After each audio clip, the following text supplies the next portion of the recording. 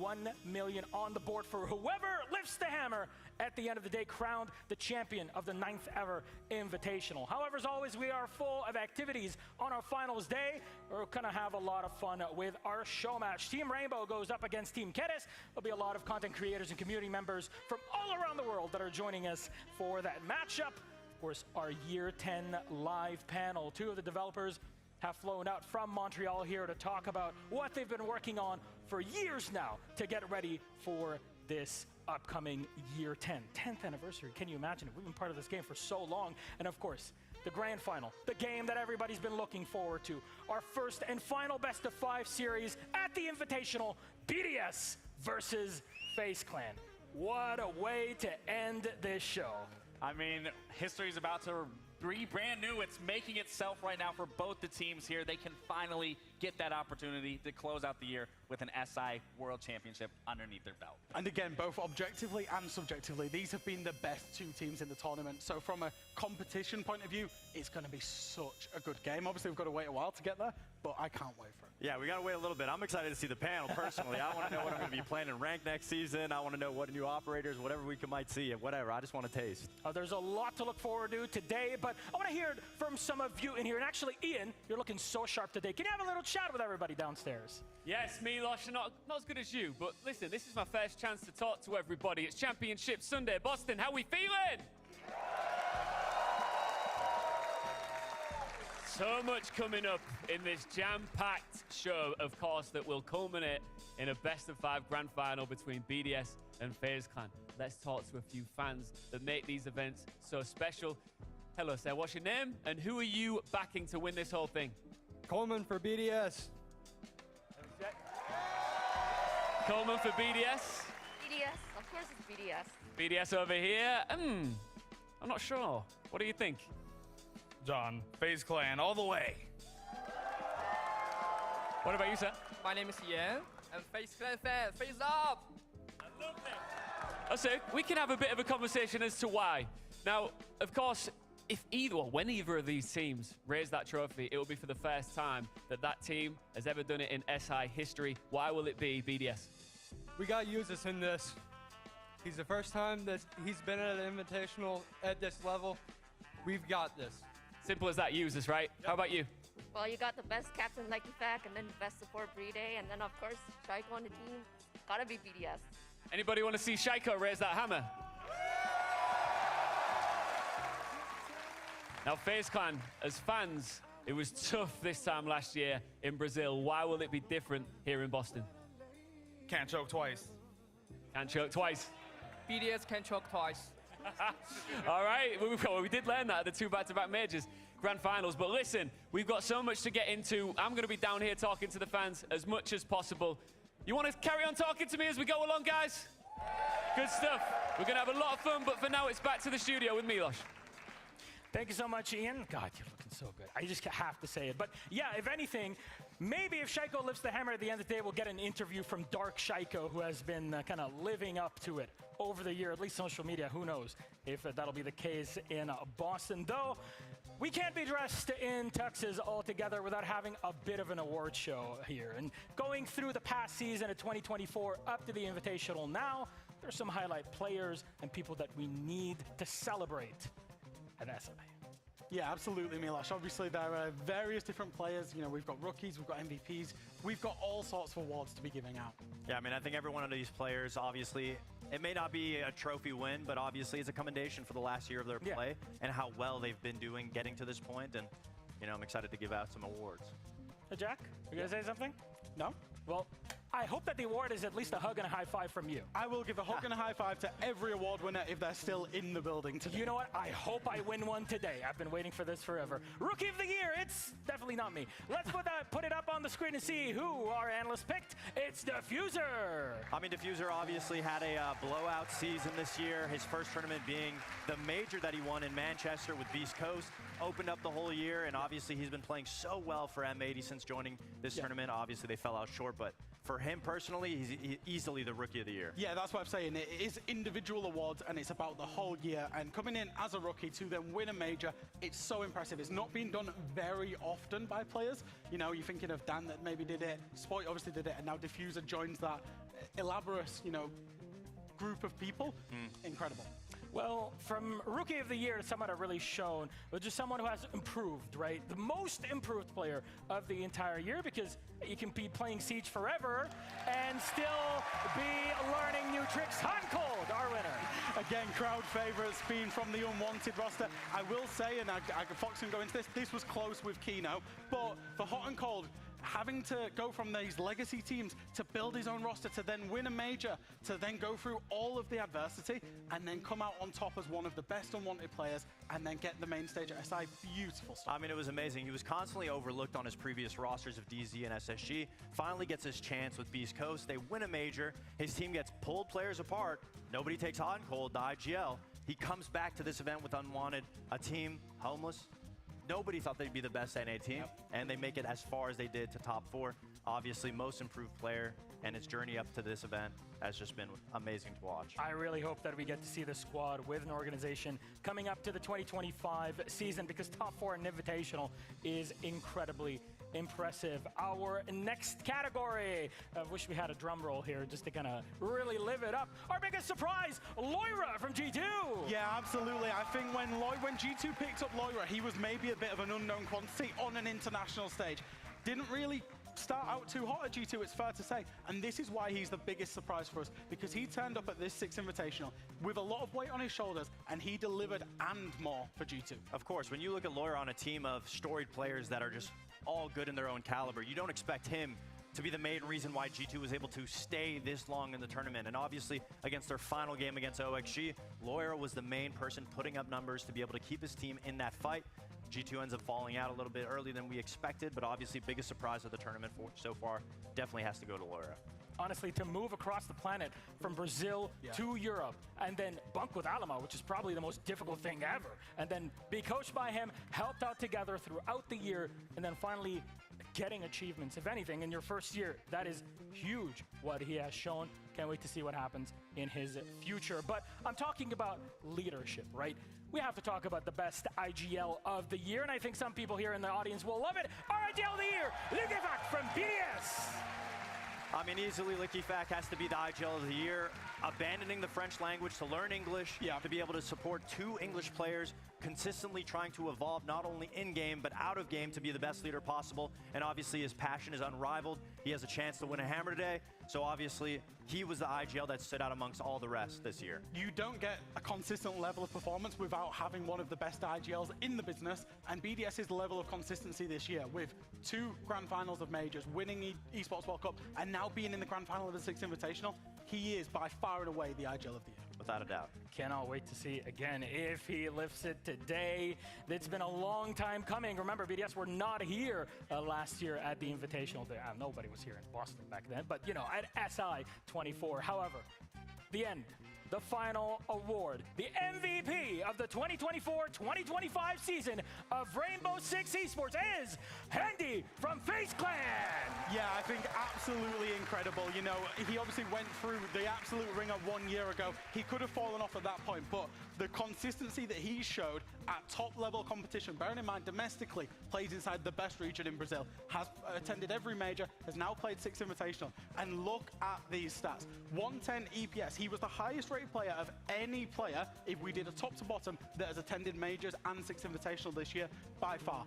Plus 142 KD, plus 19 on entry, and he's got an amazing, front line. He's got great gunners in front of him as well. He's putting up those numbers despite that. And his aim's been amazing, and obviously to do this on that secondary support role is a difficult task. That he's one of the best players in the world. Currently in the tournament, he's plus 41, so obviously the whole year has been all up to Handy, and hopefully he has another attempt today to be able to lift that hammer to right the wrongs a little bit. Well, if anything, the history has been you lose out in the final of an SI, you come back the next year and win it. However, Brazil has not won an SI. That hammer, the 2 times that has happened, was against another Brazilian team. So today, maybe history can be rewritten. You need at least 2 things or 3 to try to make it a pattern.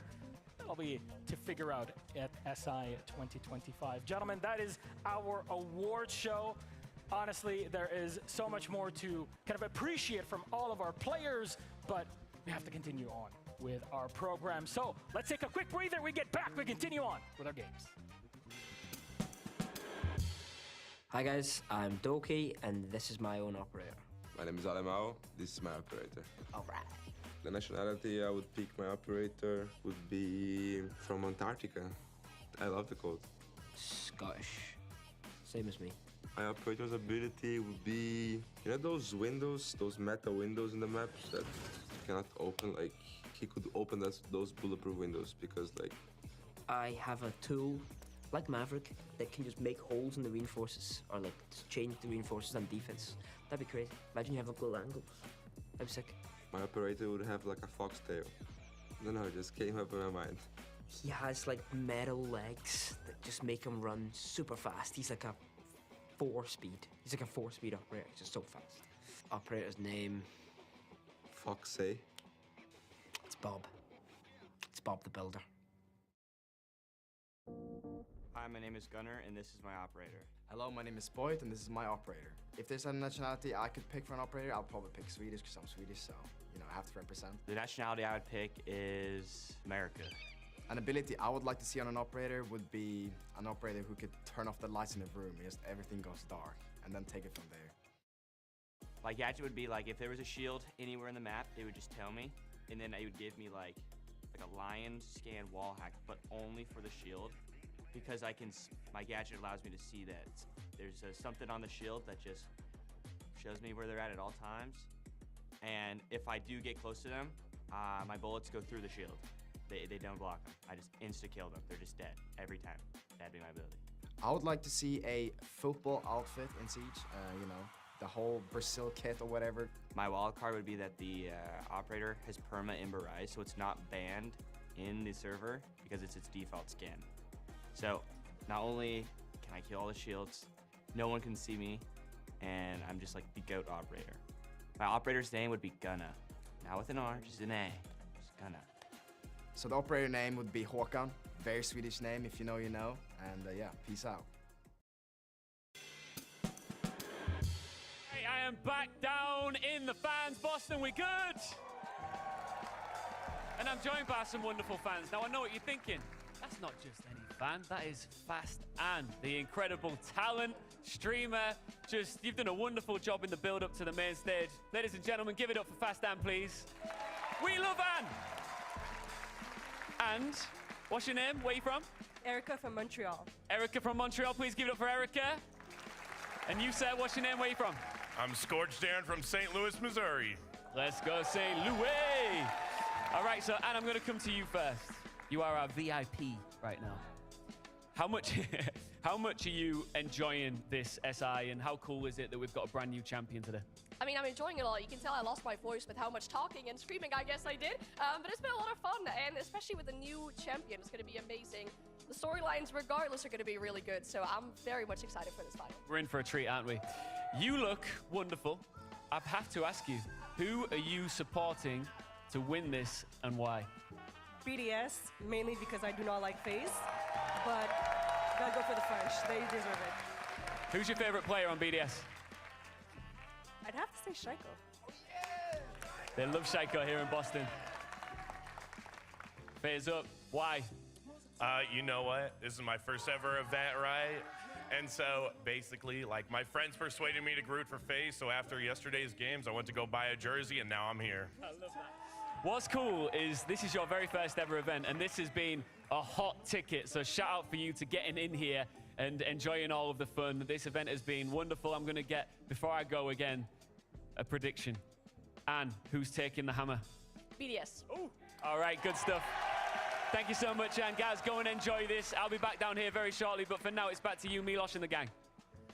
Thank you, Ian, and thank you to all the fans, of course, and downstairs in the audience.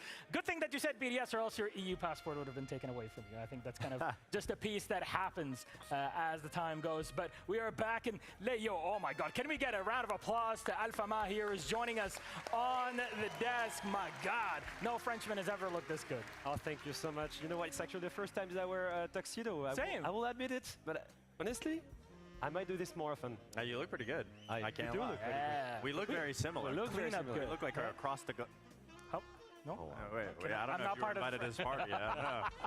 Well, gentlemen, there is a party to talk about here, and a party of two is in the grand final, both BDS and FaZe. Let's talk about them one by one. BDS is up first on our chopping block, and kind of talking about how they made it to SI25, because I don't remember they were in Brazil last year. No, they weren't. They did not qualify to SI 2024, which led to the pickup of Yuzus and Solotov and to create the best European team we've seen in a long time. And I will say this, the best team in the world. Because they came in as the #1 standing. Because then they achieved 4 grand finals in 4 events. To come here at this SI and be another grand final. And they deserve it. One thing that we noticed though is this guy's losing consistently in major grand finals. Well, I will tell you one thing. If you ask any professional player out there, are you losing 2 major grand final to win an SI1? Everyone would say yes. And I think you lose by learning, and I think that they will not lose another final, because I will tell you one thing. Likefak, he said, I'm not losing another final. I'd rather lose early in the tournament, but I'm not losing another final. So these guys, I think they're here to take it. I mean, making it that far is no easy threat. I mean, getting 2 back-to-back major grand finals and obviously dominating regional leagues, there is something going well for BDS. They've found what seems to be working, and every single meta throughout the year, they've been able to adapt and cultivate their team amongst it. And they've only been getting better and better. And so, obviously, when you throw and get to that position where you lose rounds, you lose tournaments, obviously, it's only a matter of time before you fix those issues that are causing it. And they've been there twice, so that's 1 more than FaZe so far. So hopefully, they'd have 1 more of a better chance. Yeah. Well, we're going to have to take a look at FaZe then in this case. Both of these squads have been known over the past year to have a bit of a, I guess, an airwave plug or a little bit of a choking situation here between them. FaZe were at the SI Grand Final last year. They make it back a year after. Yeah, I mean, you don't see the SI Grand Final on the slide right here, but obviously, we all know what happened. Map 5 down up 6-1 to Furia, and inevitably, they just could not close it out. 5 match point attempts to be able to close out and be the 6th Invitational 2024 champions, and it slipped away from their fingers. But that didn't stop them. Mentality is a big thing when you lose a game like that, and obviously throughout the year, they dominated regional leagues. They were able to make it back to these tournaments. It wasn't the showing and the performance that they wanted to. It wasn't as consistent, but sometimes you just need to fall back. You need to be able to get yourself up, and it's a process to be able to pull yourself up and put yourself back together after a loss that devastating. It's a story of resilience, isn't it? Like these guys, they're so experienced. They come back from this. And they were consistent as well this year, you know? They qualified for every S-tier event. Yes, they made top 8, top 4. That's a consistent team in my book. But coming in this tournament, they failed so many times. Yeah. They played so many rounds, more than any other teams. And yet when they came here on this main stage, they've looked stellar. They've looked amazing. Didn't drop a single map. They've got everything it takes as well here to give us a good show in the grand final. And the difference is those events, the majors where they got top 8 and top 4, throughout groups, they 3-0'd to groups to make it to playoffs, and that's where they look like they struggled. Whereas this event's been different. They started raised their off, level. Exactly. They started off in the bracket play going down to SSG, but they've been unstoppable throughout the losers bracket. Now that grand final last year in Brazil between Furia and FaZe, or at least back then, W7M and FaZe, had a twin brother on either one of the 2 teams. The first time ever a Brazilian team won an esports tournament in Brazil, like ever. That's how earth-shattering this event was at SI24. But there were tweets that were going around. You saw a moment where, dragging your brother, after the loss. But Handy had to tweet something from yesterday, the beautiful photo that we saw from last year's SI, but also of the 2 brothers. It would have been, once more we find ourselves in the grand final, but this time it is not against one another, not to eliminate you in the past. It's a beautiful time between these 2 players. My brother, my brother, my brother. So much love between the 2. Last year, we were all crying at this moment. Not only did we see W7M winning the Invitational, but then one brother to the other, pulling them aside. Tears in their eyes, celebrating their brother on that main stage. I can't even imagine what a moment like that is like. You imagine the emotion that moment has, on top of the fact that you had just won an invitation. I mean, being able to win or lose against your brother is obviously, of course, you're going to be happy about the win or sad about the loss, but you're happy, vice versa for your brother in the fact that they're able to claim something or, bounce back. And I think that moment where they were bringing Handy along, I think it went to show that Handy is a great player, and obviously he's going to get his attempt. His first brother got one. Now Handy's in a position where he's able to play now because he's already eliminated his brother with his brother on his side. And so that makes a big difference because you did it against each other. Now you can do it together. It's a full circle moment. For me, that tweet means a lot. It means a lot. It means a lot of extra motivation to beat BDS. You've just eliminated your twin brother of the biggest competition in the year. It's your comeback story. And you can avenge your brother by beating BDS and by winning the same title that your brother won last year.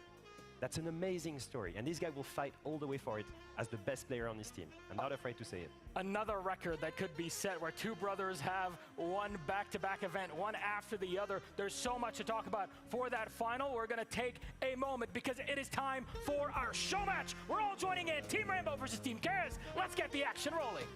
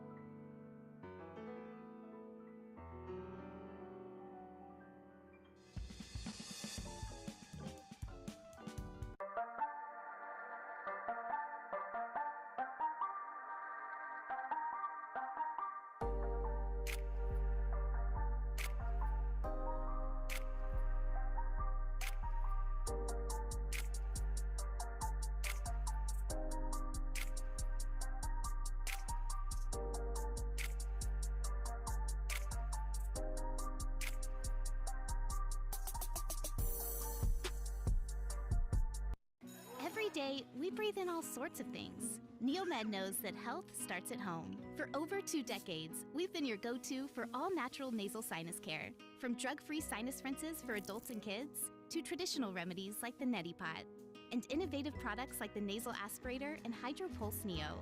We develop safe, effective, affordable, medically proven products you'd expect from a leader in nasal care. Get that clean nose feeling. NeoMed.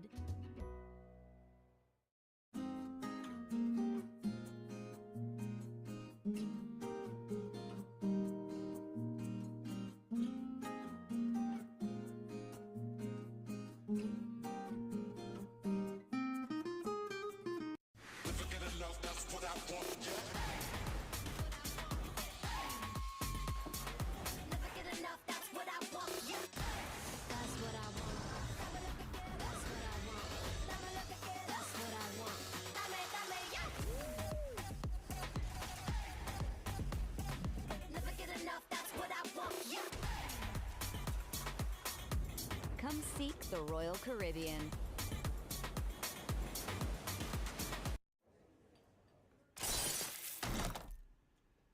Squarespace. So it's an official website built with Squarespace, like. Ah, yeah. Sure.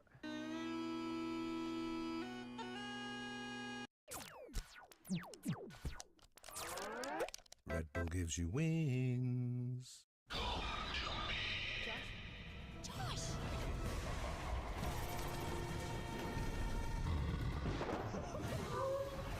You have got to see this. Epic Universe, only at Universal Orlando Resort. Yes! What'd you win? I think I just won my taxes. Oh yeah? I just switched from TurboTax to H&R Block. It was so easy. Plus, they have live expert help and AI tax assist that answers questions for free if I ever need help. And I definitely do. So I don't have to pull an all-nighter with this? Nope. game over tax stuff. Switch to H&R Block online and get unlimited help whenever you need it. It's better with Block.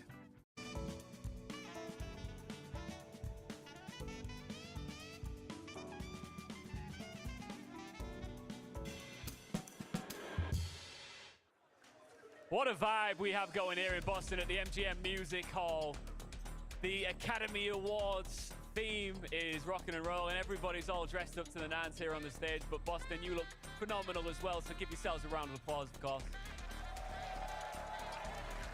Now, this stage becomes very serious grounds later on for a best of 5 for all the marbles, in case you didn't notice, for this hammer right here behind me. But what we always like to do on a grand final Sunday of a 6th Invitational is have a little bit of fun first. So what we're gonna do is we're gonna have a crazy, off-the-hook show match right now. Boston, are we ready for it? Content creators, streamers, former players, we've got it all. Let's bring them out. Starting with Team Rainbow!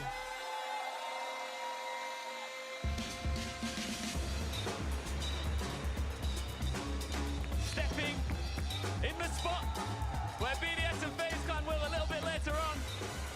Pressure isn't as high, but I know these guys are going to take it deadly seriously. Pisty, Tom J. Sherlock, King George, Kamikaze, and Lusos Coefficient all in the building for this one.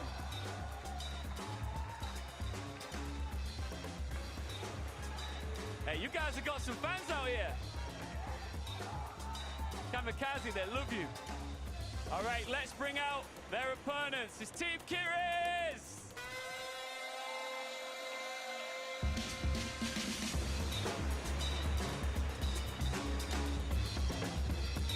Look at that. We've already got some back and forth here on the stage. We've got Longy, Raska, Atheno, who's the captain, Mika, who got all the accolades yesterday. I'm not sure she's here yet. And Nugget. But we are going to be swapping out different members of the roster as we go along here. But as we do, in true finals fashion, let's have a bit of an interview. King George coming up here, Atheno come up here too as well. Let's have a chat. How you doing, man? Good to see you again at another show match, and yourself as well. Are you ready to do this? Oh yeah. All right, come a little bit closer. Why are you gonna whoop him? Because he needs a spanking. You hear that? He said, you need a spanking, brother. Well, I think we're about to figure out the difference between 2 invitational winners and content creators. Oh. It always gets heated, doesn't it? It always gets heated, Boston. You intimidated by this man? No, hopefully George doesn't fall asleep on stage. He said, I hope you don't fall asleep on stage. Well, hey, you know, I'm a little older now. I need some naps. All right, just let me just check. I'm going to point. Which team's going to win? Oh, what about? All right, let's get into the chaos right now. We have got Fluke and Xenox calling all the action. Well, thank you very much, Ian. And yes, another show match. And yes, another trip up to the rafters. And yes, maybe another time NA can actually win something here on home soil. But it's a chance. It's an opportunity. And they're on both teams, so there's no way that they can lose. It's a pleasure once again to be bringing the voice of all these creators, I assume doing their best. So don't hate them when they're rubbish. No, exactly. I mean, this is all about to be a bit of fun before the grand final. You know, it doesn't have to be this ultra competitive match unless you make it to be. I mean, we've seen some taste. Now, there's a lot of fun things into a show match that always happens. The main one of this one, I mean, we're going to open with a Nomad round. We always do. Spoiler alert. There's some special rules for this. There are some rules. So both of these two teams have concocted some very wild rules that they're going to introduce into the game as they win rounds. Now, I'm not going to spoil what they've given us, but they've given us some very odd choices. You can see some props already loaded up nearby, and Yeah, there's a lot of weight to this. There's also the fact that it's year-by-year operators. There is. Is there a hydration round as well? There's rumors of a hydration I don't even know what that would round. actually entail, to be honest. There is rumors of a hydration round. There's rumors of a reaps round. There's rumors of a hip-fire only. I've even heard we might even be getting a little bit of a red light, green light situation going on. But it's all down to how they perform, how they're able to get themselves sorted. And, well, you know, it's the grandest stage. How much pressure? It is. How much pressure could it really be, Jake? I mean, I think for a show match for these wonderful creators, there's a lot of pressure because you don't want to be losing on the grandest stage, as you just said. But at the end of the day, it's all about having a bit of fun, setting up the day itself. There is a bigger match to be had later on, of course, the grand final, but this is going to be a bit of fun. Joe. Even Joel's in attendance. I mean, it wouldn't be right without Joel. I mean, I'm excited. You may have noticed that one of the teams actually has 6 players on, not even including Joel. Lusor's the German creators. They both share a channel, so those two will be swapping in and out, I'm told. Is Tom going to play with Joel on his shoulder the whole Tom show barely match? plays without anything else, so I hope that for his team's sake, maybe they're trying to build up on the other side of things. There's Lusos on the end. Now, who's going to take this seriously, though? There's always one. There's always one. King George. You reckon King George? Probably, yeah, because obviously long-time rivalry with Parker and Terra, who's somewhere in the audience, and I'm sure booing every second King George does anything on the game. Tom, that does not look comfortable. No, it doesn't. Who's your money on? Team Rainbow or Team Kerez? Kerez? I'm not going to lie. I Kerez? do like the stack for Team Rainbow. We might say Kerez, Keres, and a whole 10 different ways to say that particular name. You got Kamikaze, King George, Tom J. I mean, it's a very stacked lineup for Team Rainbow. Sorry, I'm posing for the photographer. I'll be with you in a moment. Jake, you just keep filling. Well, I mean, I think we've got a little bit more fill here to get into this show match. Unfortunately, it's taking us a little bit longer to get in than we maybe anticipated. Look, you're behind the statue. I am. You can actually see us. We've been up in the rafters this whole time, the casters. Just who do you want to win? Staring down. Okay, I want Rainbow to win purely because that's the storyline of the game, right? Because Rainbow. Yeah, like they're the good guys, and you've got them against it. Pisty, get your fist bumped, buddy. Cheer the fist bump. Oh, Joel's not. Oh. I thought we were going to get a Joel fist bump for a second. I can't believe it's already collapsing, and we haven't even started the game yet. The fact that, I mean... Can we get the camera away from Tom? He's already been on there Tom's enough. addicted. He's just a worse A. Littleton, so... Oh, no. Here we go. Joel. Here we go. Is that a fin slap? He doesn't. He doesn't have hands. Tom has only just worked that out about fish. At this point as well, obviously, Rasco, the UK content creator. There's a lot of UK versus UK in the lineup. That's a ref. They're not supposed to be playing. What have they broken? I don't know, actually. Because obviously it's always a little bit pressure on them. Long Yi as well. On the other side, I think this is the first time they've played in a show match as well. Have you played in a show match, Emmy? One round. I was casting the show match. Bikini...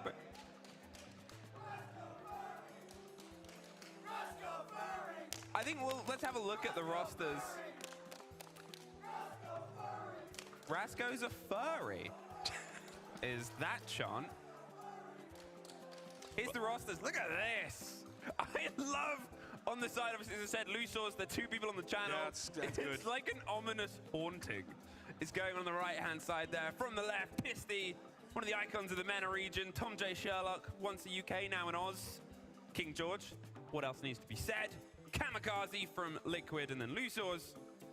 And on the other side, from left to right, Longy, Chinese creator, Rasco, Athena, I think. No, again, no introduction for the captains. Ares, Mika, and Narcoleptic Nugget. They've been on this stage before. A couple of fresh faces. And yeah. That change who you want to go with? I mean, would you say Tom is an Aussie now? Yeah. Yeah? Yeah. Okay, well then I have to go with Tom and Team Rainbow.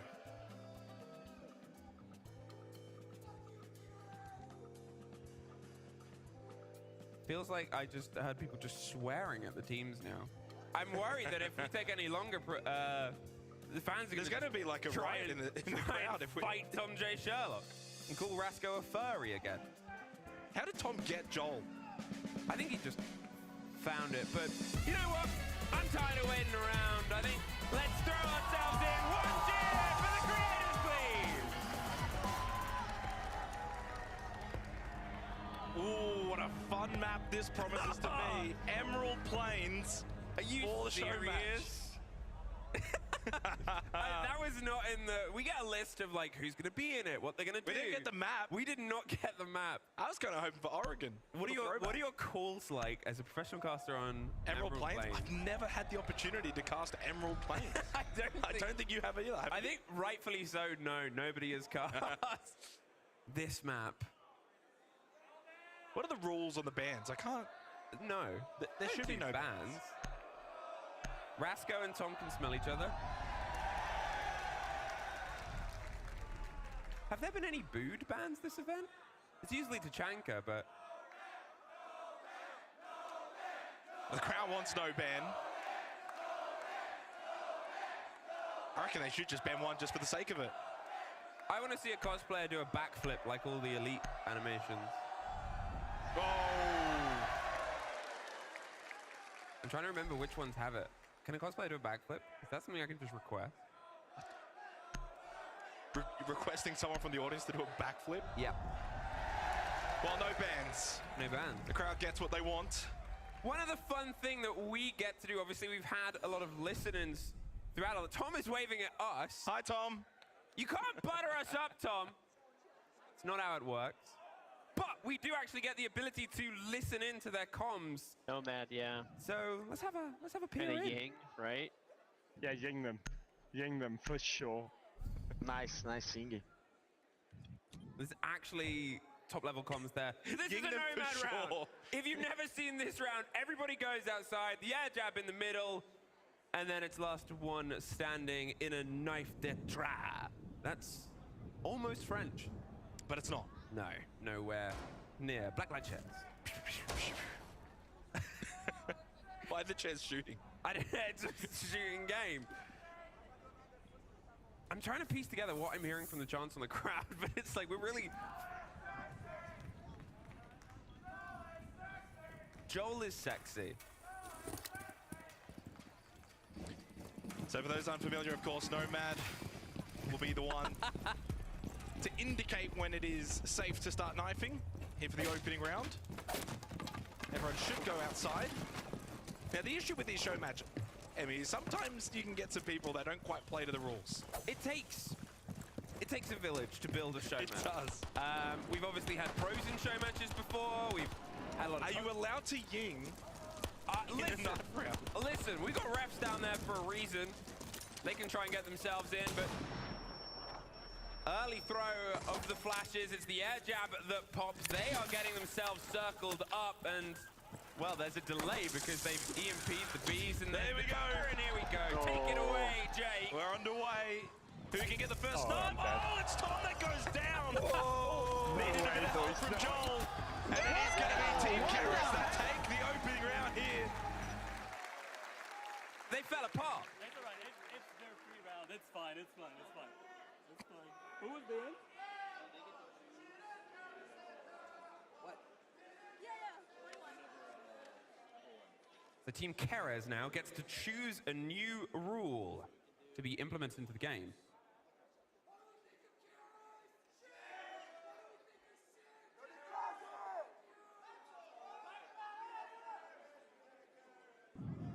What? We defense? Yeah, we're defense. We are defense. Yeah, we are defense. Oh wait, we choose this one? Yeah, one idea. Why these shoots? Why this? Oh yeah. So there's a list over here. It's so 1, 2, 3. Defense round where they open every wall. So they're gonna open every wall. Choose a different one. Just give them 100% sensitivity. Easy. Rush. They have the rush. Rush. Okay. Number two. So, maybe there's a rule Yeah, implemented rush. from Okay, both. we just play normal. We just play normal. We play normal. So they play normal because they won the round. Team Rainbow has to rush. No ifs, no buts, no stopping sprinting. I mean, what does that actually entail, though? Can you just... Do you have to just run around a corner and not be able to hold it for Rainbow? Do they just have to start sprinting everywhere? I think that's maybe what it is going to mean, which is going to be a big advantage for Team Keras. I love how they weren't sure on their own rules, but there's Tom! Aries Mika, she was caught getting the reinforcements out a little bit too early. Tom, is that a rush? Are you going in? Pisty says yes! Nugget says nothing. They're dead, Luso. Well, that's not a rush. They're just standing outside the window. Oh, I need the refs to check this. Is this a rush? No one's going in. No one's going for the plot. Where's the rush? This feels illegal. Who do I call? C4. Atheno calls Lusor's a loser. And at this point, I mean, Rasko's holding angles, but... Oh, they're bringing it back. Easy for Rasko. Well, I kind of want Keras to win this round now. Oh, the GN in chat. So King George and Kamikaze. Can they bring it back? No, Rasko headshot. Despite what was at least a little rush to begin with, then slowed down, Keras have brought it back, Emmy. I mean, at this point, King George, plant secured. He's got a 2 versus 1, but where can he go? Nowhere. Look at the teamwork. They're going wide. Okay, the teamwork fell apart immediately. But this is the 1 versus 1. Who do you want in the audience? Oh, around the doorway. George! Good job. I still don't know if that was a rush, though. So now they choose for us now. Yeah. Are we on defense or attack? We're still on defense. We're still on defense. Yeah, for them. Yo, ref! That wasn't a rush! Sort out! So what do we get to choose now? We have year 2 ops, No, right? we're doing nothing. They've got to drink a bottle of water before they can move. Okay. And then we have year 2 ops, though, right? No, we do. What are you? I am not able to be able to Do they have to drink the whole We have to do it now? bottle of water? Do it right now? Now.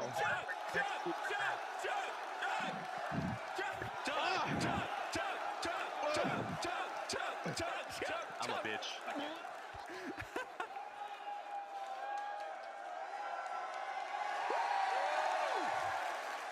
Stay hydrated. Folks at home, stay hydrated. That is water. That is... I'll bring EMPs this time, too. All right, I'll bring the breach. So, at this point, now, every single round, you get a new year's worth of ops. So now they can play year 1 and year 2 ops towards it. So that includes, obviously, some new fan favorites. You've got your boss G immediately. Pisty, just making sure everybody's hydrated. That's like a friendly round. We are on advantage points. If they do start messing around, I can start throwing pens and stuff down at them. Ooh, even the ops is hydrated. Early contact, Kamikaze on the Blackbeard. Triple shield setup as well, Emmy, so certainly not going to be easy for Keras to deal with in this round.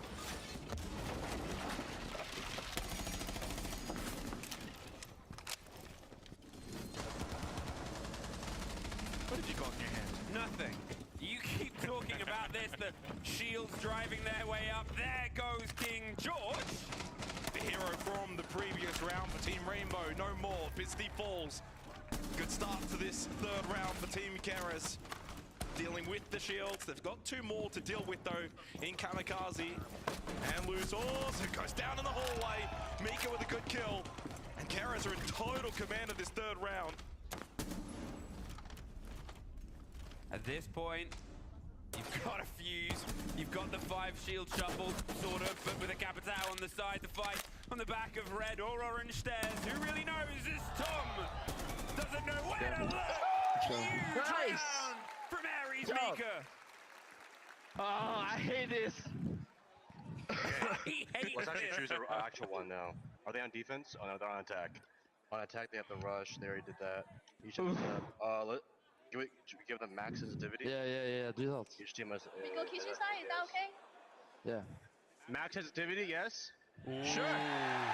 Max sensitivity. So this is the Reach I didn't choose. round. Sorry, I didn't choose. Oh wait, are these up for both of us? Oh, okay. No, it's not for. It's for them. Okay. Just one Wait, team. did I choose the? Wait. Oh my god. Bro, I'm not killing a single person. Yeah, me neither. There's no way. No way, no. It's impossible. Mate, I think I can actually control this. Look at my drone work. Yeah, wait Can we get until a you close up of Tom's drone work? I know which way I'm going. I don't think it's gonna go as well.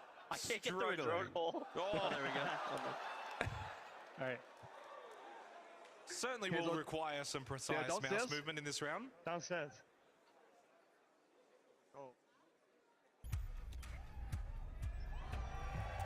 This is going to be a very difficult round for Team Rainbow, as we just evidently saw. Tom's all over the place. I mean, I feel bad. You can't lose this round if you Keras. The pressure's on them. Yeah, I like how it was the choice of you can be hydrated, okay, you can struggle. He's not getting through this doorway. Oh. Have they all gone? Is it an LMG they've opted for here? The situation. I mean, what would you go in this situation? Something you can spray and pray with. Yeah, you don't want a DMR here at this point. I'm trying to get that. You know what? No, we don't know what. They're gonna go in the building, Tom. In the building. Yeah. Nice. Tom, in the building. I can't get There we in. go. Nice. Two kills already as well. How are they doing this? Good job, guys. How are you doing this? I think over there. It's just a 5-stack, and Longy's gonna go down as well. I don't understand. They're max. Oh, sorry, I'm so sorry. Left his own team. I'm so sorry. Hold on, I'm going to the window. Flank. I got you. They're about to flawless them, Emmy. I swear, if they flawless this, the Who's got embarrassment kick? Can we plant? on the side of Keres. Nah, this is great. This is great. Maybe they should have hydrated them. I think they should. At this point, yeah. Sensitivity. Sorry, I change all the sensitivity. All good. Okay, you can change it back now, guys. Yeah. Mouse mat off the table. Oh, Don't forget to set your senses back, guys. That's a cardinal sin. Without protection? No. Do we have to pick year 4 operators now? I don't think we have to. Off the table and max sensitivity. Off the table and max. Which one? Okay, this is getting a little bit. The first 2 rounds, fun, Again. jovial. Now it's a bit Reaper up max sadistic. sensitivity, mouse pan. How does anyone play like this? 100, right? What am I supposed to do? Oh my god. Oh my god. No, you're not even doing it. What? What? The mouse pad. Yeah, it's sorry. for them. They're Team doing, can only they have play- max sensitivity for them. Ah, okay. Okay. They got now max sensi. It has to be year I'm 4. kind of confused. Year 4. Who's even year 4? So Who is even? Amaru. Cali. Ooh, I'm gonna take Cali. Let me get the. Oh, they want to have a go. Oh, I got slayed by mistake. Well, there's no more, right? Yeah, I think so. Maybe not. Yeah, there's only 4 ops, so you could just pick whatever you want. So this is almost a step up. This is like a secondary. So last time it was max sense. Now. Well, now we're going the full distance. Now with the it's Reaps the full setup. Reap setup. They have all the matching settings. They have the smallest amount of mouse mat, as you can see. Does Reaps actually play like that? Reaps does play like this. Wow. And so this should be actually a positive for these creators. Reaps is an absolute outstanding player. At the end of this round, I might try and throw a paper airplane down from our station. I got a check. That's gonna hit someone. You might hit the statue. Oh, that would be bad. That would be. Can you imagine the statue? I think I'm gonna be told by the producers, please don't do that. You will hit the hammer. Well, the audience did it. Wow, if the audience says so, I think you have to throw the paper plane. I can see them charging up to me. Maybe. We'll see. 2 apiece. And then Longy finds Pisty. Pisty gone again. And with that kill as well, everyone inside of the server has at least one, which is nice. It's a good feeling. And so far it's been pretty equal as well between these two teams, even regardless of the settings that are implemented upon them. Bit of a slower pace round compared to the previous one, which was basically like over inside of a minute. We haven't had a close end of round so far in the show match. I think this could be the most intense game we will go. have. Oh! Well, the cover comes through. Isn't... Okay, is going to go and recover Tom. You can leave Tom. It's only Tom. No, you got to get Tom back up. Ooh, good kill. And Kamikaze finds Lungi and Rainbow. Once again, now this is more of a rush than their rush round. Kamikaze for 3. Scream their way in. It is just Atheno left. 4 players to cut their way through. There's the impact. There's nobody on the other side. Nice. Too easy, yeah. Nice. Guys, what?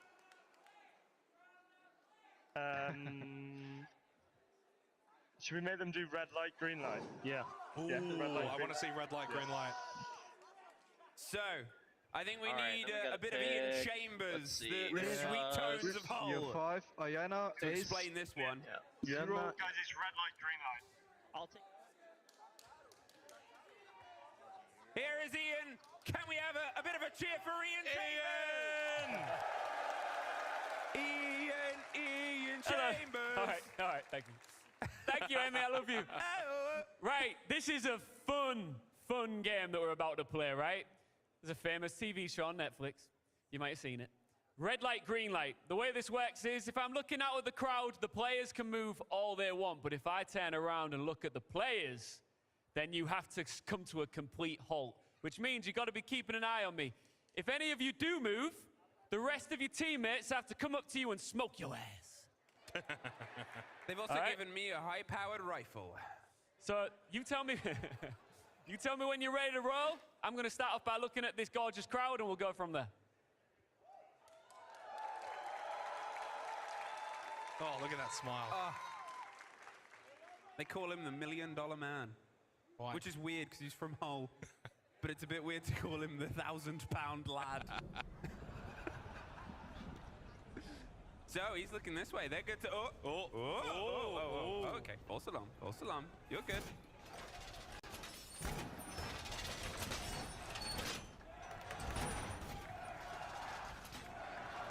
I think they want you to turn around, Ian. Rasco's also turned around. I think he's a bit confused. Stop! Hey, yo! Wait, the drones count? I'm just... Who's moving? There's movement. Who's moving? They need Are you moving? Tom, are you moving? Put your hands in the air. Refs, are you doing your job? Does anybody need to get cooked right now, or are we good? All right. There's a lot of calls for Pisty there, but I mean, you got to say it louder. Ian, he's not the sharpest. He's the most handsome hammer in the draw, but... Leave me alone, Emmy. I'm so sorry. I feel like it's like in the Muppets, where we're like, They're making their way closer on 2 minutes 30. Ian has got a bit of time. But that time will tick. Can you keep shooting though if he looks at you? I think.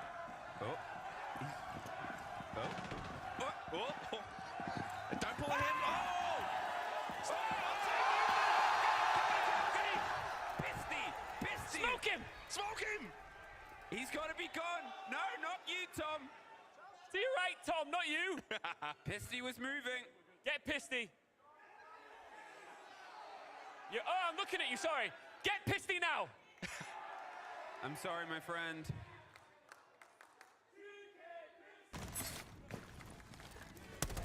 The TK is not coming through. These rules, referees. I will jump this barricade.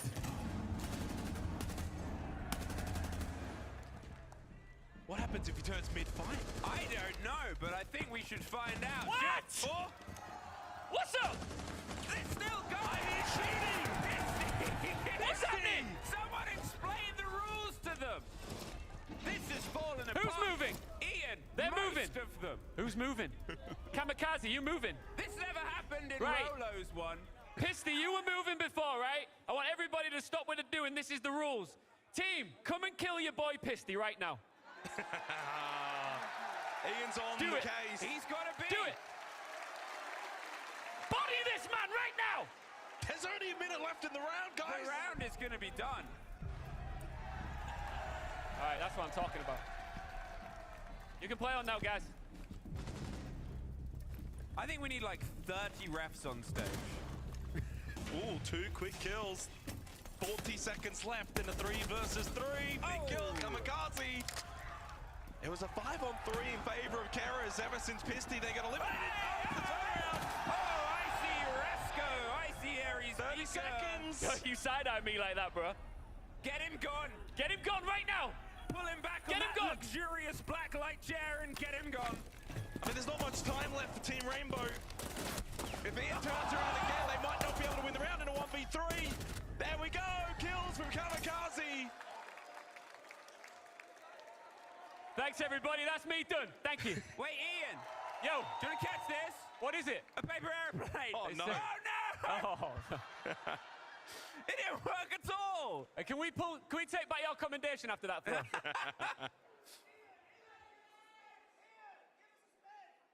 Ian, give us a spin. Hey, you got to give the people what Ian, they want. give us a spin. Okay, and we have only Us Flourish. as well. Yeah. Oh, But no, no, it's Ian, defensive. Ian. Oh, no. Damn. So if you shoot, you can't reload. Yeah. Okay. If you let the game automatically cannot reload. Yeah. LMG, surely. Oh Ian, my God. give us a spin, Yeah, Ian.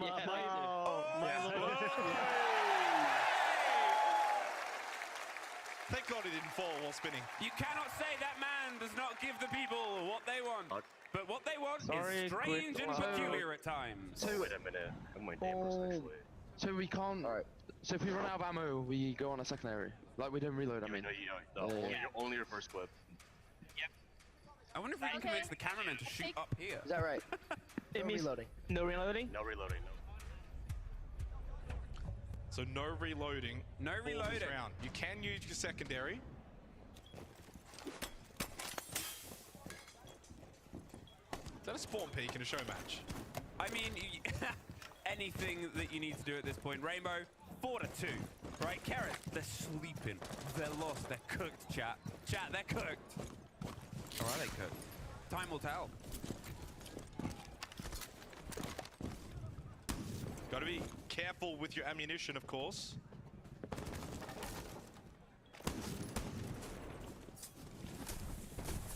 I mean, at this point, you're sort of just waiting for this first engagement, but it's Aries Mika caught out. King George with the impact. One of the biggest he's ever had. Was that a reload? What are we seeing here? Oh, you can't reload. To be fair, the rule pistol out. Pisty. Pisty with the pistol. Is it just primary? You can't reload. I need to. You can use your secondary. I mean, at this point, the refs aren't doing their jobs anyway. The refs caught out. Kamikaze with a quick double. Oh! Couldn't get the third. It is all down to Longy to try and keep Keras Legion Come on, Longy. within touching distance. Can we get some chance for Keras and Longy? Well, they didn't last long anyway. Nice. Good job, boys. Well played, boys. Good job. Good job, work, guys. Right, what do you want to say? I think Kamikaze is trying to drop 20 kills. I think number 4. Okay, ja, ich Change versuche, ja. hand. Change.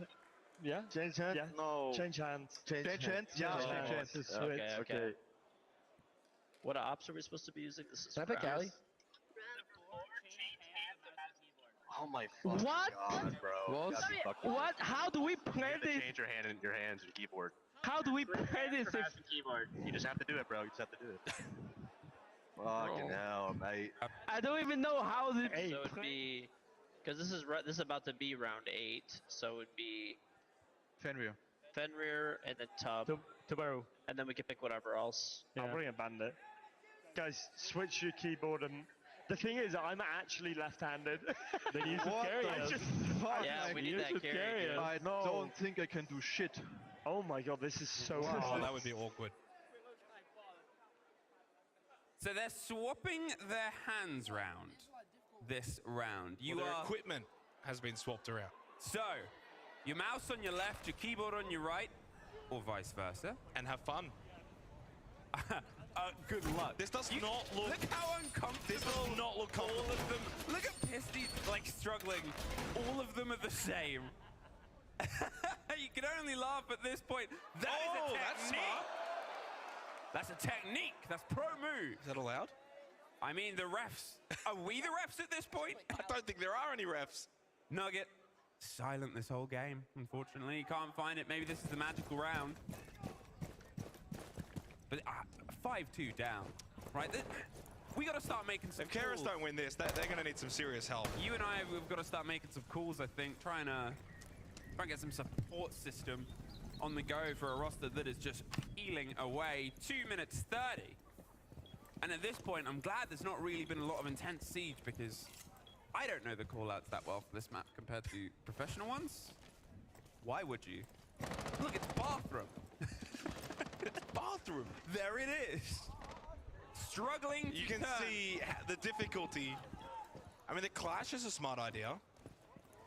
It's a great idea. There's Pisty on the Clash. You've got a bit of a swap round on the other side. And at this point, it is like watching toddlers learn to walk.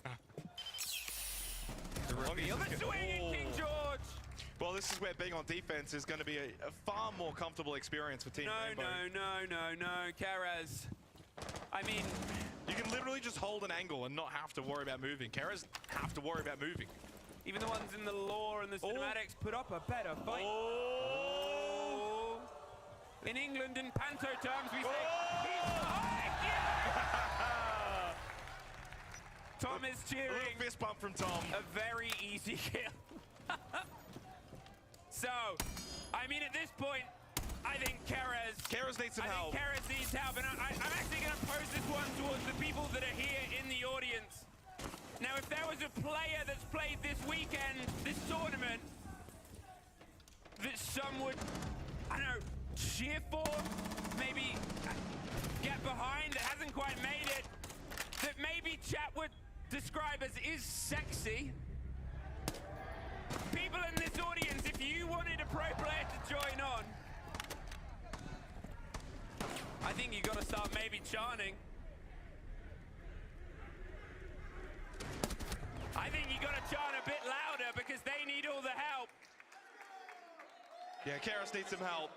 I think we are about to be living in it. Who do you want to see step in from a pro player? I can't hear you. Who do you need to see step in?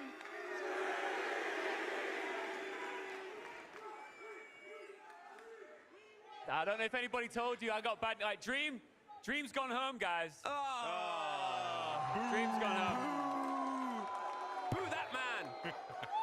He left. He got on a flight. Now I'm playing. Get Dream out here right now. Dream.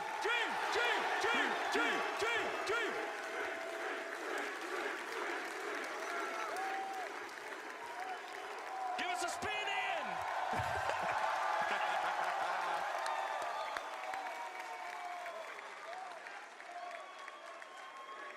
Now, I think we need to give, well, Team Rainbow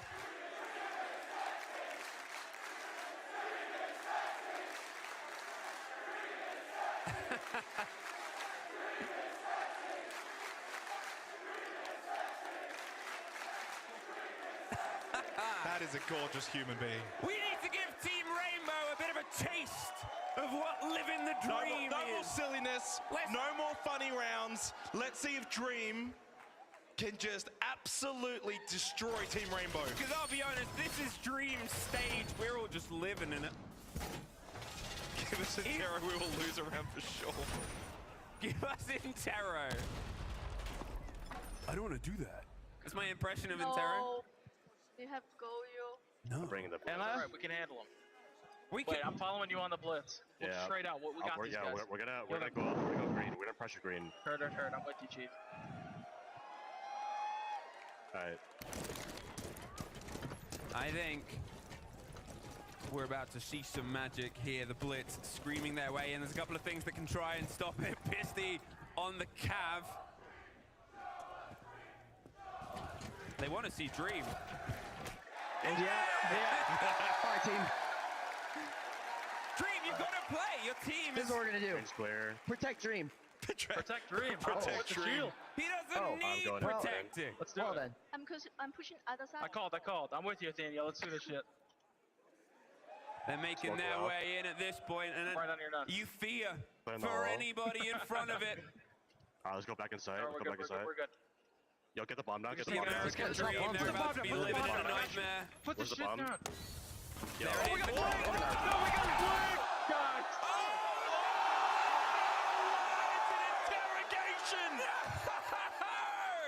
Not like this!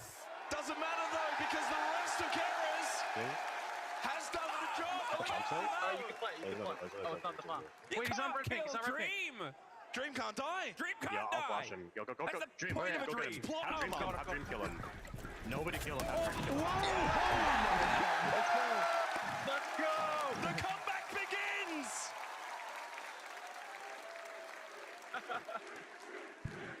Shake, boy. I want to have both cameras on Dream, and I want to just keep cutting. Make him round. Every time there's a chant, just Dream, Just follow the Dream, shield. Dream, We Dream, run just Lion different Blitz angles. every round. We literally cannot lose.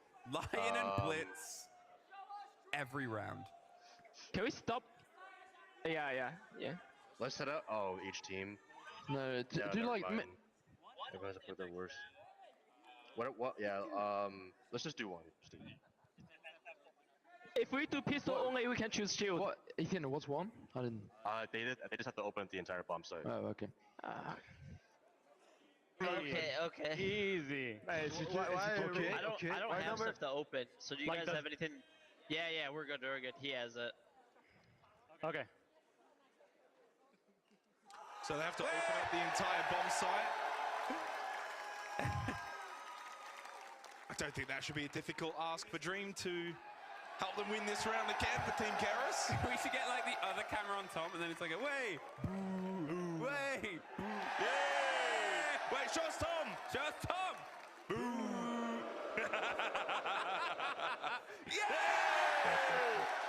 A little ace action.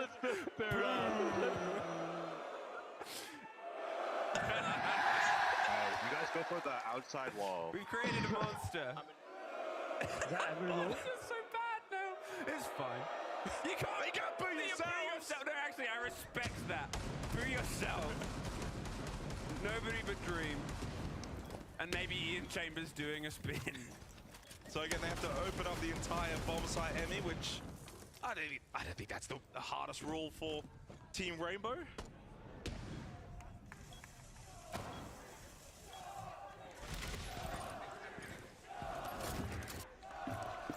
Dream on the ace. It's a largely rather normal round outside of the bomb site being opened up. Thanks. Another opening kill for Keras as well. Yo, let's swing in the outside. Oh, they've got momentum right now. Just Dream On that red pink, and gentlemen. his Yo, where are you, aura. window? The Dream effect. Oh, round back.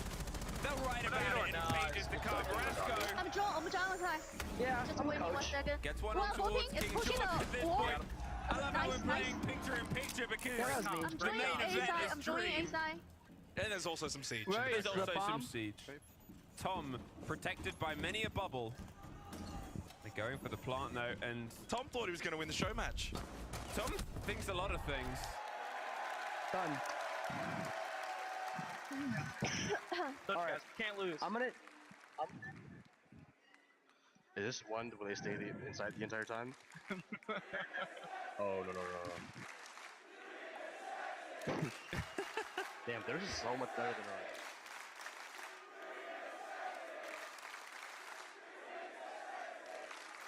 Still only? Oh, everyone's pistol only? Okay, do that. I'll go with shield. Alright, let's do it.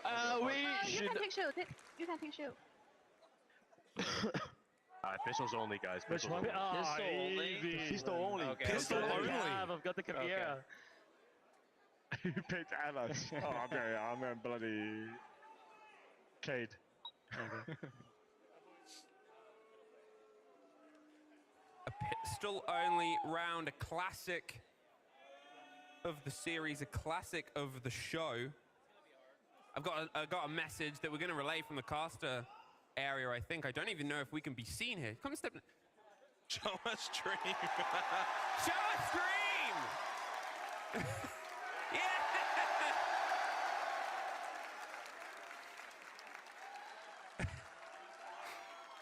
Giving the people what they want.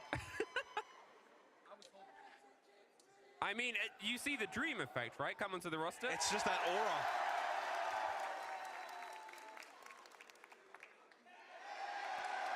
Athena, are you going to change your operator? Yeah, I will. I just ran that pick. So hungover, it's crazy.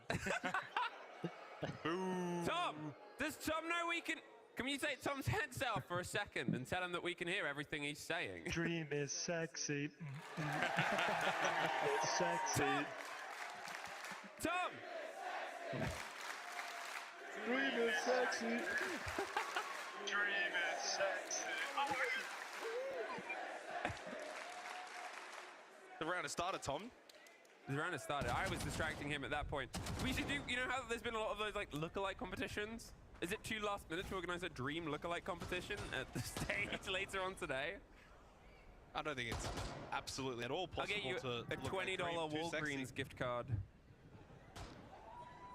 Someone loves Walgreens out there. 6-4.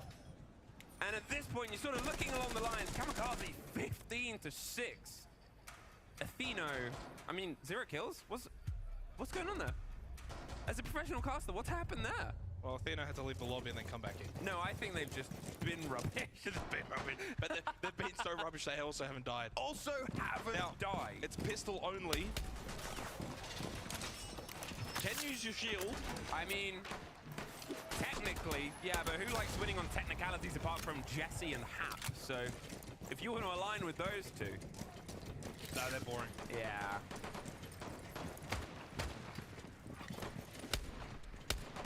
Trying to find a sliver of an angle here. I mean, yeah, it's a pistols game. The Team Rainbow have not even looked like winning around since Dream Would you made be his able way to? onto the stage. Absolutely not. I would be intimidated. At this point, who could you call? Finding their way in here. Towards the top of green, they've got some of the eyes and pings on a player, but a lot is softed and a lot is curious. There's a man behind you. Oh, they've been droned. Get out of there, son. Oh, no. Tom. Kamikaze does find Atheno in the meantime. 0-1. Rough day at the office, and ooh, it's the Pisty bait. They're trying to lure them in, but Oh, no. Oh, no! Pisty! Get ye hard! Get ye hard! It's falling apart for Team Rainbow. Bouncing the flash round the corner, trying to find the shield round on the breakaway, and there's a Wait, get the bomb. Wait. Oh, George! Flank him. Okay, planting. Is there a pro player? I got you guys. Don't He's worry. top green. Or top library. Yo, bomb. Ooh. Top Yo, bomb library. down. Just Roscoe, just play Joe. Nice. Yeah. We hold this. We got this. Let's play Zana. Got him, Roscoe. Rasco, I'm gonna melee him. You're gonna kill him, okay? No pressure, Rasco. I'm gonna melee him. You're gonna kill him. Let's go. Good job. Right here. You got your bumps. Let's go. The heart and the soul of the scene. We are winning. Oh. I love the we are winning. We Oh, are winning. winning. Only move A and D. And so they can only do like this? Oh, no, just do shock. Oh, shit. Wait, hang No, on. make him. What is this one again?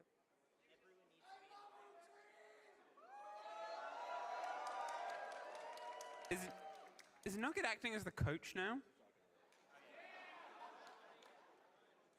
Oh, shotgun only. I was gonna say. I think Nugget needs to act a bit like Fat. Boss G. Slash shotgun low. That counts. That counts. That does, I guess. Bashi, I guess. Go. Ian, sorry to interrupt. You've got news. You almost tripped. Don't trip. Give us a spin, then give us the news. Right. I can't keep spinning. I'll get dizzy. What I will tell you. Oh my God. All right, I'll do it quickly. Yeah. There you go. I come out here with breaking exclusive news. The winner of the next round wins the match. Ooh. So we got other stuff we got to get to. You know, there's a lot coming up here today. So this is it. The next round, winner takes all. Let's do this. Round Wait, to determine the show match. 1 round left. No pressure. This is No what pressure. everybody Both you guys pressure. lose. It's over. Oh, Surely really? Dream can't Yeah, lose yeah, this it's round. out. Dream. No That's way, why we need no. to win this, guys. We got this. Yeah, Let's take this OT. Yeah. Well, Dream, Well, that's there is no OT. Are they Somebody bar? inform Where are Dream they? of the I rules, think they're please. bar, yeah. This is it. One last round. So far, Dream has been undefeated. Watching the steady engagement. Again. Nugget behind the team. Maybe the lead for Kamikaze gets Harry's Mika. An early blow. It was a bold opener. But unfortunately, it's gone to a show closer. That's all right. Just makes it a bit more of a showstopper towards the end of this round. Kamikaze, though, that's Dream. Dream has been put to bed. Oh, no! What are we going to do And without look at Dream Tom and Rascal? underneath the Oh, desk. no! Oh, it's Tom J. Sherlock, baby. And he will hold you down. Tragedy is striking. All down to Longy once again. 1 versus 5. Cannot make it. The winners. Team Rainbow have taken the crown against Keras Legion. Not even the magic of Dream let them win. It's the magic of the cup. Dream let them win. But I think enough of us up here. Let's take it down to the king of spin himself, Ian Chambers. Oh, I love that. I'm going to run with that. I know that you can't see the audience, but all the audience is doing right now is this. But it's not about me. Please give it up for your winners of our SI 2025 show matches, Team Rainbow!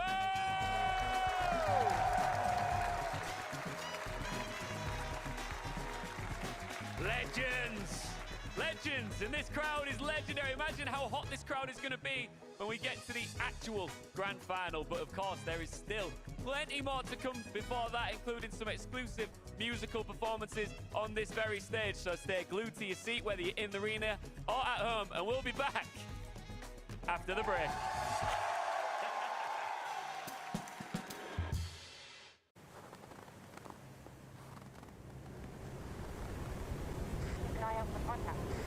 Nate, we need to talk about your finances.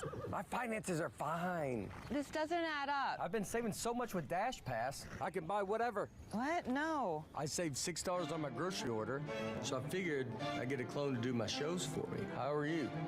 Where are you from? Albuquerque. Okay. $0 delivery fees on dog toys. I got me an opera singer that sings me compliments. She's so nice. Dash Pass savings. Hey, big man. Equals. Oh, yeah, ballroom. I love my job. Feels good. Saving $6 on my sneaker order got me this. Now I can fly. You need to stop spending. Oh, come on. You're not listening. I'm saving.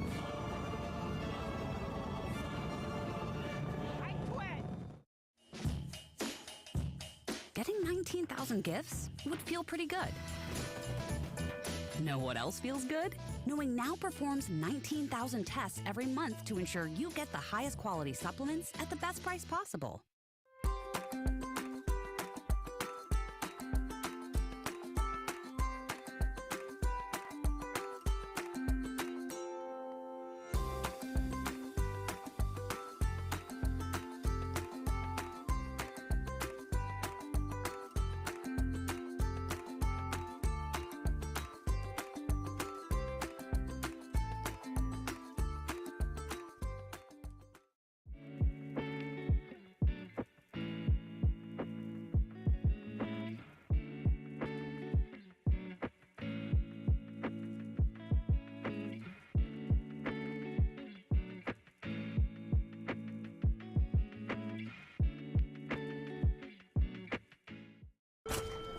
What was that? Am I the only one who doesn't get it? Hey, get a grip. You got this. This is weird. Yeah, college is weird and stressful and exciting and... I meant you. Ooh, spicy. I like you already. Okay, so what? You have the answers? Do you just want the answers? Or do you want to learn? All right. Let's get weird. Get a grip on college with Chegg.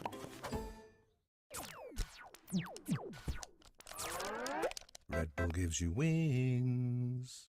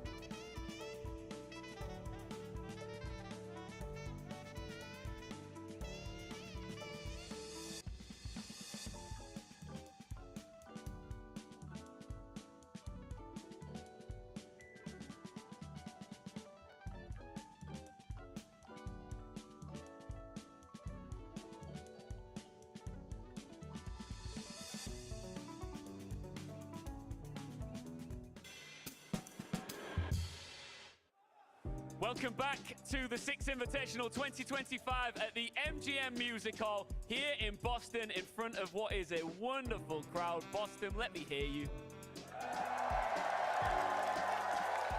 Just unbelievable. We're having the time of our lives this weekend, and we've been giving out commendations as we always do at every SI. And on Sunday, before all of the grand final action kicks off, we always award an MVP commendee. And the recipient of this award truly deserves it. Living the American dream. Once booted up and started streaming to a couple of viewers, like everybody who ever tries to make it does. And now he is world famous and a huge part of the Rainbow Six esports scene. We love him, and it is time to award Jinxie.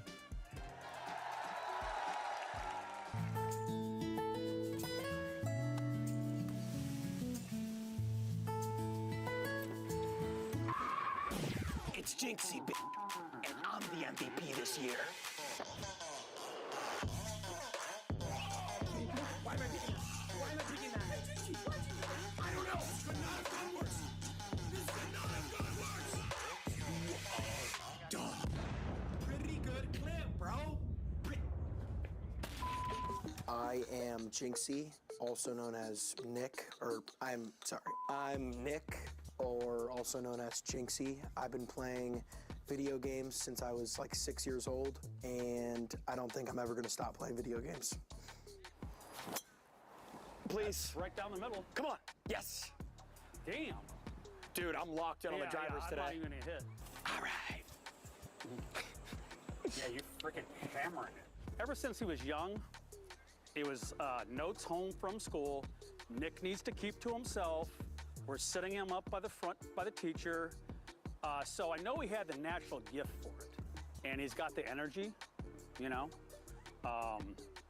And, you know, I told him to go for it. You know, I told him you can always get a job. I said, you got a chance now, go for it. Took a while, but it worked out. Yes, it did. You know? I started streaming in 2016. I played a mobile phone game called Clash Royale. And then I created Jinxie in 2019. And I started streaming like Fortnite, NBA 2K. Didn't really like work out. I had like one viewer the whole time, which was literally just my dad. And then one day, my cousin told me to try Rainbow Six Siege. And then I went from 1 viewer to like 7 viewers. And I was like, okay, well, this is probably like my game. And then, yeah, it ended up turning into something I could have never even imagined. Let's go! 1 million! The reason why golf is my favorite hobby nowadays is it is basically identical to Siege. Perfect. Please don't be in the bunker. Bunker, no. If you let your emotions take control of you and you let your emotions take control of your game, you could do really bad. Hit a bad shot, but now it's time to lock in. Bad shots are unacceptable today. But if you stay calm, relaxed, and have a learning mindset, all right, come on, baby. Let's get some air under this one. My God,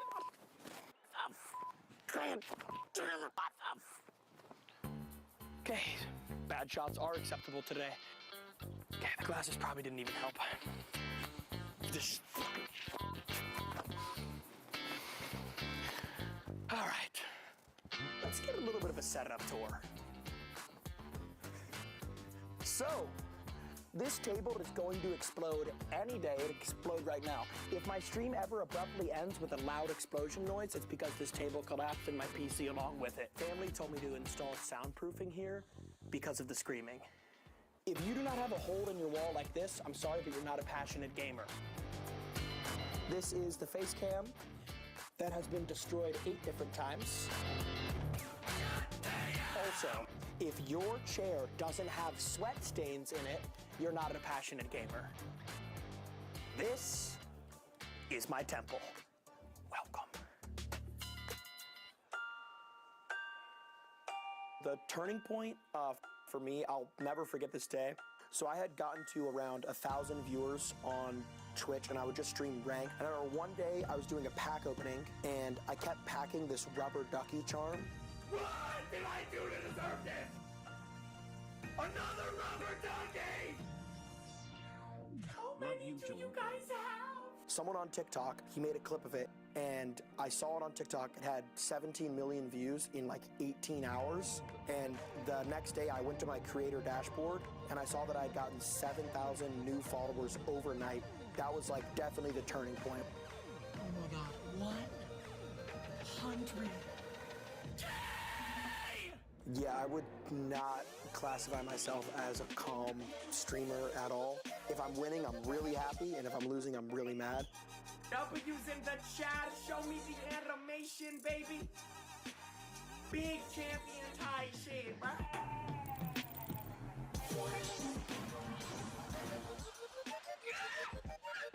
No! Good aim! God can strike me down if I'm lying. That motherfucker's cheating! Take my word! I don't know how people enjoy the beach. I have sand in my toenails. I smell like tuna fish, and it's hot as hell right now. This is a joke. God, I can't even walk.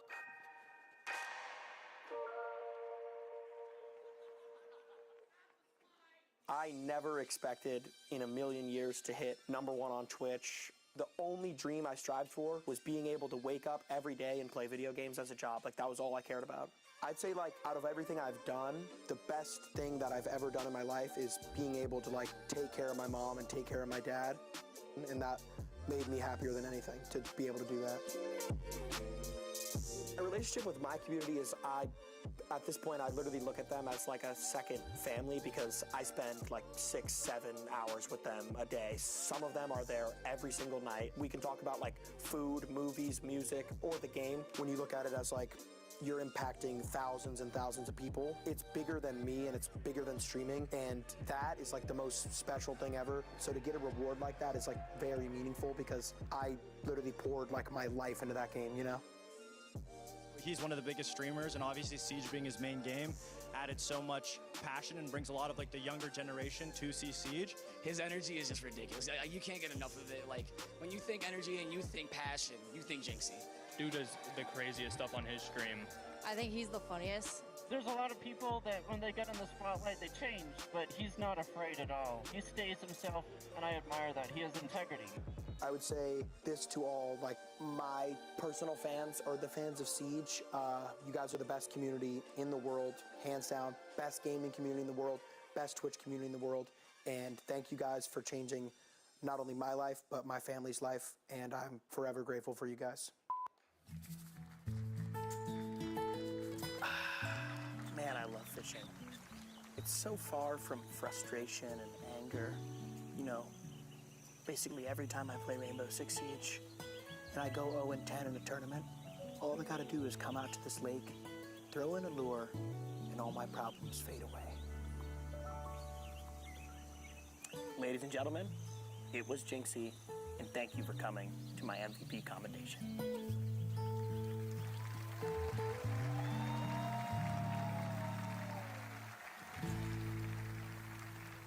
All right, and cut. Time to play Siege.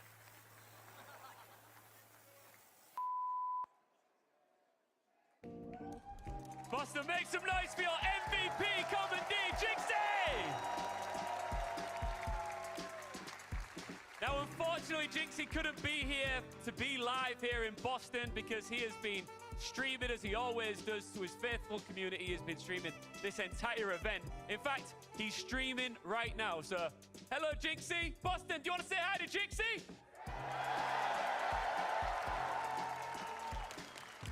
Also, he did send in a message exclusively for you guys here and you watching at home to thank you for this commendation.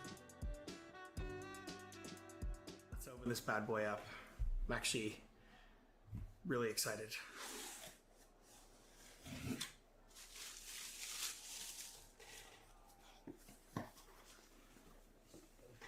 Oh, shit. Oh, okay. Okay, let's see. How do you open this thing? Okay. Dear Jinxie, for years you have been the embodiment of what Siege is all about. collaborative, strategic, combative, and determined. Whenever we meet with Siege fans, your name comes up time and time again. It's easy to see why. That's why we are so excited to present you with this year's MVP award. The impact you have on this community is undeniable, and this award is a token of appreciation for your dedication to being a master of Siege tactics. Millions of players from all over the world have been introduced to Rainbow Six Siege because of your content. Whether it's bringing your countless clutch moments or 1v1s or your 1v1 on match skills, we know this community wouldn't be the same without you and the energy you bring to this game. With that being said, Rainbow Six Siege and Ubisoft partners want to officially recognize your contribution to Siege's success and can't wait to team up with you more in the future. P.S. We hope you get Jaeger Black Eye soon.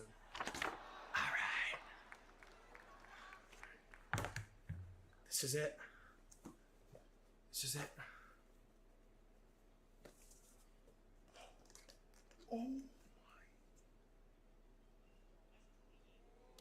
Oh my god.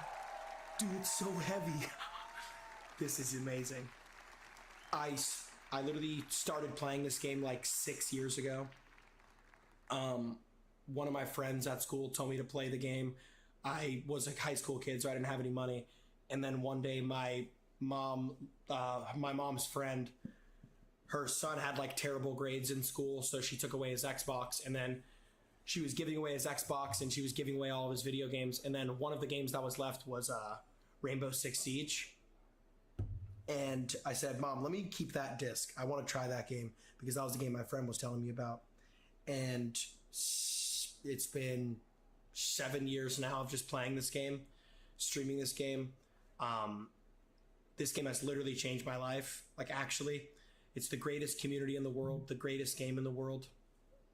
And I actually have absolutely no idea what I would be doing without Rainbow Six Siege and Ubisoft. Thank you guys so much. I'll probably play this game until I'm 75 years old. This is the greatest award I've ever gotten. And I appreciate everybody who plays Rainbow Six Siege, watches Rainbow Six Siege, and enjoys Rainbow Six Siege because it is the greatest FPS in the world. Thank you so much for changing my life. I love you guys.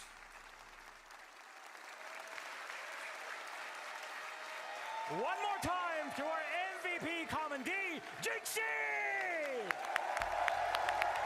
Thank you, Jinxie, for all you've done to our game. You put so many eyes on this game and also on our esport.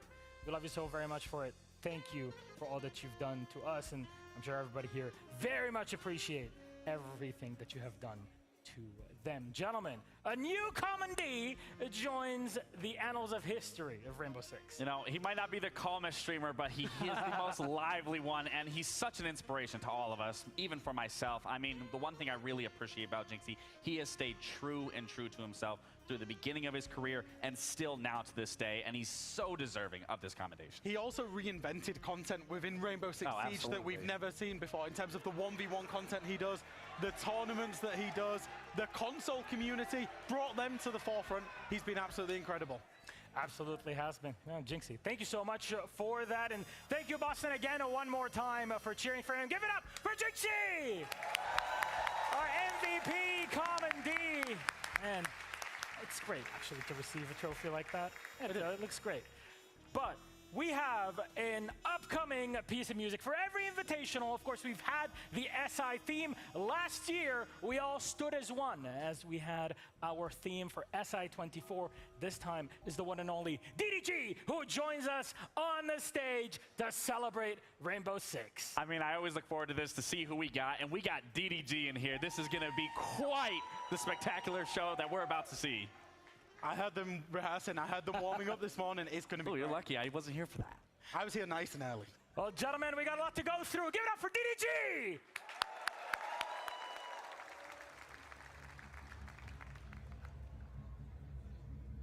Yeah.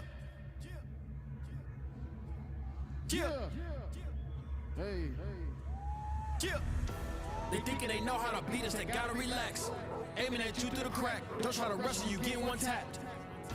I'm pushing with all of my brothers, we moving in pack. I tell them go to attack. The way that we moving, they thinking we hack. Huh. We came in to win, we never pull up to lose. Go. Tired of playing it cool, just give me a second and get in my groove. We beating them fair and square, we play by the rules. I'm doing this with my team, already winners, got nothing to prove. Let's go. And moving together, we stacking it. Deploying my drone, start tracking them. I'm staying aware of what's happening. I climb up the wall, I'm rappelling. They tryna flank, I ain't having it. Plant the diffuser, my drone distracting them. They got a problem, we handle it. Love all my brothers, I never abandon them. I'm going hard, to carry my team. Winning the round, we taking the lead.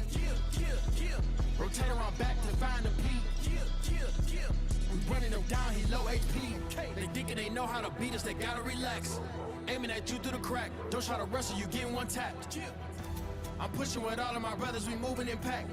I tell them go they attack. The way that we moving, they thinking we hack. Let's go. We came in to win, we never pull up to lose. Tired of playing it cool, just give me a second to get in my groove. Okay. We beating them fair and square, we play by the rules. I'm doing this for my team, already winning, got nothing to prove. Let's go. At the end of the game, we on top. I got a team full of champions, huh? Check on the stats, I've been racking them up. My brother need me, I'm backing them up. Picking up over the corner, I got my team, I'm never a loner. We coming back, we fighting for champ, cause we got the heart of a soldier. I'm playing with Oryx, so you already know that I'm moving with speed. That's when alive, but I'm finna clutch, relax, we winning with ease. I'm checking on A, I'm checking the bombs, I think he had B. Put up the walls, defending the bomb, I'm hoping they never get breathed. They thinking they know how to beat us, they gotta relax. Aiming at you through the crack, don't try to wrestle, you getting one tapped. I'm pushing with all of my brothers, we moving in packs. I tell them go they attack, the way that we moving, they thinking we hack. We came here to win, we never pull up to lose. Tired of playing it cool, just give me a second to get in my groove. We beating them fair and square, we play by the rules. I'm doing this for my team, already winners, got nothing to prove. Let's go.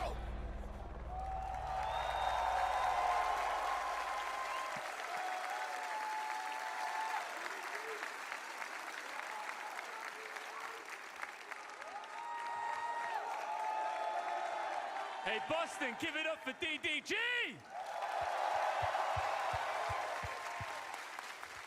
What's up, man? That was awesome. Thank you. I just want to run it right back to when you first got approached to make this song. How excited were you about this, and how did you get the influence? I've always been a fan of Rainbow Six, so you know it was a dream come true for me to make a song for a video game that I actually play. You know what I'm saying? So, you know, it's a blessing.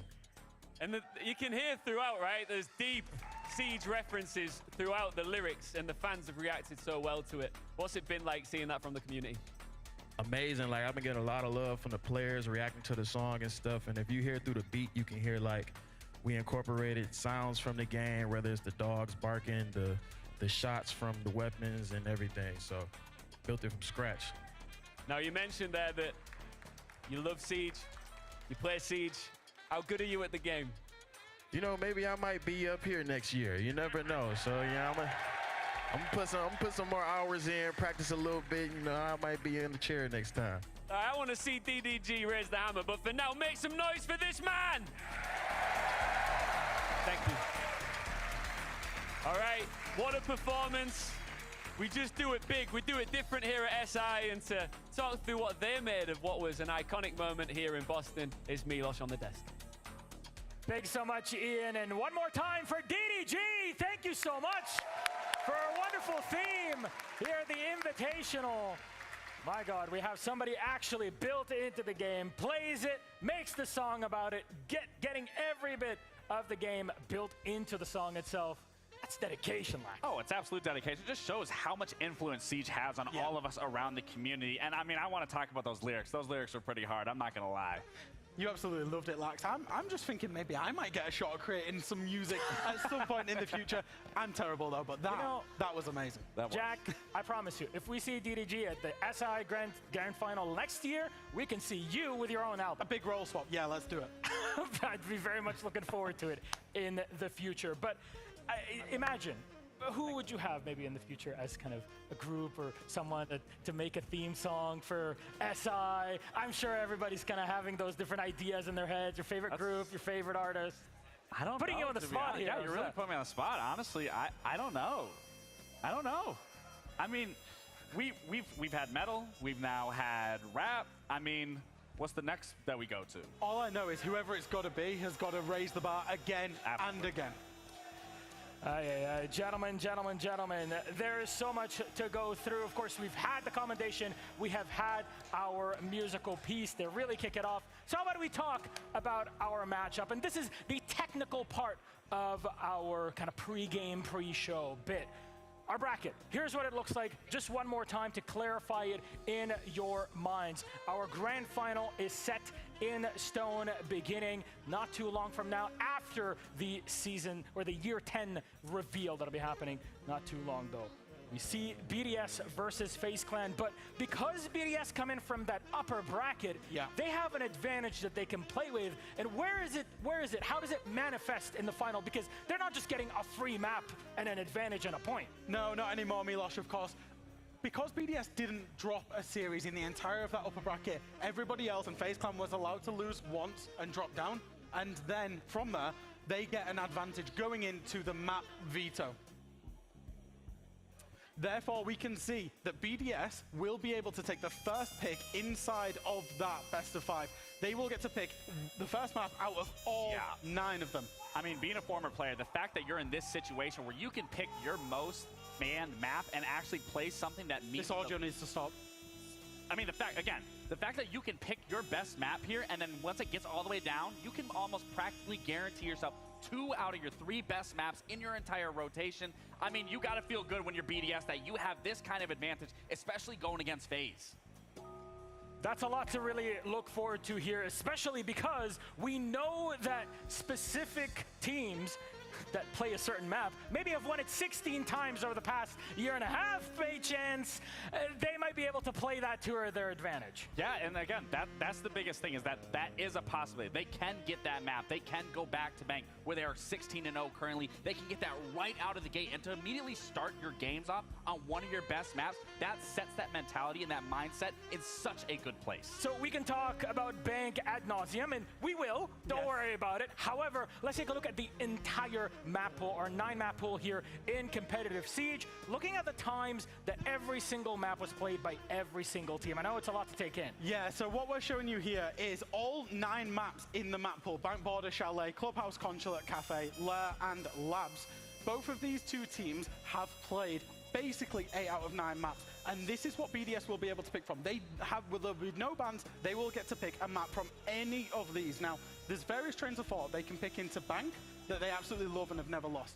They can pick into Chalet, which is one of FaZe's permabans, or they can pick into Skyscraper, which is a map that BDS absolutely love, but have not been able to play at all this event. Yeah, and it speaks into that, especially that they can pick FaZe's permaban, a map that they don't like. So then it's a question of, is FaZe going to be prepared for that? Have they been doing their due diligence of getting that map being able to be used in the map pool? But even Skyscraper, for example, they haven't had the chance to play. There are so many options for BDS to just start out the gate and just throw FaZe kind of for a loop and to catch them off guard. But that's the beauty of being that team in the upper bracket and now finding themselves here with that advantage. Now I hear all of the Reddit analysts that are sitting with us here in the arena kind of discussing, hey, what map are they going to go for? Well, maybe you can have a look here, maybe have a chat with BDS as we'll see our teams that are getting ready. Of course, their manager, you'll see Katu is stepping in. You got the entire squad just practicing, getting warmed up, some of them watching the stream, but also on the other side, it is FaZe Clan. Live shots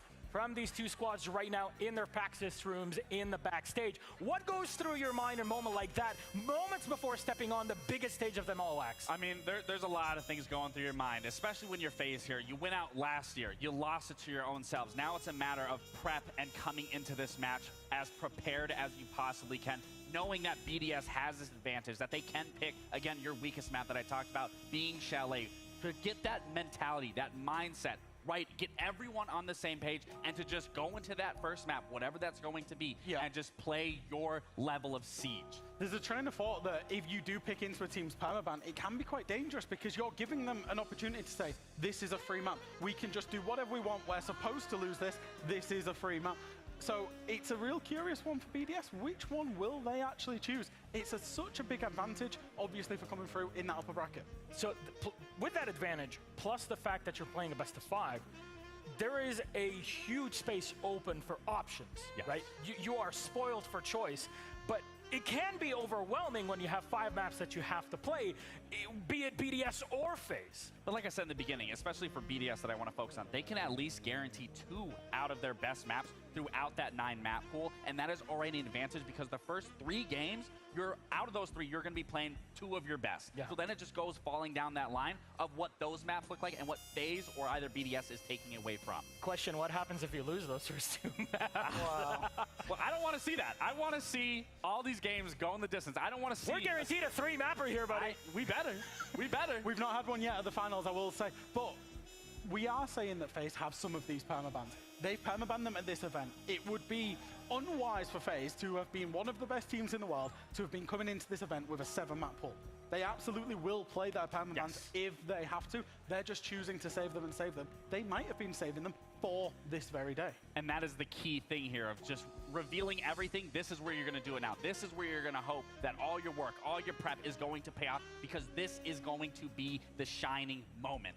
We talk about map balance in the context of a best of 1, but it's even more complicated when you go into BO3 and even more so in best of 5. Stamina is another thing you have to keep in mind for both of these teams. Yeah, absolutely. I think you might not want to look at your opponent too much. I don't know if you had this when you played in finals and big long matches, Gabe, but you may be just looking a little bit more internally and worrying about what you can control and not what your opponent can control. Even if you think about the preparations, there's no way that you can really go through and prepare 5, 6, 7, 8 potential maps that you might play from a counter prep point of view. You've just got to focus on yourself. Yes, I love that you say that because the reality is you can't prep for that many matches. You have to be able to stay focused on your own self, your team, what you can do as a player and lead that with your squad going into any single map. Gentlemen, the countdown had started.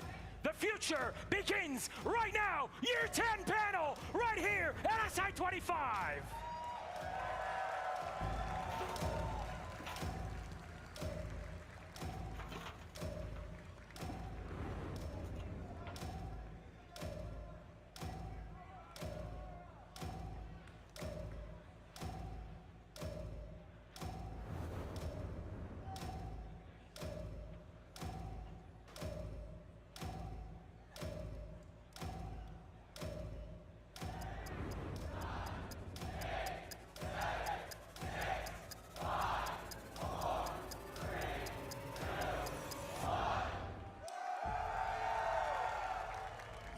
You had me. You've been chasing the wrong questions. You can ask why until your last bullet is spent. But that won't change what happened. I saw a path to a better world. One that Bogart and the rest of Rainbow refused to follow. So I did what had to be done. As for Curie, well, she deserves better than to waste her second chance with you. You thought you were onto something in Greece. But you only saw what I wanted you to see. I was already inside your house before I even stepped foot on the space. It begins and ends with recruits. Carrie's forced you to bring in new blood. And that was my way into your ranks. I broke your standing with the Oversight Committee. I tore down Hereford. I destroyed your reputation. And the questions you were too blind to ask were answered for you. This is how Rainbow dies.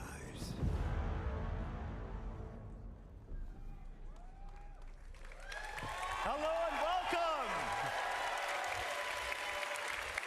Year 10 of Rainbow Six Siege.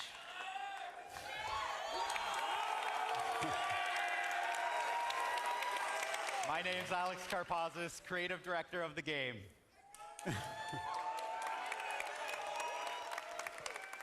And I'm Joshua Mills, game director.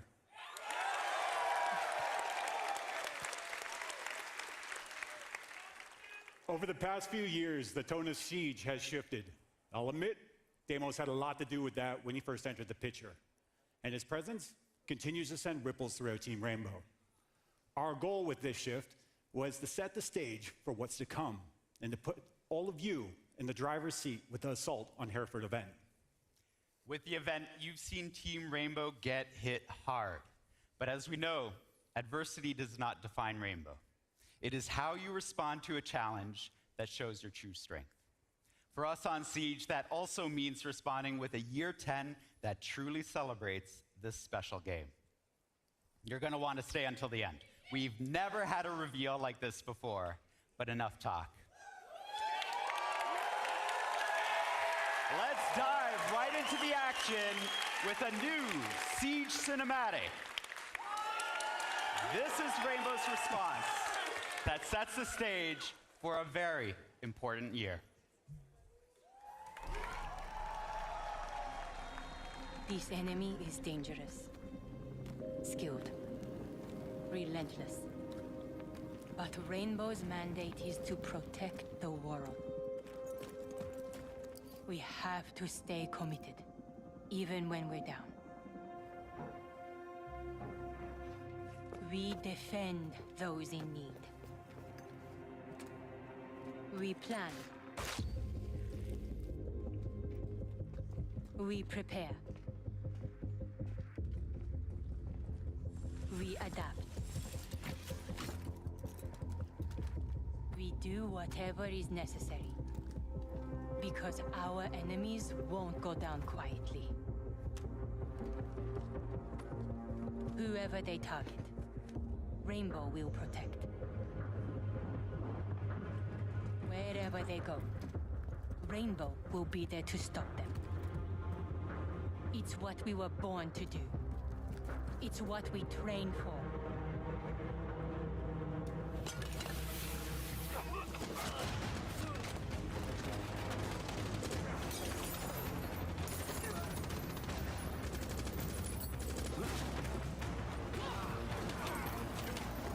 We trust in our skills, and we accept the risk. We put our lives on the line for the cause.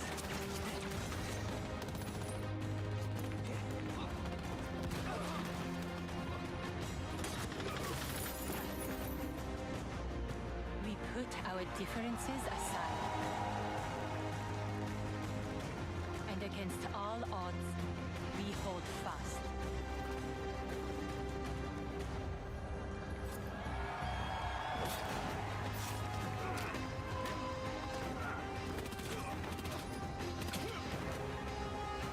This is why Rainbow exists. The world needs someone to stamp out the darkness.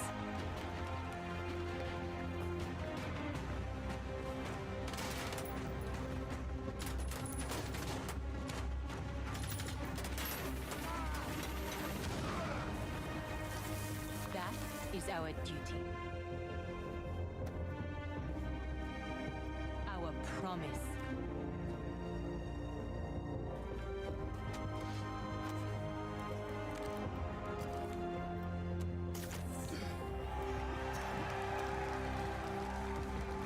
When the dust settles, we remember who we are.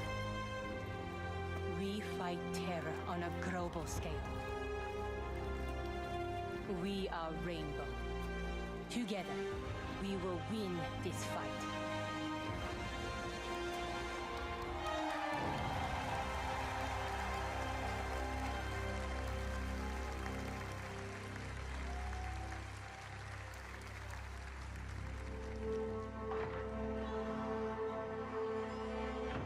All according to Deimos' plan. Moving to Phase 2.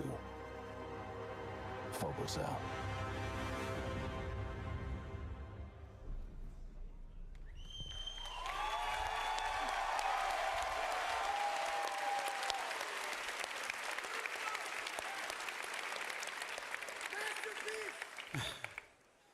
Okay, I'm not gonna lie, it's a little hard not to get emotional watching that with all of you.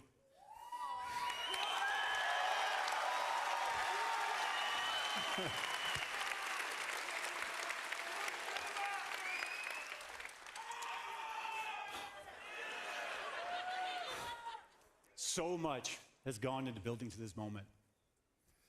Now, it's more clear than ever that Deimos was not working alone. Phobos and the Carries Legion have hit Rainbow where it hurts. We already lost Harry, and it will be up to you to make sure we don't lose Dokkaebi too. With that, if we're going to have to go on the attack, we should bring reinforcements. Our newest operator for Year 10, Season 1, excels at just that, and she'll be available to play next week on the test server.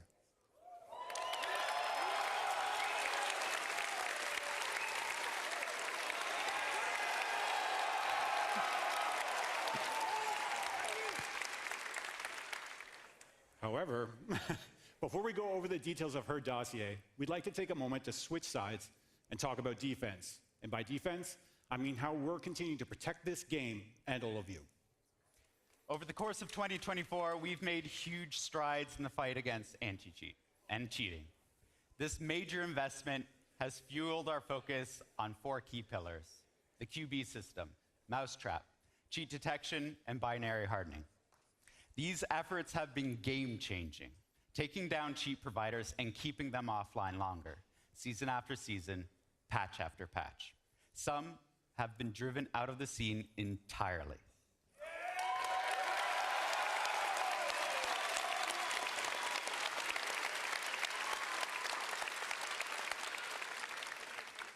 Not only that, but we've also sped up our response times to exploits and reinforced our partnership with BattlEye, which has been critical in our efforts.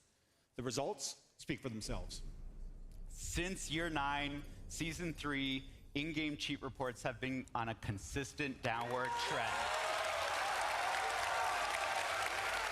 In fact, we're down over 40% since our peak last summer. This means you've noticed fewer cheaters in the game, leading to a more competitive experience for everyone.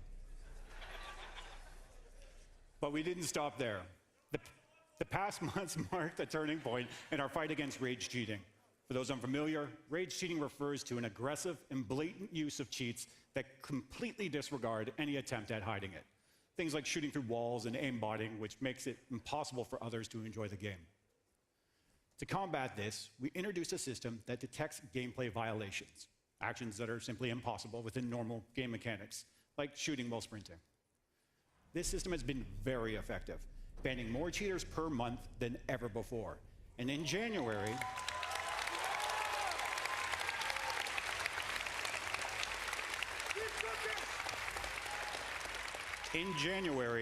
we perma-banned over 19,000 cheaters from the game.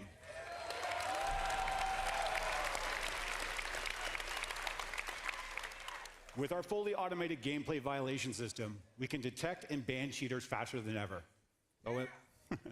Oh, and let's not forget to mention that now when cheaters are sanctioned by our systems, they will be kicked from their ongoing match, and the match will be automatically canceled live.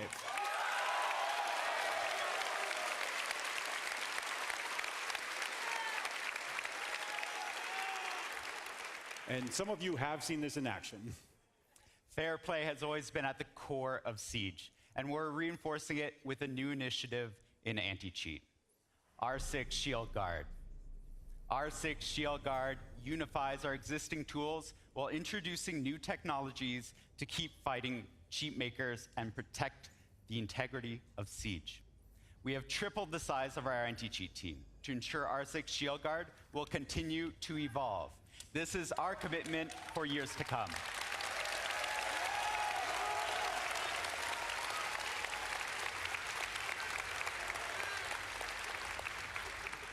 Our mission has always been to protect the integrity of Siege, and R6 Shield Guard takes that mission to the next level.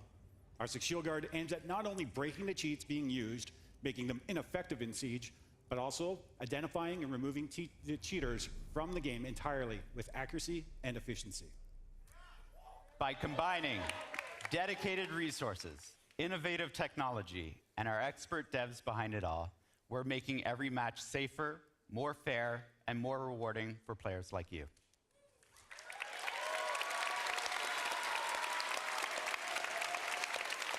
We are here to stay, continuing to invest in the competitive gameplay with new hardening and detection tech. Stay tuned, as we'll share more details about R6 Shield Guard very soon.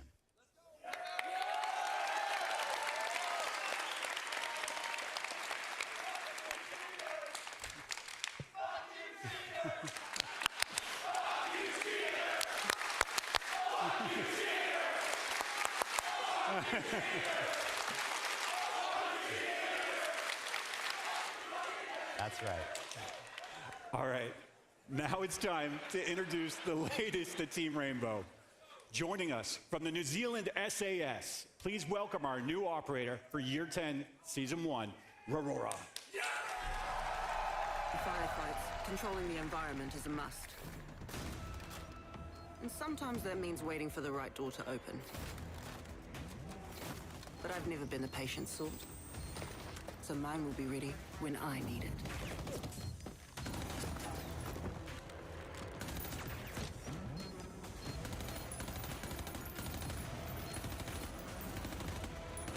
Kei te haere tonu ahau.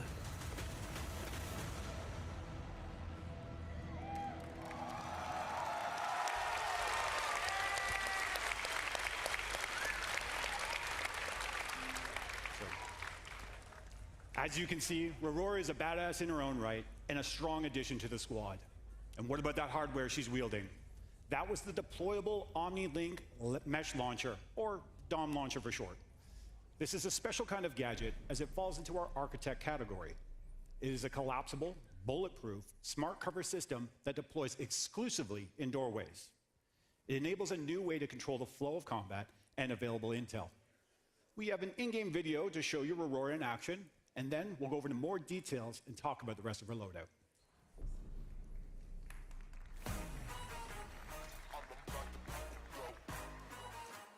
I'm about to make you go wild, lose your mind. Can you go by design?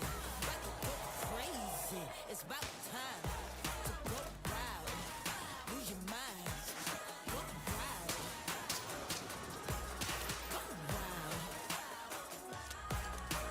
I'm about to make you go wild.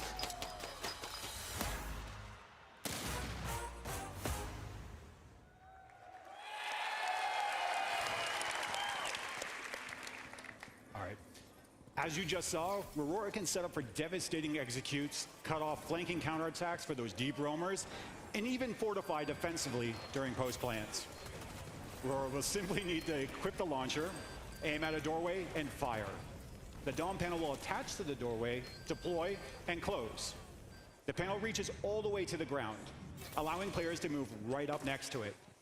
And it does not expose their feet. Drones, however, can get under an extended DOM panel by simply driving towards it. The base of the panel will detect the drone and lift, allowing it to pass, then lower again. At the top of the panel, there is a trigger visible on both sides of the doorway. Shooting the trigger will open or close the panel. It should be noted that the trigger is only available to be shot when someone is nearby, and anyone can shoot the trigger. Anytime the panel closes, there is a temporary lock that prevents the trigger's detection from working for defenders. Additionally, the panel will open faster for an attacker than it will for a defender. 3 seconds for a defender, and only 1 second for an attacker. This allows attackers to always gain a tactical advantage over the defenders when interacting with the panels. As Aurora uses her panels to reshape the flow of the encounter, she pairs well with Fuse and Ying. Between having a new, unique surface to deploy gadgets on or pushing for a surprise rush by overriding the lock triggers, defenders need to be ready for anything. To counter Aurora, look at Castle, Tubarão, Jaeger, or Oryx. Castle's barricades or Jaeger's ADSs will deny the placement of the DOM panel. Tubarão can freeze the panel, causing it to malfunction, open, and remain stuck open for the duration of the Zodo canister. And Oryx, well, Oryx does Oryx things. A prime example of Aurora in action is a moment I had on Cafe during one of our playtests. I was on Rappel on Terrace, and I used her gadget to close off the doorways into Cocktail, all 3 of them. Cocktail entrance, bar, and heaven.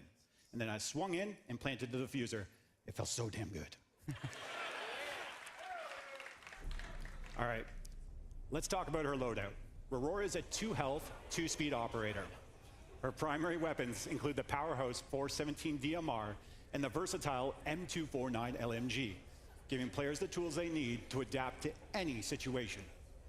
For her secondary weapons, she's packing the reliable GSH-18 9mm, but that's not all. As promised, all our future new operators will bring a new weapon with their loadout.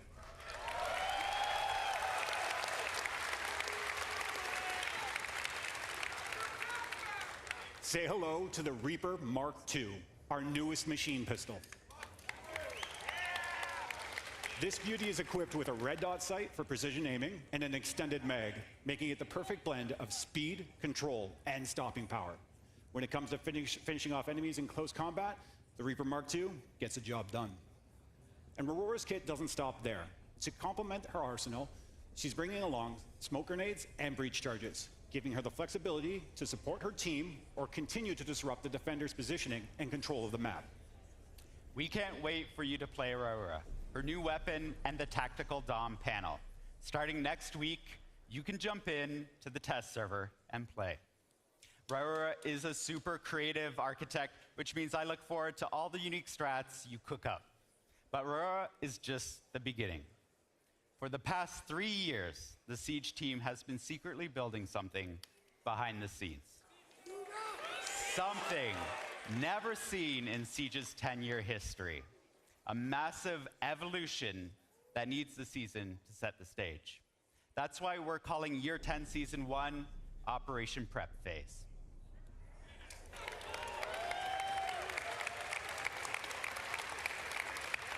Operation Prep Phase will be a very different season. The emphasis will be about preparing the foundation for a massive change coming to Siege right after the season ends. But because this is the start of Year 10, Operation Prep Phase will be a time to celebrate. What better way to celebrate than with celebration packs? Celebration packs contain over 1,400 iconic items from Siege's past, including event collections,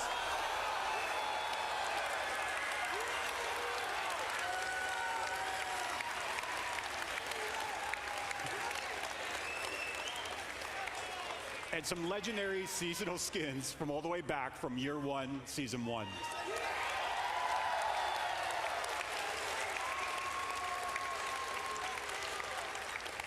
You can unlock celebration packs through the Battle Pass or with Renown in the Pack Manager. More details on the packs will be explained in a blog post near the season's launch. Players who miss out on these packs will be able to find them on the marketplace in Season 3 from those who decide to sell them instead of opening them. Now, Joshua. Yes, Alex. We've hinted at a major evolution coming to Siege. Yeah, and even though we're still working on it, I think we should show at least something here to everyone today.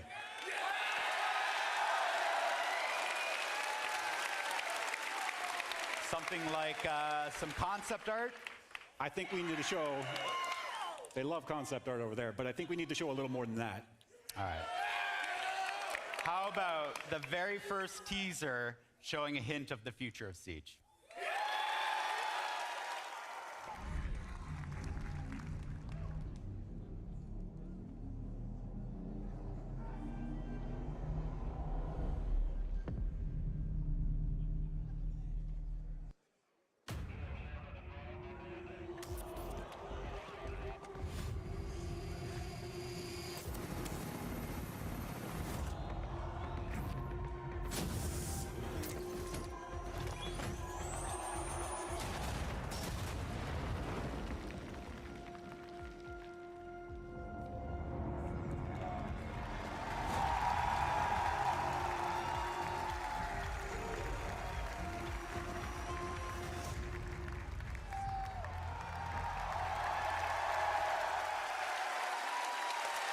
Year 10 will introduce Siege X.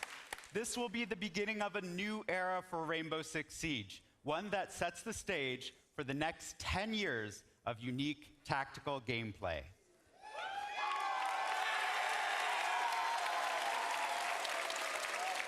That's right. For the past 3 years, the teams poured their passion into creating something truly transformative, an experience that will elevate the way you play Siege. But first, let's clear a couple things up. Siege X is not a sequel. It is not Siege 2.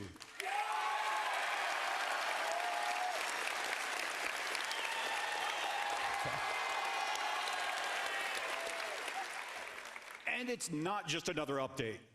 It's a major evolution. We're expanding and reinforcing the very foundation of Siege to ensure it remains the pinnacle of tactical PvP first-person shooters.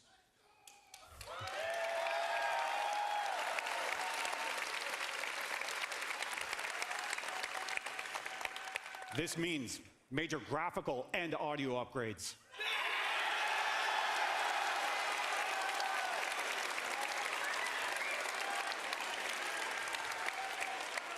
Refined game feel and new ways to enjoy the game, all while staying true to what makes the core of Siege so special. It is such a significant leap forward that we can't possibly do it justice here at the Six Invitational. That is why we're dedicating a 3-hour world premiere of Siege X Showcase March 13th in Atlanta, Georgia.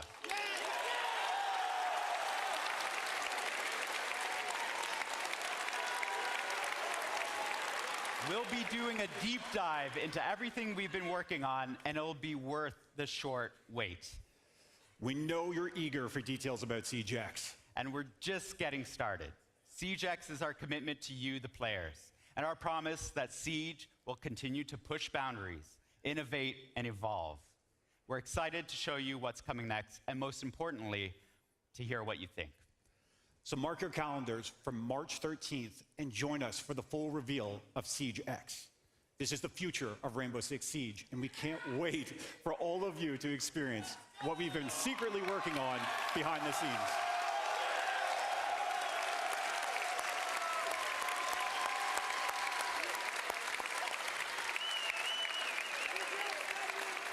Watch the Siege X Showcase live on the Rainbow Six Twitch channel, or tune in with your favorite content creators as they co-stream. Also, for everybody watching, we've got something special for you. Tickets for the Siege X Showcase will be available later today to be there in person. And we're introducing something new. Introducing a limited drop on the marketplace. In the next 48 hours, you can enter for free to win one of 5,000 of these exclusive weapon skins. This is also your shot at winning one of 2 all expense paid VIP tickets to the Siege X Showcase in Atlanta. Get ready to experience the action up close, meet fellow Siege fans, and immerse yourself in an unforgettable event. All on us. Now, I love y'all. I love y'all so much. Now, not only can you win a chance to attend the Siege X Showcase, but you can also have a voice in deciding our next bundle. For all you Ash mains out there, we have 3 amazing designs for you to choose from. Check them out. Honestly, y'all could vote for any of them, and I'll be happy.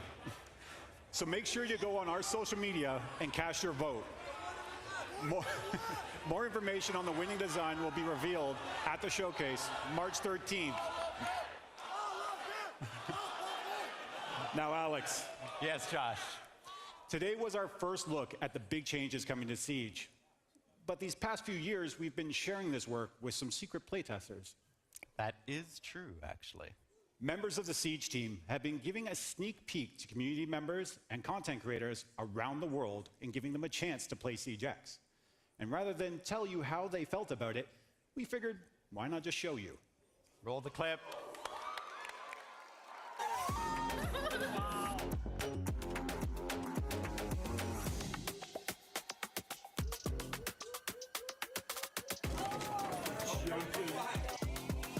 Everyone's gonna be excited. Wow, this is so good. Oh my god. E o áudio tá excepcional. It's just unique. It's gonna make it look so much better.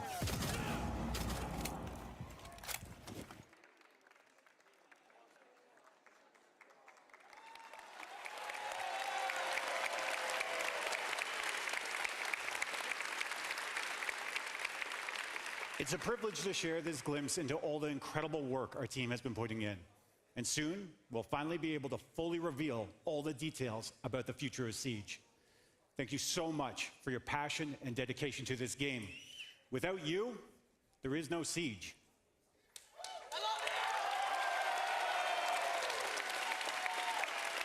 The Six Invitational Grand Finale will start very soon, and we'll witness the two best teams in the world competing at the highest level.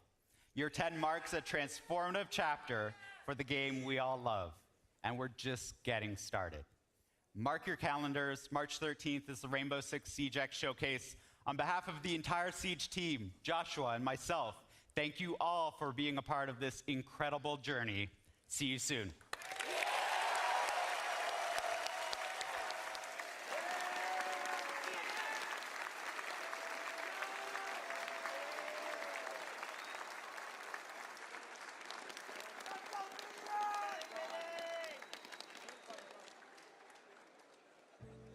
Years of Siege and 10 more to come. Siege X is coming soon. A reminder, again, thank you very much, Alex and Josh, for just giving us so much intel and so much to get hyped for. Again, March 13th, a 3-hour show live in Atlanta, Georgia. You can grab your tickets so soon. Tomorrow, make sure you get those booked up and on to the show. The next phase after the future itself for Siege is coming soon. Operation Prep phase is what we know now.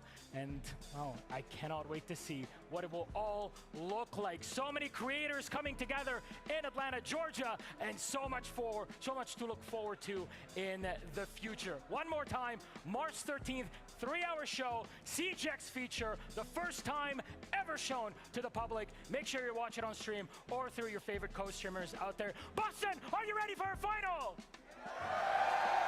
Let's get it rolling. Hot tub!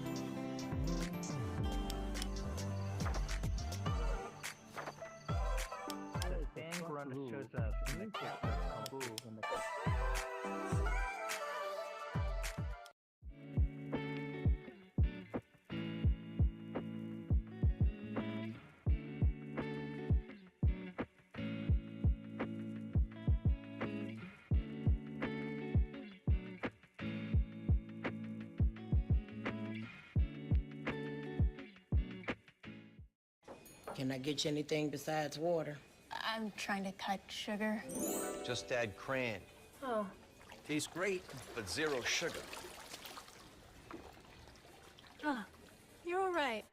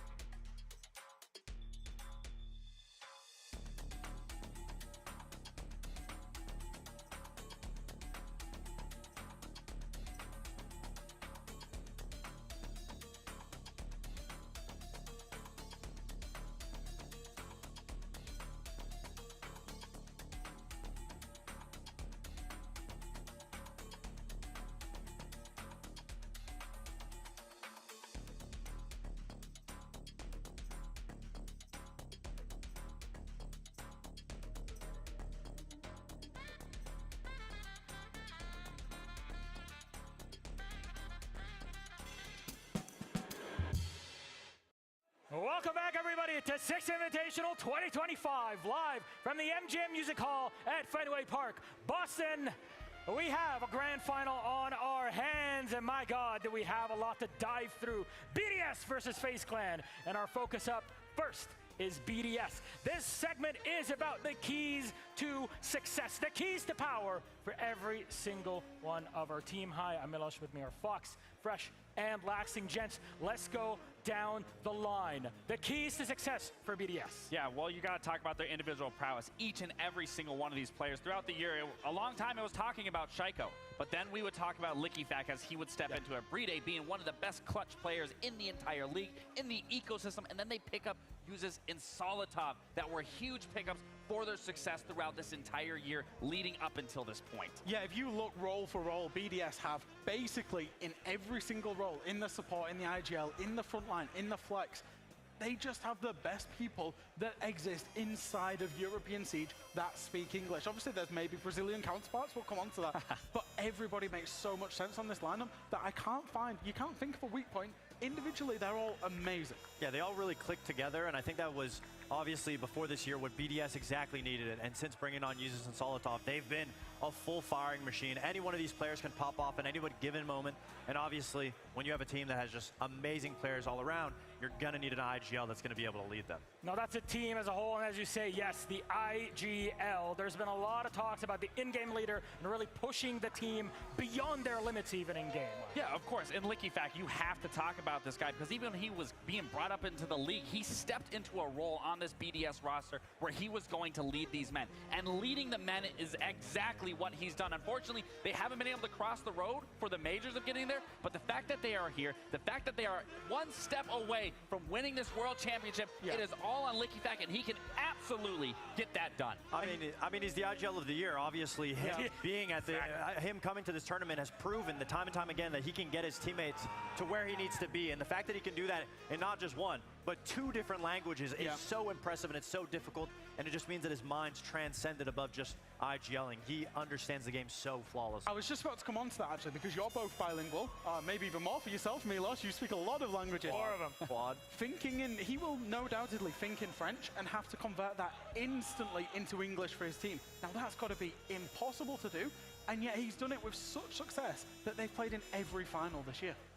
The entire team working together. We have an IGL at the head, but also that there's support staff in the back that help them make the macro decisions going into a series. The diversity of map pool for this team, Lax. Yeah, I mean, me and Jack already showed the map pool that's been played. They have played 8 out of 9 maps so far, with one of them just being banned out because teams don't want to allow that. So the fact that you can open up yourself to go to any single map, feel comfortable on, is such a big thing. And especially through my career, you would see teams that would just shy away from other maps. The fact that BDS can play every single map is such an impressive feat in its own. And I think that's just a combination of the two characteristics that we talked about. Great leadership, great players to be able to fundamentally be good on any map because they can play every version of Siege. They can be aggressive, they can be slow, they can be a hybrid. There's not just one way to their playstyle that they're static to. They're able to accustom to any situation in any team. Look, there's 9 maps in our competitive pool, but there's one that stands out for BDS. Yeah. We have to talk about it, Jack. We've got to talk about Bank, and we don't know whether it's going to be in the map veto yet. Obviously, they get the opportunity to pick it if BDS do want to pick it. Now, this roster of BDS has never lost the map of Bank. Look at that one map in bold, bottom left of your screen. That was at Esports World Cup when BDS played FaZe on Bank, 7-0 result. It's a huge map that we don't know if they will pick it. They might not, but they have the opportunity to. It's not like every single one of those results are crushing, right? There's times where they're being pushed to 7-5s, times where they're going to overtime depending on who they're facing off against. But if anything, with 16 times 1-0 loss over a year and a half, there's a lot to study up on. It's a fact that they can feel comfortable on it. And it's true. Teams are going to study up on that. They are going to see where things may have gone awry, even just recently against Furia where they would play against them. So the fact of the matter, if you're BDS, you are on a 16-0 win streak, you feel great on this map. It doesn't matter what a team has to prep for. Jack, has anybody really figured out this team and map bans overall? Well, no. If we go and look at the map bans in the majors against them, we'll see that actually their bank run probably started inside of Manchester. I don't think teams feared them on Bank inside of Manchester. The Manchester Major Grand Final, actually, it was Beast Coast that banned away Clubhouse. But since then, we go through to the Esports World Cup against W7M. First ban for W7M, bank, get it off the board. And the Montreal Major, again for W7M, first ban, bank, get it off the board. Again, I'm coming on to bank quite here because BDS have the option, if they want it, to pick it because of their map veto advantage. Nobody will be able to ban it away from them. And it makes a lot of sense just because as a player, when you go to certain maps that are very 50-50, it's very easy to be able to beat teams that maybe could be better than you. But there's some maps, specifically like Bank, that if you are one of the best Bank teams in the world, nobody is beating on you. It's a guaranteed win every single time it's in the map pool. And most teams, because it's such a difficult map to attack and play on, they'd rather just get rid of it. They don't want to take the risk. They'd rather go to a more of a 50-50 map. So if you're one of the best teams at an uncharacteristically weird map like Bank, you'd be able to just get away with it every time. Gentlemen, we looked at the macro here, but what if we went into the strategy? Alphama is standing by to do just that. Our French friend, please, what do you want to talk to us about? Well, we've spoken at length. Why is BDS the best bank team in the world? Well, let's take a look at one. One of their attacks on top floor bomb site, one of the most iconic bomb site on Bank. What do you need? What are the ingredients, right? Like Bank is a good map and a great map and a big one as well, you need to spread. So what do you need? You need a hard breacher to be rappelling on the main side. He's going to control the entirety of the west here, and he's going to breach the Kanto spot to watch Long, watch Banana, watch President. Now you need two players rappelling on the windows of the bomb side. And what do they do here? You need utility-based operators that can put pressure on the anchors. I'm thinking Grim, I'm thinking Lion, Ying. These guys are going to create movement. And then you need two amazing fraggers. One just to be in square, watching the run out, watching the site, can also push into Broom. And then you have a last player onto traders, long angles here all the way onto meeting room. Now, if you look at BDS, they have the best player in each role. Usos here on their hard breacher, Lekefak, Bride on the windows, Shaiko here on square, and Solotov on traders window. Now, if you look deeper, each of these players, they need to achieve something as an individual. Now we look at Usos, he has a pre-placed drone here to watch, and what does he notice? Instantly here, we see the tip of the gun of a player in President. Look at his instant reaction. From his drone, goes, picks that, free kill. That's Usos for you. First opening kill here. As soon as that's done, he's gonna go back on his drone, gather more information, and he notices there's a clash here. I cannot get away with only 6 pellets on Kento. So he's gonna make that hole bigger, and making that hole bigger he does by opening a long angle onto Long and controlling all of the west side area.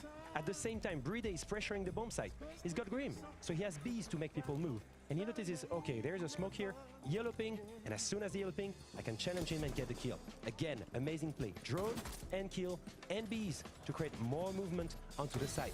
Pressure those anchors. Lekefak here and Usos, drones, get some more information, another movement, and another kill for Usos that pressures the west. Lekefak is now droning at the same time to put more pressure, because who do you need? You need the meeting player. As soon as the yellow ping goes out, look who's on trader's window. Solotov, ready to take his Zofia charge, open up the wall of traders, and as soon as he's done, open up meeting and take that gunfight on the call of Lekefak and get that kill. Perfectly played from BDS. They can now all collapse. It's individual prowess, it's intel gathering, it's good placement, amazing players. That's why BDS, guys, is the best team on Bank in the world. Well, they're looking to break that bank really here today. $1 million that they could win should they be successful in their series against their opponents, FaZe Clan. Right now, the top team coming out of Brazil and really the second best here at the Invitational, at least.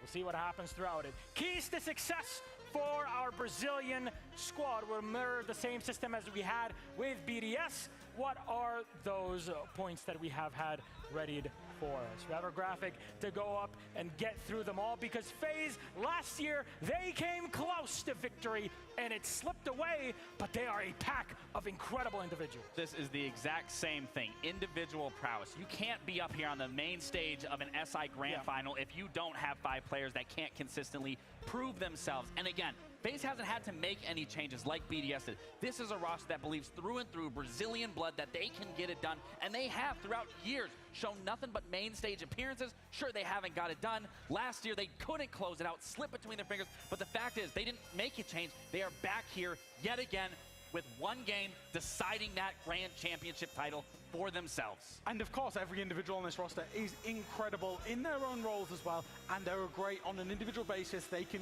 go toe-to-toe with anybody on any given day. KDS and Cyber are some of the best frontline players in the world. Handy was our MVP of the entire year as well. Yes. Yeah, I mean, Handy's been having an amazing event, and obviously for me, the player that's been standing out the most, I think, was Souls, being the supportive player that's always on the back line. You don't really see him too much about getting statistics, but he's been having an amazing main stage performance so far, and he's always been that clutch player that's been on that FaZe is needed.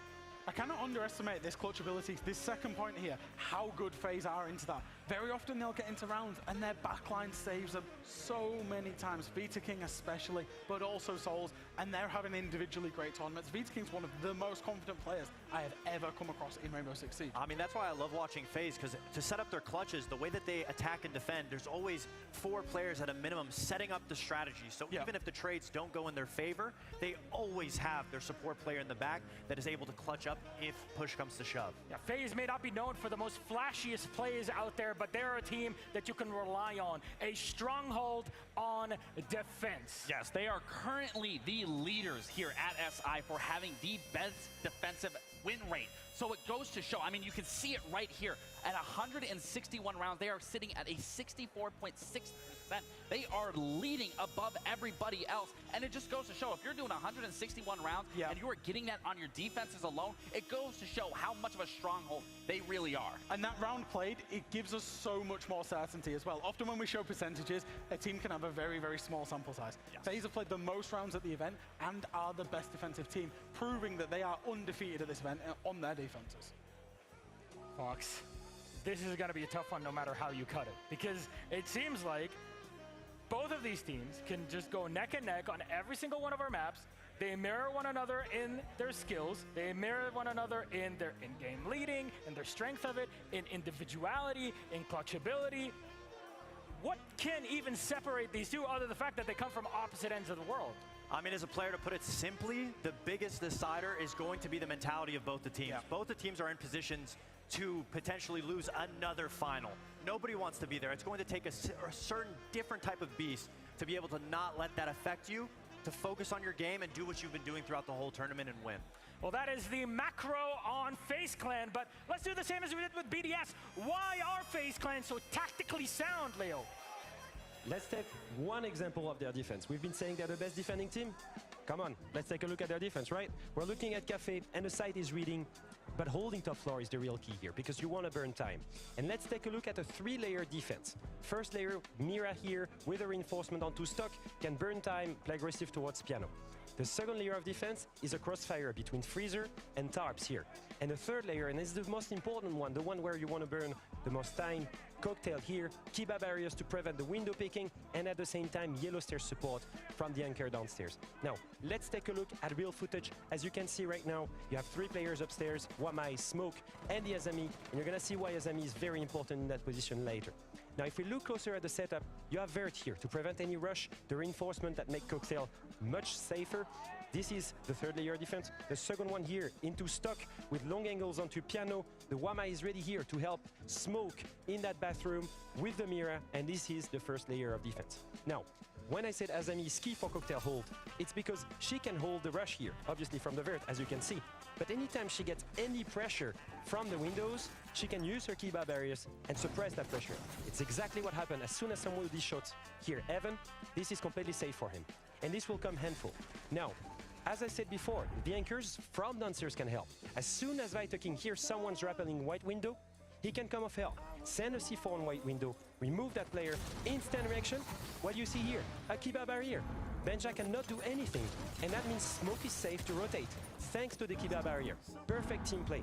Now, Wamai can pick up a kill on Blackbeard, completely isolated, while Smoke is burning more time. Incredible angle here, thanks to the Kiba barrier, and here Smoke can burn more time. What does that enable? Smoke burning time with his gas grenades means that players are stuck in piano and stalling. So Mira can come from below in mining, send a C4, and kill the stall player in piano. Once again, teamwork and utility usage. And now last but not least, as you can see here, KDS and Cyber are stuck on the top side. Still, they haven't been cleared. Vita King is covering them from the white stairs. As soon as somebody picks in white hallway, he gets the kill. That's FaZe for you guys. Team play, utility usage, great stretch, even better execution. FaZe is the best defending team in the world. BDS will play off in the 6th Invitational Grand Final. A long time waiting for this roster to make their mark. Haunted by the ghosts of Sao Paulo. A second chance at greatness. FaZe look to rewrite history. So I think the strong part in BDS right now is we are always able to take the win. All the players are very good. Our players are better. FaZe is really good in Brazil, but only in Brazil.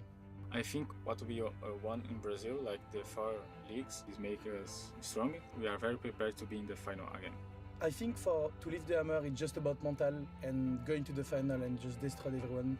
It's just about this because we have the key as a team, like together, individually, strategically. So the mental will be there and we're going to win. A gente quer a nossa vingança e a gente vai ganhar o Invitation. There is only one hammer and we are not here to share it, we are here to take it. With 2 walking in, there can only be one. BDS versus FaZe, the grand final, the best of 5, the lead up of 2 years of competition for both of these squads. And here we are, live at the sold-out MGM Music Hall in Boston, Massachusetts. Iconic space, iconic teams, and an iconic tournament for the 9th year in a row. Someone will lift the hammer at the end of this evening, and I cannot wait to see. Both of these squads walking in and getting ready. Let's recap it real briefly, because BDS last year, they were not at SI. FaZe Clan, they got close to the money, but not enough, Gabe. Yeah, they weren't. They let it slip through their fingers, but they are back here. They are here to prove themselves, to rewrite history, to etch their names in Rainbow Six legacy and history, and get a world championship title underneath their belts, and they absolutely can. Every player has been stepping up all the way up until this point to get them back on this main stage. And it's all about mentality for FaZe. Obviously, coming back from the SI last year to now, every single player has faced adversity, but we haven't seen them stop yet in this tournament. Obviously, they've been getting better and better. Every single player on the team has been stepping up immensely. I mean, Handy's leading the tournament in kills. Cyber has been leading in opening kills. Every single player has been performing immensely. On the other side, it is our European hopefuls, Team BDS. The squad has been in 2 finals earlier on this year. You saw them in Manchester, you saw them in Montreal, and here, well, Boston starts with a B, not an M. However, we're in Massachusetts, so who knows how the wind will blow, Davide. I mean, BDS is looking so scary. They're just as scary and dominant as the wind outside in Boston today. I mean, they have a perfect team, arguably. Every single player on the team respectively earns their role. I mean, they have a very good brain in Licky Fact. They have the heart in Shaiko, the spine is Bride, and the lungs is Yeezus and Solotov. Those players have been the air that BDS has needed since the start of this year to win a hammer. I mean, just even looking their entire run from the groups to phase 2 and to here now, they've shown nothing but sheer dominance. Where I thought their match against Furia, that was going to be a lot closer, and they just absolutely blew Furia out of the water and sat here now waiting for FaZe to hopefully do the same. There's a lot on the line for both of these teams because, well, neither of them has been able to lift a hammer just yet. Though, we're going to focus up on BDS for a sec here because Yeezus and Solotov, the 2 players that we said kind of were brought in to shift up the entire way that BDS plays. Well, how have they been shaping up over the past year of competition? I mean, throughout the whole year, they've been, honestly, 2 of the best players and the most consistent players on BDS. Everybody's always looking to Shaiko. Everybody's always looking to the rest of the players on the team, and they are good in their own roles. But Yeezus and Solotov arguably have been the main reasons why BDS have exploded in competition, making it to constant main stages. And once they've gotten there, they are 2 young players, so obviously they had to go through their troubles to be able to make it to the Invitational. And now they have the experience, they have the talent. What's left is the hammer. Again, we already spoke on how well these 2 are in addition to this BDS roster. When you think of a super team, you add these 2. This is the exact result. They make every single main stage. Couldn't close it out, but again, they are now here at a main stage to close it out here and prove to themselves that they are that super team, that they have every piece of the puzzle to finally slot it in. Here we're just showing kind of the 2 new players relatively to the squad. This does not include the other 3 basically that have been around since forever. We've seen the moment Liquefact joined BDS, They won their first ever major. That was way back in Jönköping. Now we're looking, what, 2 and a bit years ago. That was a big defeat. That was a big win that they had against Team Liquid in that final.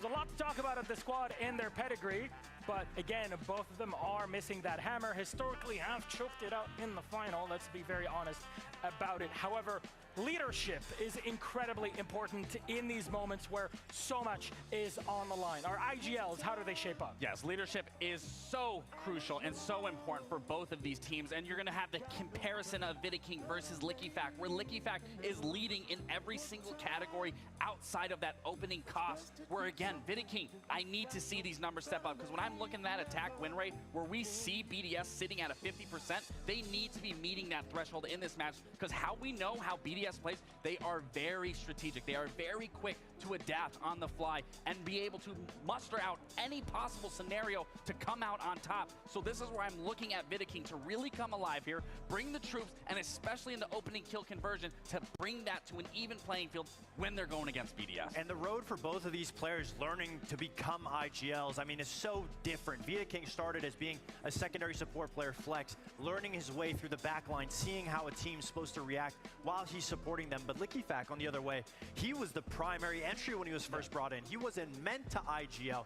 He's taken the burden of being the IGL and still maintains to put up an immense amount of kills in the server, which is almost impossible. And obviously, that's why he was the IGL of the year, is the fact that he can not only IGL at such a high level, but also be able to frag out and be one of the top slayers on BDS. And I'm sure everybody's seen the LickyFact inspiration videos. I think there's one Light Rose that put out. That was incredible. Beautiful, 10 out of 10 in that inspo. Sometimes you have a little bit of a meltdown telling your colleagues to just, come on, guys, lock in, let's pull it all together. The fact is, as a former player, you have to do it. It has to be done. Oh, we've been there before.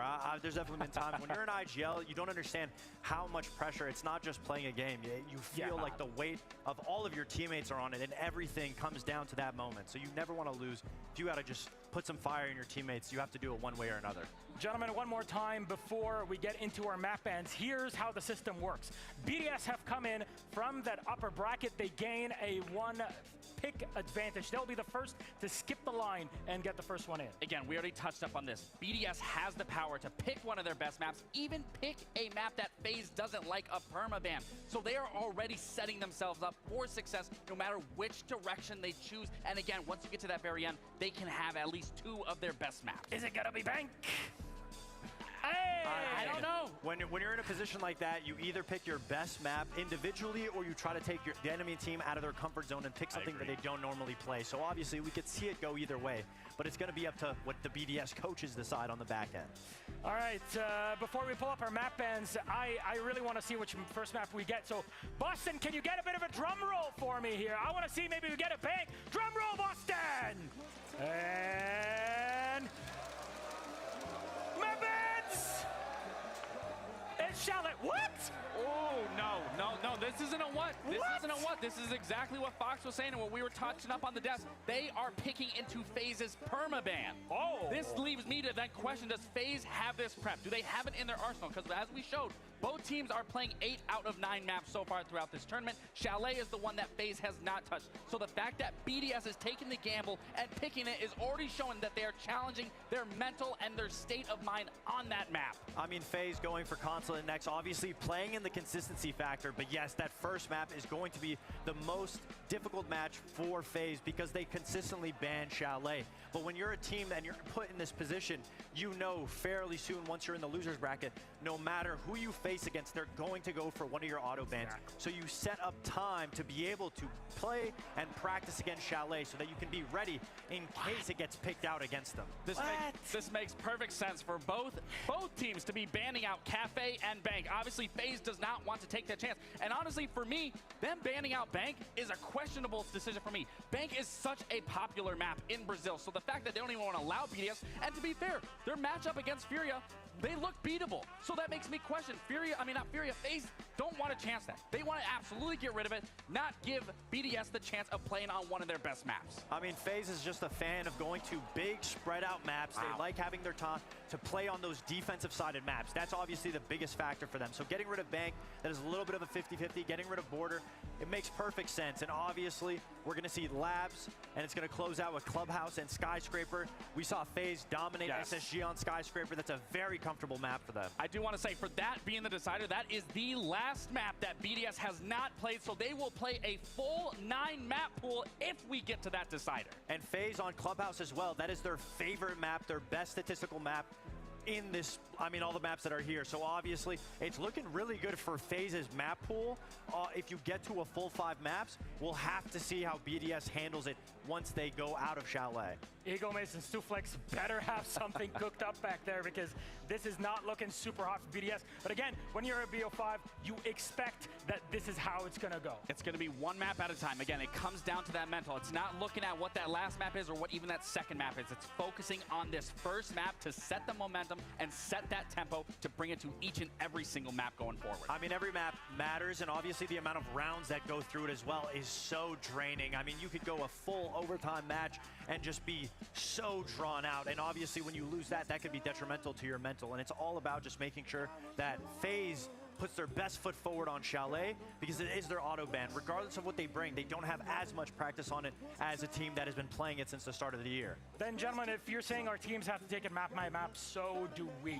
Chalet is up first. That's the quote-unquote surprise pick from BDS, even though stats-wise it does work out. How do you see that one going? I'm going to have to go with BDS. I think they're playing a good mental game here and challenging FaZe right out the gates and not having them feel any bit of comfort. But again, that can be a gamble, because FaZe could have been working through this. We don't see what happens behind the lines, and they could easily go in FaZe's favor. So again, I'm still going to then say BDS, just for the simple fact they are challenging them on their worst map. I mean, we know how difficult it is going through the lower bracket. It's one game at a time. Sometimes you're not even worried about the grand final. So obviously, that could be a situation where you don't have as much time to prepare a map. For that, I'm going with BDS for Chalet. Oh, okay. Well, we have a couple of minutes before we get started with our game. What are operators that we're expecting to ban or really heavily see? Sense has been pulled out, especially after the most recent buff. What else can we see in mind other than Shields, man?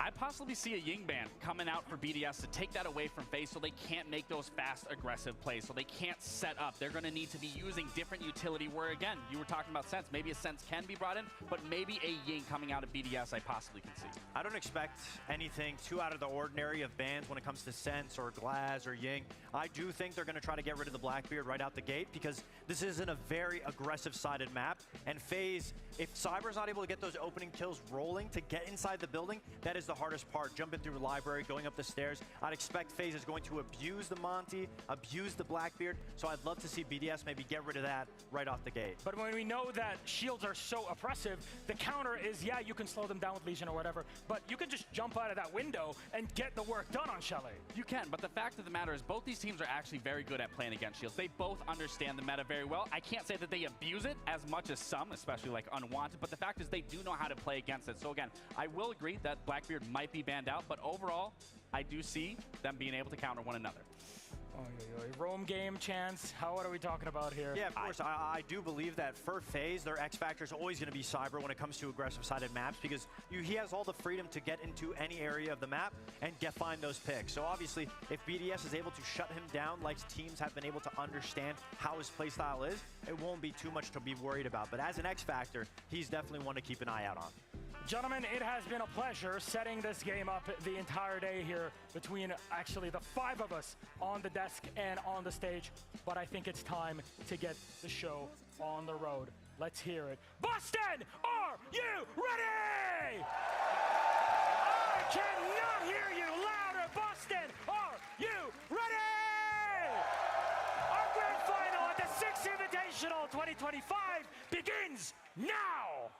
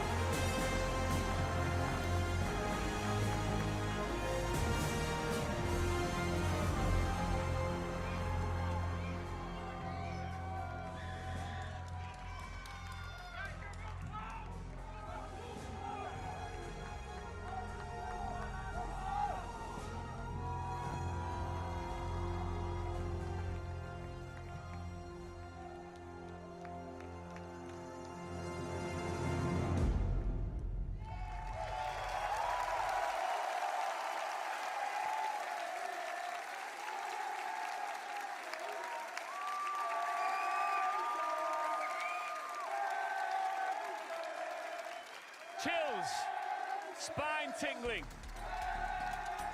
Boston, make some noise for this orchestral performance.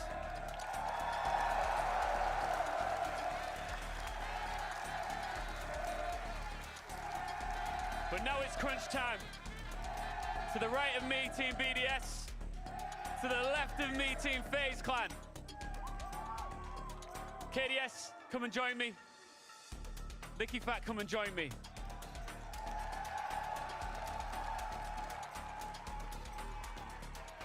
Now you have both felt the pain of losing map 5 of a grand final in the last 12 months.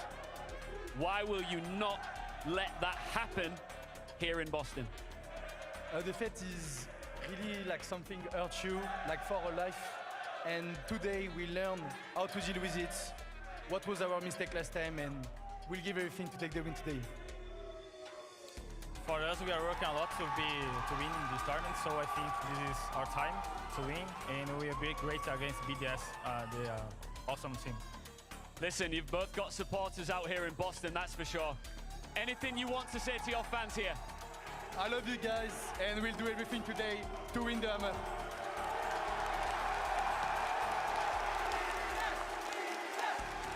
KDS, what would you like to say to your fans? Obrigado por todo mundo que tá torcendo pra FaZe aí, e pra quem tá no Brasil aí, obrigadão, a gente vai ganhar desses caras aí. Please shake hands and go and take your seats. Boston, for us, this hammer is a beautiful piece of silverware that we get to admire as fans. For the players behind us, this is everything. They eat, sleep, breathe the possibility of becoming world champions. And one of them will do it for the very first time ever when this grand final is over. So not for anybody but the players behind me. I got one request, Boston. Make some noise!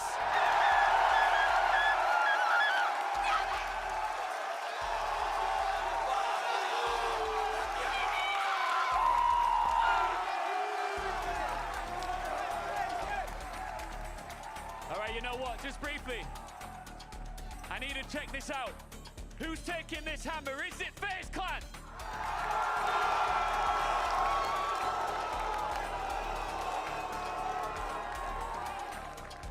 Or when it's all said and done, will it be Team BDS?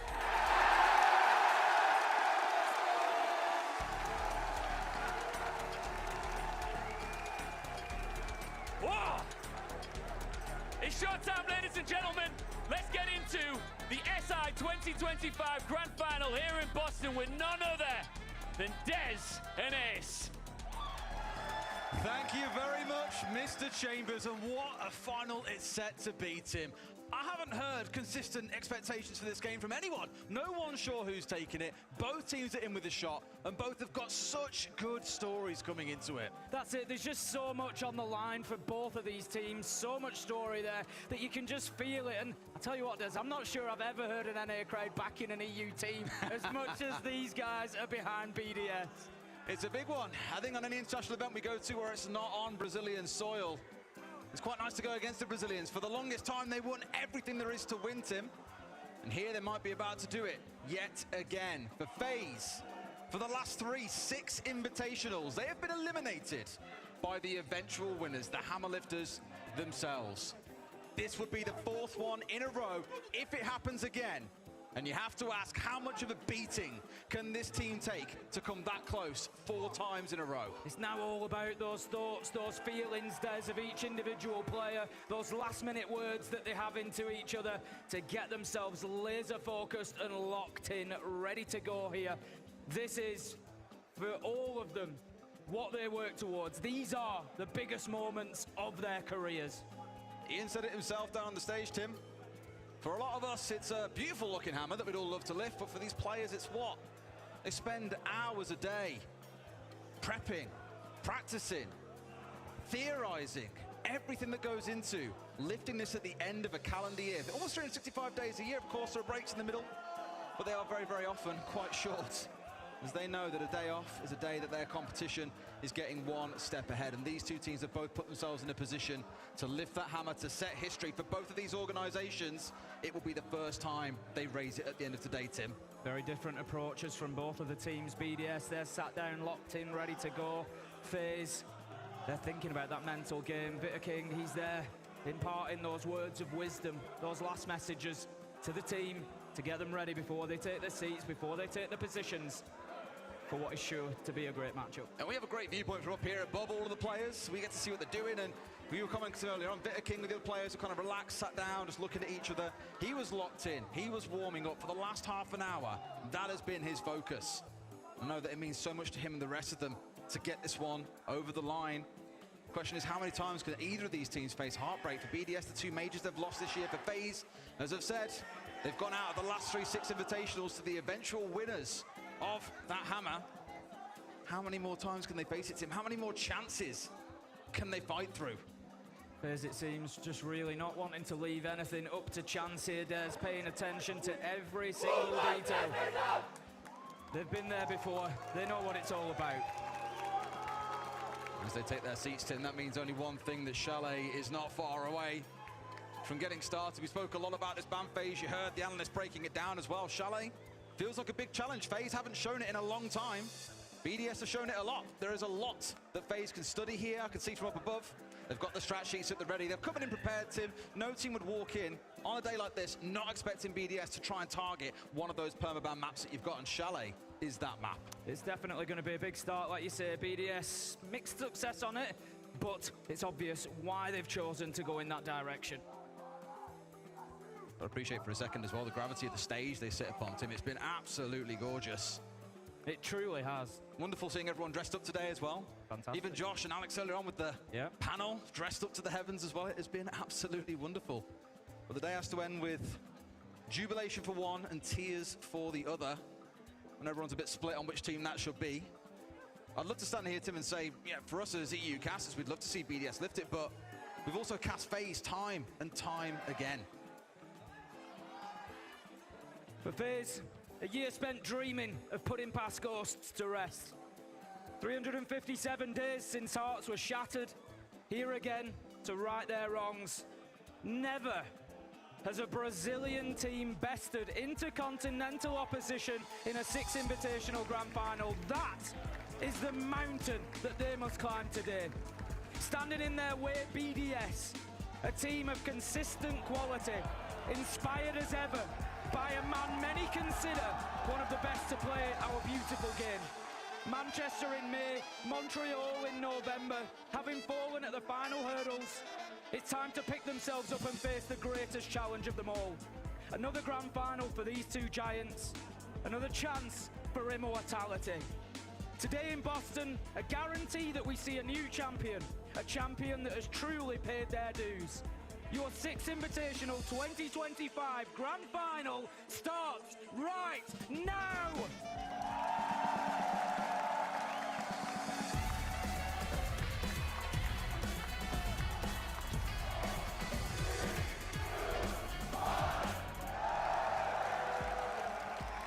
Chalet is where our first battleground commences.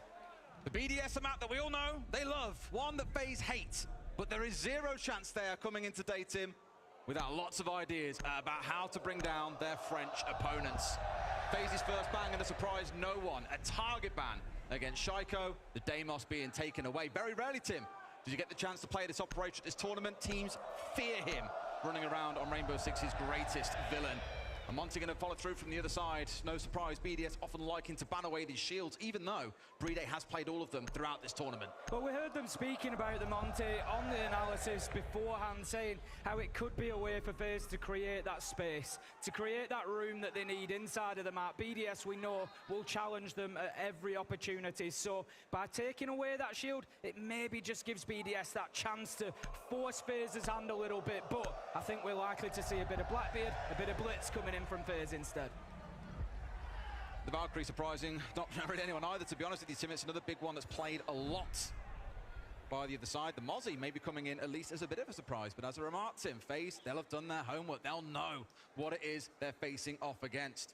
And what I find is a really interesting clash between these two teams is that FaZe, they're quite a slow team, quite a passive team over on the attacking side. On the defense, they're one of the first teams that you'll see falling away from a roam. And a map like Chalet, it demands roaming, it demands map control. That is where this war will be established. The BDS managed to catch out players on FaZe before they could slip back towards site, safely rejoining their comrades to stage a defense of the site itself. Or FaZe managed to shut down the French team before they get in. Round one is now underway. Starting things out down in that basement of Chalet. Tim, their run for the hammer begins right now. We are at the beginning of the most important game of the last competitive year of Siege, and what could turn out and will turn out to be one of the most competitive and most important games that these two teams will ever play in. One of them will walk away a champion, one of them will walk away heartbroken again. We've heard a lot of talk about Handy and how currently he stands as arguably the MVP of the tournament. Plus 50 KD, best out of anyone, highest rated in this final. Certainly can't turn away from him, but Cyber for me, Tim, he is that X factor for this roster. Running around with the boss G. Feels like it's been a bit of a troll throughout the tournament, the points. Team's doing it when they know they're quite far ahead. We saw G2 quite enjoying it against Team Joel and coming to potentially start ruining their decision as they dropped a few rounds away. The Cyber is that X Factor has said, when he starts popping off, there is very little that any team can do to stop him. But you're against BDS. Don't think you're going to quite find the same freedom that he's experienced throughout the rest of the tournament. Cyber, of course, one of two players to go over 1,000 kills in 6 Invitational history days. I believe he's at a point where he's actually surpassed 1,100 since he made that landmark 1,000th kill. Absolutely unreal performance. But that goes to show, to a degree, the extra siege that FaZe have played here at that tournament, and that's something we need to keep in mind. Coming into this, they've played 319 rounds to BDS's 201. We can make arguments for that having an impact in both ways. Maybe FaZe come in hot, maybe they come in a little fatigued. They've shown a lot more for BDS to study. We'll see how it plays out. But right now, 1 minute 30. And FaZe, they're going to have to hold on here because BDS are already starting to pressure sides. Big focus on the trench side of things here too. Nothing on the main breach itself, so this means FaZe can move a lot of their players over. We have got players starting to stiff around above. It's Solotov to get the first kill of this grand final, though. Down goes KDS. And here's only the Azami being taken offline, but that means no more Keebers being popped around here. Here's Cyber still trying to sniff at BDS. They've taken that as an invitation, Tim. Step inside the site. Yes, Bitter King's there with the trade, but BDS are into a 4 versus 2. That plant is going down, and there is nothing these two players can do to stop it, except maybe Tim make use of a hatch. But Amir will be a bit too late. It's a great shot to use it, but the diffuser is down, and it's a 1v3, but he will not be able to win. Bredo with the close, and BDS clinical in round 1. You start seeing the problem there with the Bosch D being brought along by Cyber. If you end up in a position where you're in a 1vx, the Bosch G is not the weapon that you want, realistically. You've got 2 shots before you're having to reload. The SMG can be tough to control. You're asking an awful lot, and Cyber's just found that out. And what FaZe need to be careful of here, Des, we've spoken about the fact that Chalet is a permaban for them. They don't like playing here. We know that. So they have to keep in touch, because otherwise this one could get away from them quickly. And the last thing you want in the 6 Invitational Grand Final is to find yourself a map down. Might have no choice, Tim. Unsurprisingly, Tim, it's a very vocal, as you said, it's a very vocal crowd. I have never heard an NA crowd cheer so loudly for an EU team. I love it. It's great. Well, I guess when FaZe are the enemy that have taken down a few of your teams, you know, SSG falling by the wayside and wanted another, they become the enemy. At that point, the enemy of your enemy becomes your friend. Not too surprised to see the cheers starting to build up. Here we go for round 2, though. FaZe have really got to recompose themselves here, Tim. That didn't feel like a very successful round 1, as we saw. Down to a 4v2, then a 3 versus 1. It was decisive for BDS. Sure, FaZe got a couple of kills back in. We've got to see him change up the game plan. You'll be delighted here, Tim, that there is no Boss G on side, that we have seen individuals step away. What we often dub a very selfish operator. The Gadget not really serving the rest of the team. It's entirely for himself. As Army does something a little bit different here. Bring along those Keepers, the impacts of the rotation, and most importantly, a gun with more than 2 bullets in the barrel. BDS shaping up immediately to try and put some pressure onto Library. They've got that surrounded. Breeder, Shaiko are in position there to start trying to push on in and make it tough. for FaZe to keep hold of that side. But interestingly, Liquefact, he's on your opposite side and trying to deal with Master Bedroom. Along with users, just trying to apply a little bit of pressure out there. They recognise that Handy is out there on the defence, and that's going to be an area that they could do with control, and Solotov is also on that side of the map as well. First impression start building. They've also got rid of the only air jab that managed to go through on the back of the doorway, so no real threat to FaZe here. Trico, a bit of a misplaced gadget early on, and a sting BDS. Now you aren't going to see the full effect of that operator raining into the round, but I wouldn't get too worried. They've still got two big operators in this round. The line out of Yuzus, whose gadget you hear ringing out, as well as the Capital. Bride fires, smokes in back pocket, lots of utility to offer, and KDS yet again has gone down early. It's just great patience from BDS. They are not in a rush for that first kill. They've got 8 drones, just taken down to 7, but 7 drones left at the minute-and-a-half mark is a lot, and they're using that intel. They're waiting for their opportunities. Liquefact goes in and takes down Souls. 5 versus 3 now, and already in round 2, BDS with a big advantage. Bride getting the diffuser down. Vitaking tries to fight back, but there's little that FaZe can do. Cyber's up far, being left in a 1v3 yet again. He is down to him and Vitaking, and this is one of the hardest sites to retake on, Tim. It's in full view of a double window going outside the map that you can rappel on, you can hide around the corner. All manner of things that you can do, and it's going to make it super tough for them to pull this off. They'll do the best, but there's a DMR waiting on the window as Trico steps across and find one more. BDS, it looks to me at least, guaranteed to be up 2-0 here. Uses on that rappel mentioned, gets a kill, and BDS across these first 2 rounds are making it look easy. You and I spoke coming into this one, Des. We spoke about it last night, of course. We spoke about it before the game. We looked at Chalet, and we thought it could be a tough one for FaZe. Tá, é o seguinte, como é que eles estão jogando? Eles estão jogando de uma forma, tipo, mais lentinha e posturado, tipo, o sólido padrãozinho grosso, saca? Então vamos fazer, tipo, na garagem, vamos fazer aquelas pezinhas de recurso, onde o Adem segura a trincheira ali no vermelho. Tá.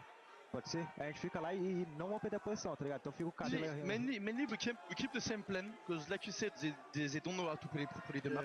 So we just keep things simple, we do a more move. The only thing they can change, like you said, is spawn picks, because they didn't spawn pick, they just fake spawn pick. So this round, let's fuck them on the spawn pick. Listen, we need to check the setups. That's the most important one to see, because we get 2 rounds direct. If they do like a setup for direct, they can just go for full clear. That's what makes us different on Chalet. We can do every type of attack. Be careful about the Renate as well. Yeah, let's go, guys. Of course, love seeing all the players so involved in the conversation about what needs to change. On their side, it's more carry on as it is. What are we going to see from them in the next round? Are we going to see legit spawn peaks coming out? I do want to touch on one thing in the last round that I saw that was brilliant. This play here, Flash comes through. Either he stands in the room and is full white screened and is basically dead to rights, or he backs away and may well do so when he's full flash into the waiting arms of the player on the lobby stairs. I spoke a lot throughout this tournament about these cute little like 2v1 plays or the set piece plays that teams conjure up to punish players that are in difficult situations. BDS have shown in that last round, round 1, they have been switched on, they're playing as a team, and they're punishing FaZe when they're not in comfortable positions to deal with that amount of pressure. Beautiful stuff. For me, I think Liquefact's got it exactly right there.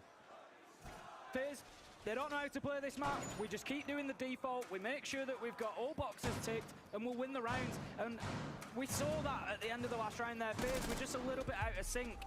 When that diffuser's down, they've got the right idea. The keeper barricades, we can block off the window, we can start doing something, but the timing was just off.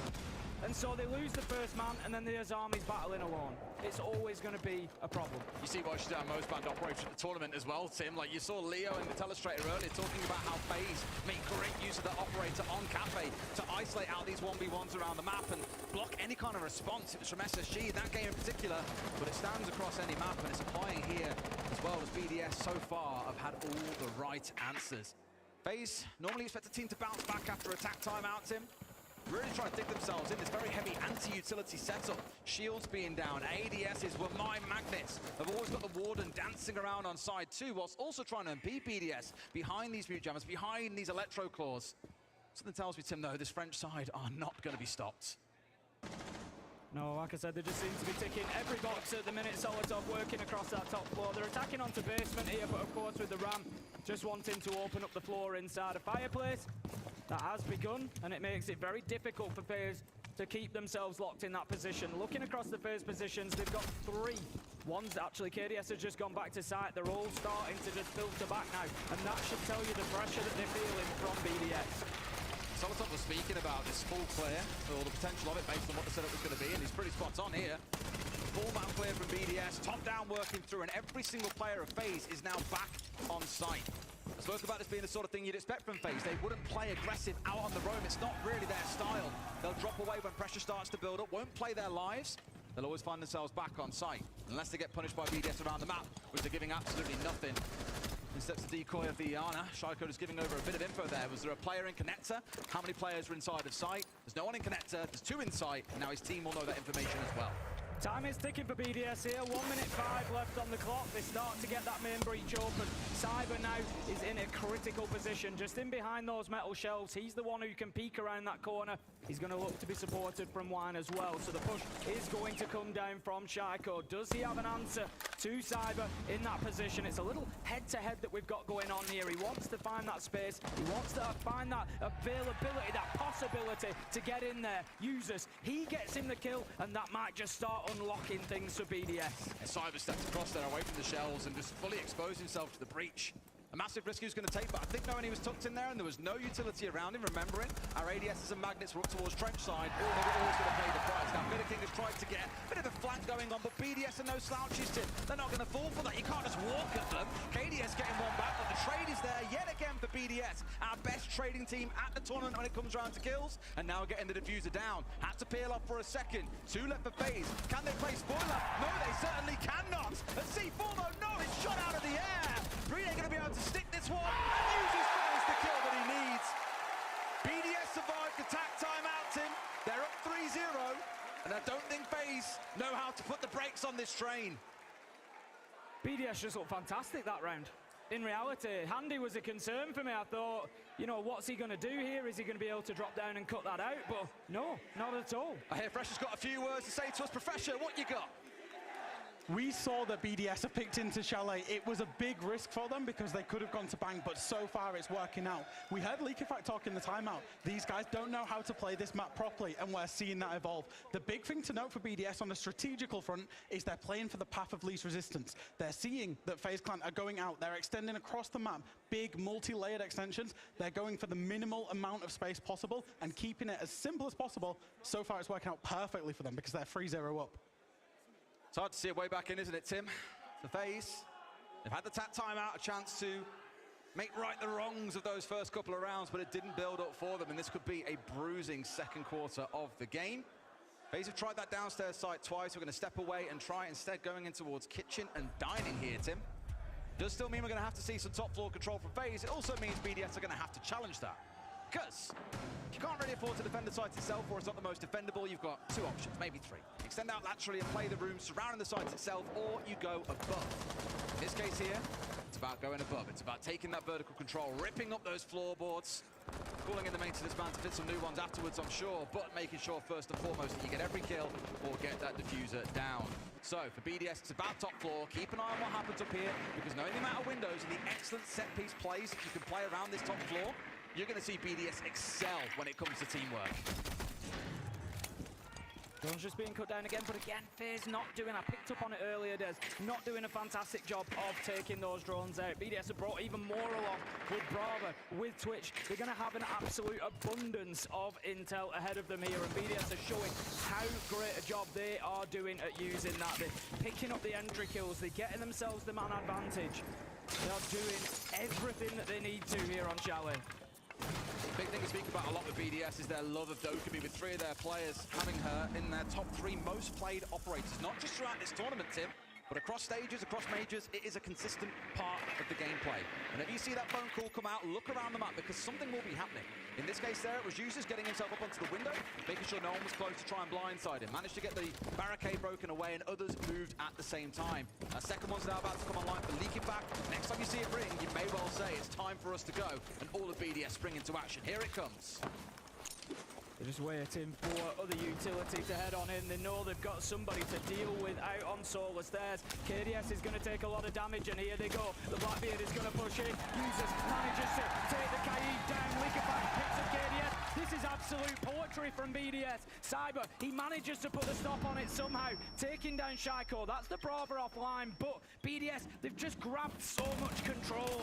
They put a lot of pressure upstairs, forced players downstairs, and then executed onto them and isolated players who were up towards that top side. Yeah, that Solar Stairs player was dead to rights. He had nowhere else to go. It's again a beautiful bit of team play where the Blackbeard comes in from one side, two players come in West Main, they punish a player who's split down the middle, and there is nothing they can do to stop this. Yuzu's plant now going down. BDS once again back on top. Tim, they've got the highest plant percentage at the tournament, and across these last few rounds, well, it's gone down 3 times so far. Which is even above their plant percentage, 31% coming in, so you'd expect, you know, maybe 2 out of 6 rounds, but no, they are just going for it every single time. FaZe just cannot stop them right now. The angles are being held. Users picks up Cyber, Brede finds one as well, and BDS, Dez, they are absolutely flying. Well, if there's any future debate, Tim, about picking your best map or your opponent's permaban, I think it's pretty fair to say you should probably go and pick away the permaban. As it stands, FaZe, it just feels like they're there like punching dummies, Tim. On BDS are in the gym now, just getting to flex the muscles a little bit, beat down on some poor punching bag that can't fight back. And I imagine for FaZe there's an element of saying, look, we don't expect to win this first map. We expect it will go away to the other side, then the real series begins in their eyes. But for BDS, Tim, it's still a one-map advantage they'll have. It's all well, that's exactly it. It's all well and good thinking that. And yeah, you know, that's part of the advantage of coming in through the upper bracket, that you get that first map choice.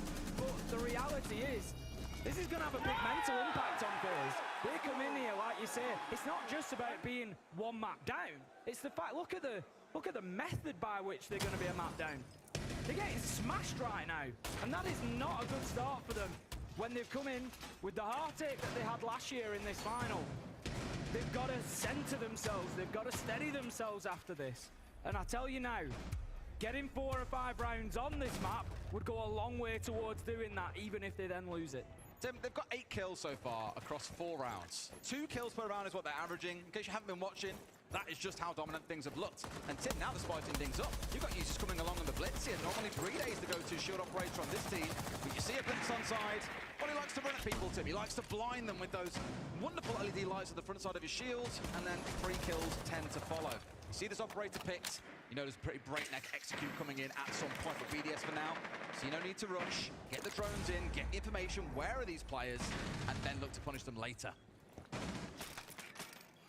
Again, it's just what BDS have done fantastically well is this. They've just waited patiently for the opportunities to be presented to them because they know that their chances will come. Last time around, it was about 1 minute 30 before they started pushing into the map on attacking this side. And they did it fantastically well. Users is going in on the Blackbeard. He's just going to rush on into site and start trying to pester, trying to pressure, and just use that blitz utility to just create space. Problem is, Tim, they haven't got the vertical here. This could sting them if they're not careful, but they've been forced back because of the pressure coming in from the rappel. BDS, again, have got everything thought about.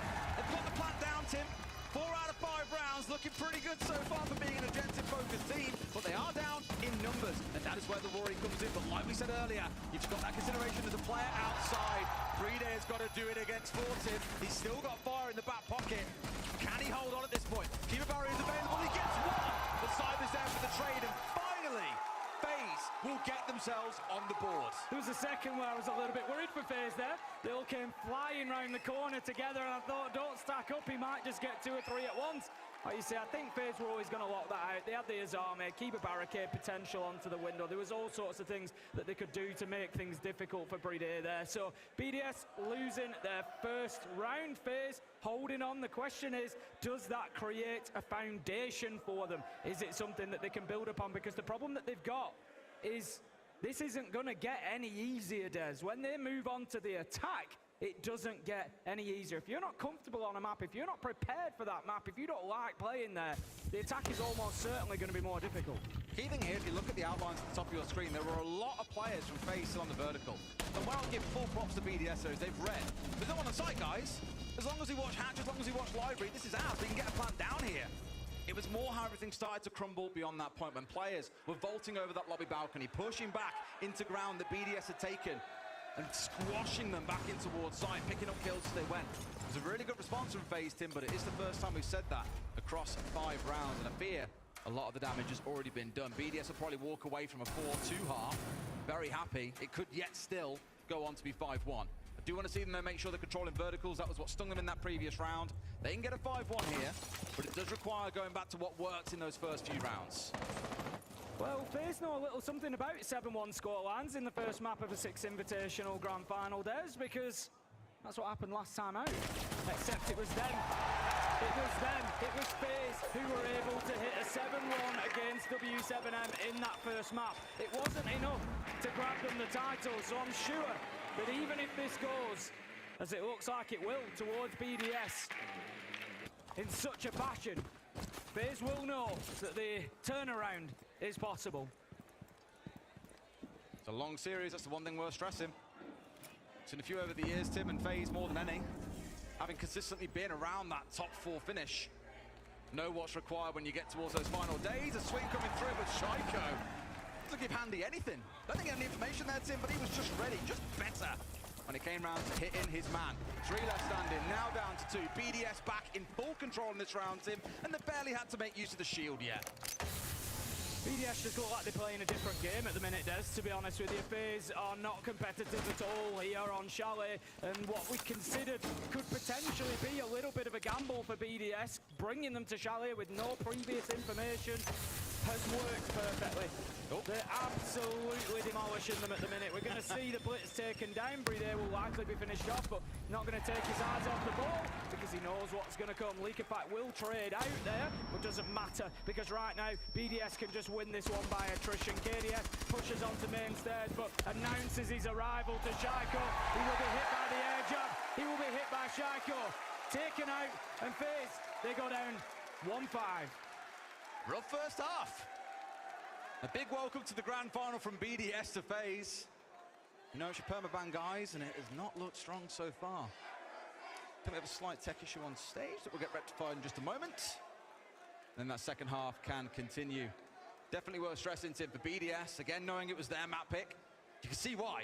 They look incredibly comfortable.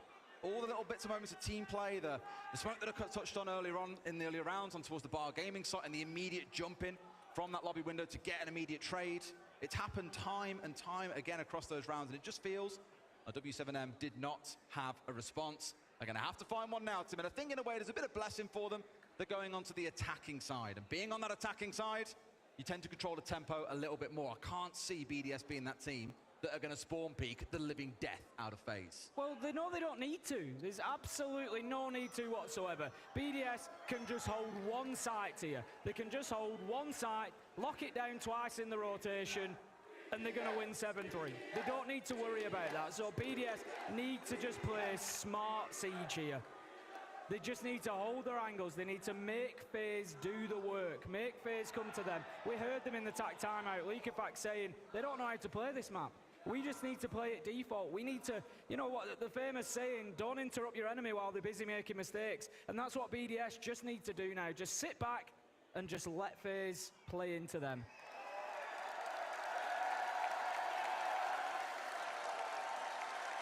Cole realizing he's got his time up on the screen. It's been a great run for a few N18s, it's worth stressing. I'm sure a lot of people here would have absolutely loved to see Unwanted in the final. I think, you know, they definitely deserve their shout. They definitely deserve their spot in the top 4. Absolutely phenomenal performance from Hot and Cold Dream and the rest of the boys. It was a real run to watch.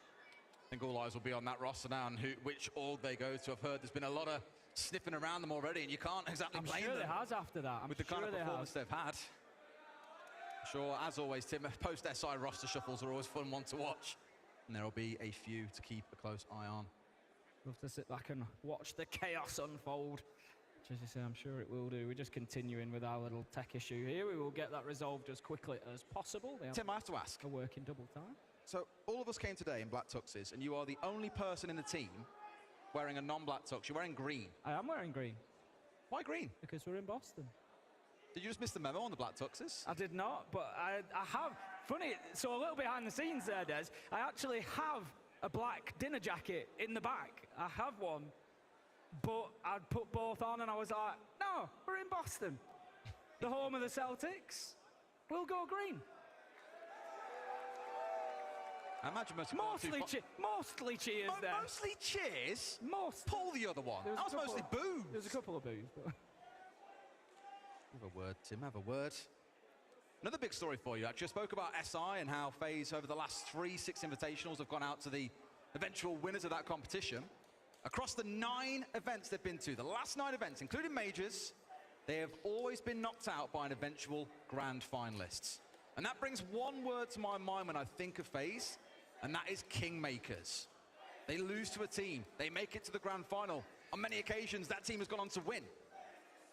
So fair to say, when is their turn, Tim, to take the throne? Is it today? Is it? Never.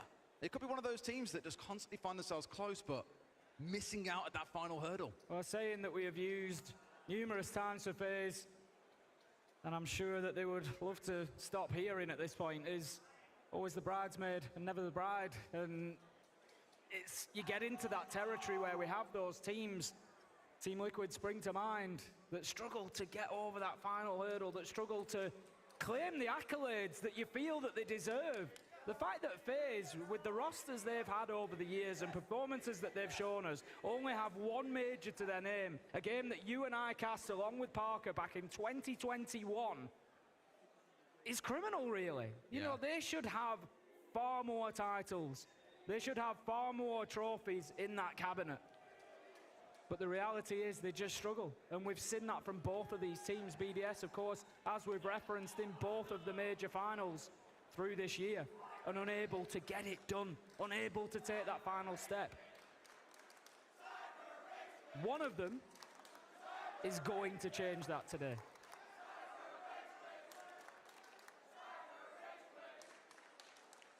Cyber Rage Quit is the champ. I'll tell you what, guys, I'll give it to you. That's a far more creative chant than most other things we've heard on North American soil historically.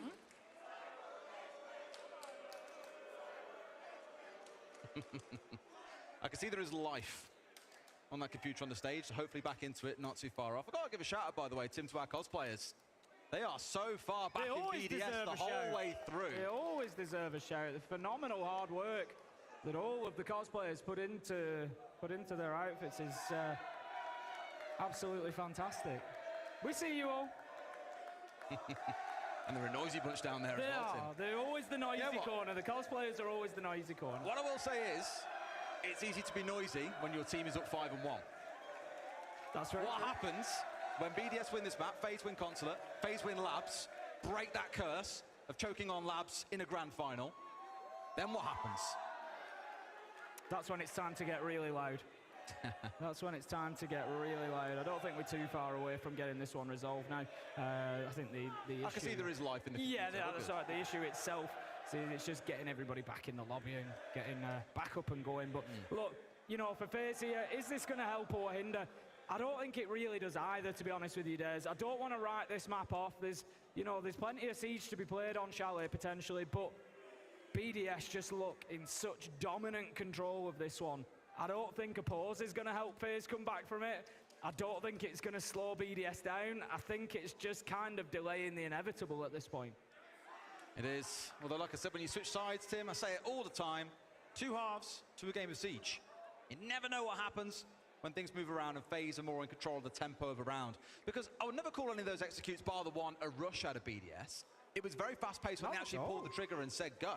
But a lot of it was a lot of planning, and then, 3 or 4 players flooding towards 1 or 2 rooms. You've got a 4v1 or a 4v2 stacking up. Suddenly it's a 5 versus 3, and there is very little that FaZe can do on the other side. So I just feel like they've been outpaced by BDS for the most part. That will change in the second half. They have more room to play with. How BDS then choose to disrupt that? That's what you're about to find out. Fist bumps all around, which means the game is ready to get back underway, Tim, which is good news. Chalet back underway. If you are just joining us, we're going into round 7, where BDS are on the attack. Let's get back into things then. Final attacking round for BDS. 4-1, they currently lead. And they're going to be looking to close this out from here for this half.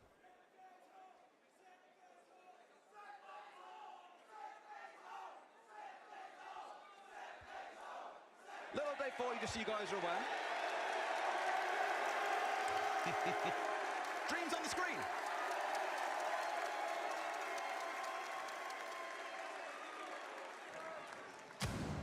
It must be both exciting and terrifying to be a dream. And you could be chilling, having a bit of downtime, then a camera comes on, and the whole of Boston erupts. What we have done here, just to kind of update you guys, by the way, is we're going to replay round 6. There was a disconnect in the middle of that round, which meant FaZe were down a player. Admins have decided round 6 must be replayed, so BDS on the attack here again to close out the half. You will not be mistaken for thinking it was 5-1. It was.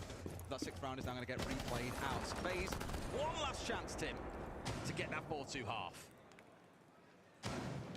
It could be a real lifeline for them, to be fair, Des. These things happen, and they just need to knuckle down here and try and get what they can out of it. BDS, of course, looking to just repeat that same situation. They're going to be pretty confident that they can do that, given everything that they've been able to accomplish so far here on Chalet. They're looking to get themselves straight into Library again. They just don't really give FaZe any breathing space inside of the map here. FaZe have got themselves set up. They've got a presence out in Piano. They've got somebody over towards sort of Fireplace side. They're trying to hold the entire map, but BDS just always seem to have a contact point close to them. Keep a close eye on those calls once again from Leaky Back. I'll always speak about the Doherty throughout this series because it is such a pivotal part of BDS's gameplay. When that call comes through, fair chance, either Cyber, maybe KDS who's roaming around on that first floor, is going to find themselves getting stung. We've had the EE1D come out from Shaiko, which again, when you see these global gadgets going off, BDS are going to start their move on forward. Cyber for now, I don't want to say being ignored, they're aware of his presence around bathroom, but not too fussed by him. First call comes out here. By the looks of it, there's a focus on towards Mez from a couple of players, starting their move forward from BDS, taking ground with it as best they can. He's going to be looking to push in here, Leakafak, take a little bit of ground, get himself up towards the wall at the bottom of West Main. Just again, it cuts off rotations for FaZe. It's just all about making it difficult for them to get back to site. These players now out in the map, of which there are 2. Vita King and Cyber, they've got to make a decision here. It's going to be tough for them to get back. They either kind of go back immediately, push down blue where there's a little bit of space, or alternatively, they play their life. Vita King, he takes the second decision. He's going to play his life down there, and he manages to find one. KDS picks up Leaker back as he tries to push in from that rear side. 4 versus 3 at FaZe. They're looking a little bit more comfortable in this round 6 defense. Holding on, but low HP. KDS being picked up at the back, and Breeday's got one more, but no. Kill comes back the other way, 2 across the FaZe, a 3 versus 1. They might be throwing a bit of a lifeline here by the looks of it, Tim. They could get those 2 rounds they were seeking before we had that tech pause come on through. Yuzu's, can he save it? It's a lot of work to do to him. In fact, it's going to require an ace in the round, and it's simply not going to happen.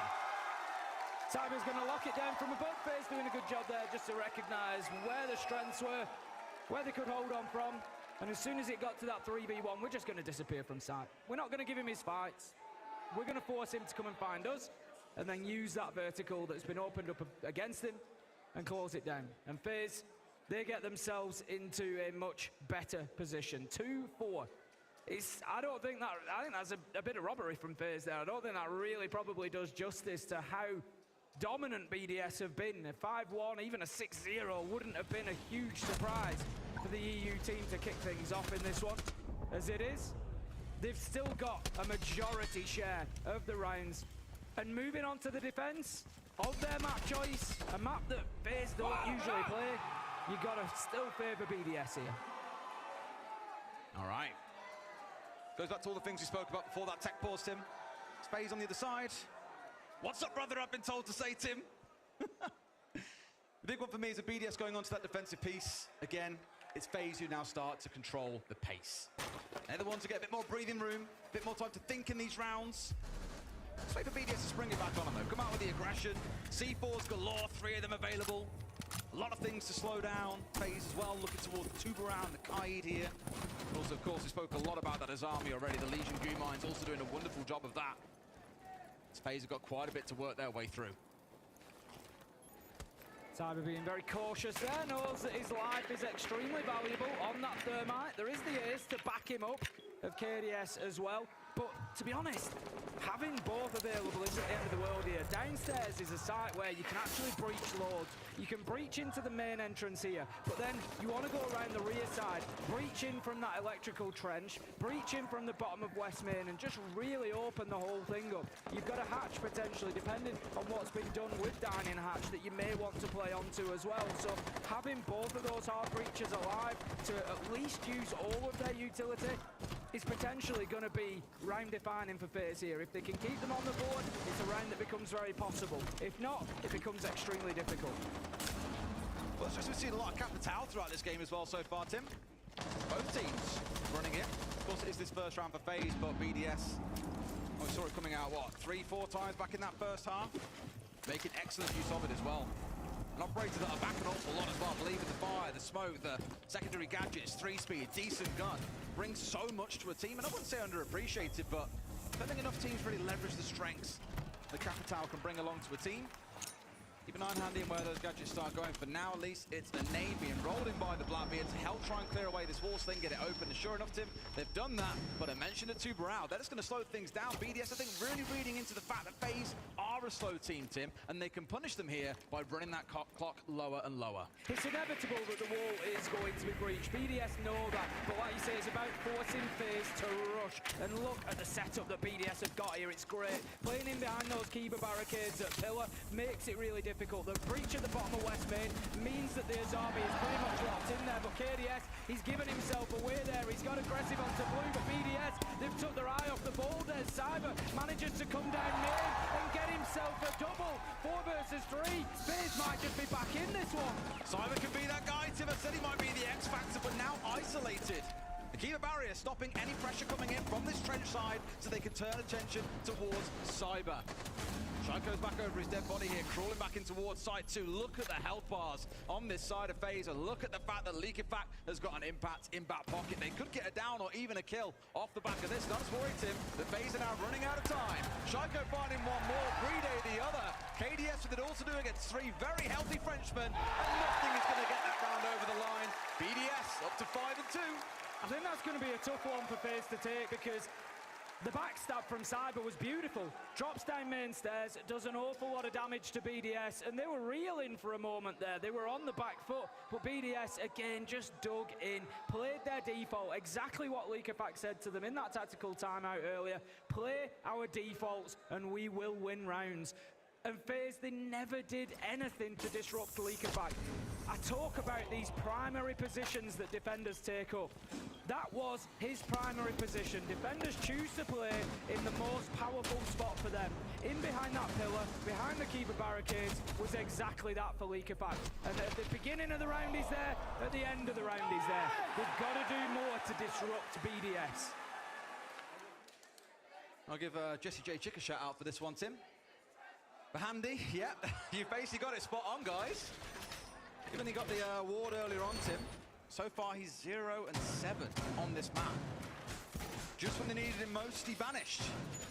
Needs to find his mojo once again, else he might yet face heartbreak the same way that he did in Sao Paulo last year. It was a touching moment. You know, Nade carrying him around the stage, parading him as a champion. This time with Fury out of the way, you'd surely be thinking FaZe and everyone else from Brazil backs them to get it done this time. Handy to finally lift the hammer. So far, it's not looking too good. Here we go, though. Round 8 underway. FaZe not changing away all that much. Double globals coming along with the Dokkaebi and the Lion. We saw this out of BDS quite a few times. Really helps exert pressure, and it's when those calls come out, or when the E1D scan comes through, that you'll see players on FaZe start to move forward. They use the intel that comes out of those gadgets to make things that little bit easier. Cyber's starting to warm up, though, to his 5 and 1 since we had our Tech Force a couple of rounds ago. Leaking back on the Fenrir, the first to fall. It's a great pickup for FaZe to kick things off, but the ones that they're really looking for here are Shyko, Usus, and Solotov. They're the ones playing in what we call that holy trinity. Mezzanine, Library, Top Blue, 3 of them working together, just trying to prevent anybody pushing in. They're all there to support each other, to keep that crucial verticality above the site. And right now, FaZe have not been able to disrupt them. This is the risk, because FaZe, I mentioned earlier on, are a slow team. Chalet Gaza map is a pretty quick map. You don't really feel you get starved for time all that often on here unless you really are struggling to get step one done as part of your execute or your setup. But FaZe have got to do a full map clear. They started up towards Solar side, have moved their way down. They've got Handy starting to poke his nose in as well from below. So there is a bit of pressure starting to build up. But as you mentioned, these BDS players that are sat around these key power positions on this top floor are so far unmoved and relatively unbothered. King on the Blackbeard's going to be the one trying to make his march on through towards jungle. He's the one going to start applying pressure and hopefully making plays off the back of this utility coming in. They've caught out Shoko here, Tim. Brede gets one back, but KDS will not be stopped. The second in the round. Yeah, they've broken down that top floor hold that I spoke about, and FaZe should now be able to increase the pace here. They know that the last one is locked inside, and they're able to go in and find that final kill. And FaZe are getting themselves at least something here on Chalet to hold on to, a little bit of hope for the Brazilians, Des. Starting to cook a little bit, Tim. Still 2 rounds behind. This one's a big round. You and I speak about round 9 an awful lot during our games. Because if BDS win this one, they're up 6-3. You've got the home straight is there for you. Win one more round, you can afford to do something a little bit crazy, a little bit cheesy, and catch the other side off guard and get things closed out. If FaZe win it, they're only 1 round behind. They're back in striking distance. This one is the big one. The mental and, of course, the scoreline at the top of your screen. It does feel, though, Tim, as we said, 2 halves to a game of Siege. FaZe looking much better on the attack. Just see the flood on into sight at the end there. Handy picking up the last. He did pick up on his current stats within the game, Des. That's going to do something for him, at least get things moving with a couple of kills. And like I say, maybe that's the catalyst that FaZe are going to need, not only to get themselves back into this half, but back into this match. 5-3 then, BDS, as they will continue on their rotation. A failure to hold on to gaming, we'll see them move across to dining and kitchen. Sure, keep them rotating through those sites and see what you can stack up. I think Kitchen and Dining was one of those sites we looked at. It had some crazy stats, right? The most defender-sided on the map, if not in the game. I forget what the strange one was we were looking at. I'll have to dig it up and have a look at it for our next map. When we get into a break, dig up some more numbers for you guys on how different maps play out throughout this series. That reminder that there are 5 maps for us to work through. You can see them all at the top right corner of your screen, who has picked what and where will be heading at what stage in this series. This first one being picked away by BDS, and FaZe not having a chance to ban it away. You can kind of see why. That was a painful move for BDS to have flicked on FaZe in that first half, but they are now starting to cook things back in once again. Seen quite a rise of Finker as well, Tim, it's worth stressing. BDS have played it quite a lot, Shiko on it quite a few times throughout the competition. FaZe following the same, but with Souls being the one playing it, even though he doesn't really play the hard support role directly anymore, he's not the one going in and getting the diffuser down. Still more playing towards the back line of his team, so I expect a more supportive Finker coming out in this round from him. See if FaZe can get themselves another entry. They were able to pick up Leak Effect to open things up in the last round, and then that man advantage really did pay dividends for them. This time it feels like they're just struggling a little bit more to find the space that they need, all still outside of the map mostly. It's going to be Souls looking to get aggressive here and start pushing forward to join Cyber. The pressure starting to mount here on BDS. Souls, Handy, they pick up one apiece. Solotov digs his heels in with a trade, but it's not going to be enough as FaZe continue to just wash over BDS right now. 4 versus 1 in a matter of heartbeats. BDS nearly all whacked out.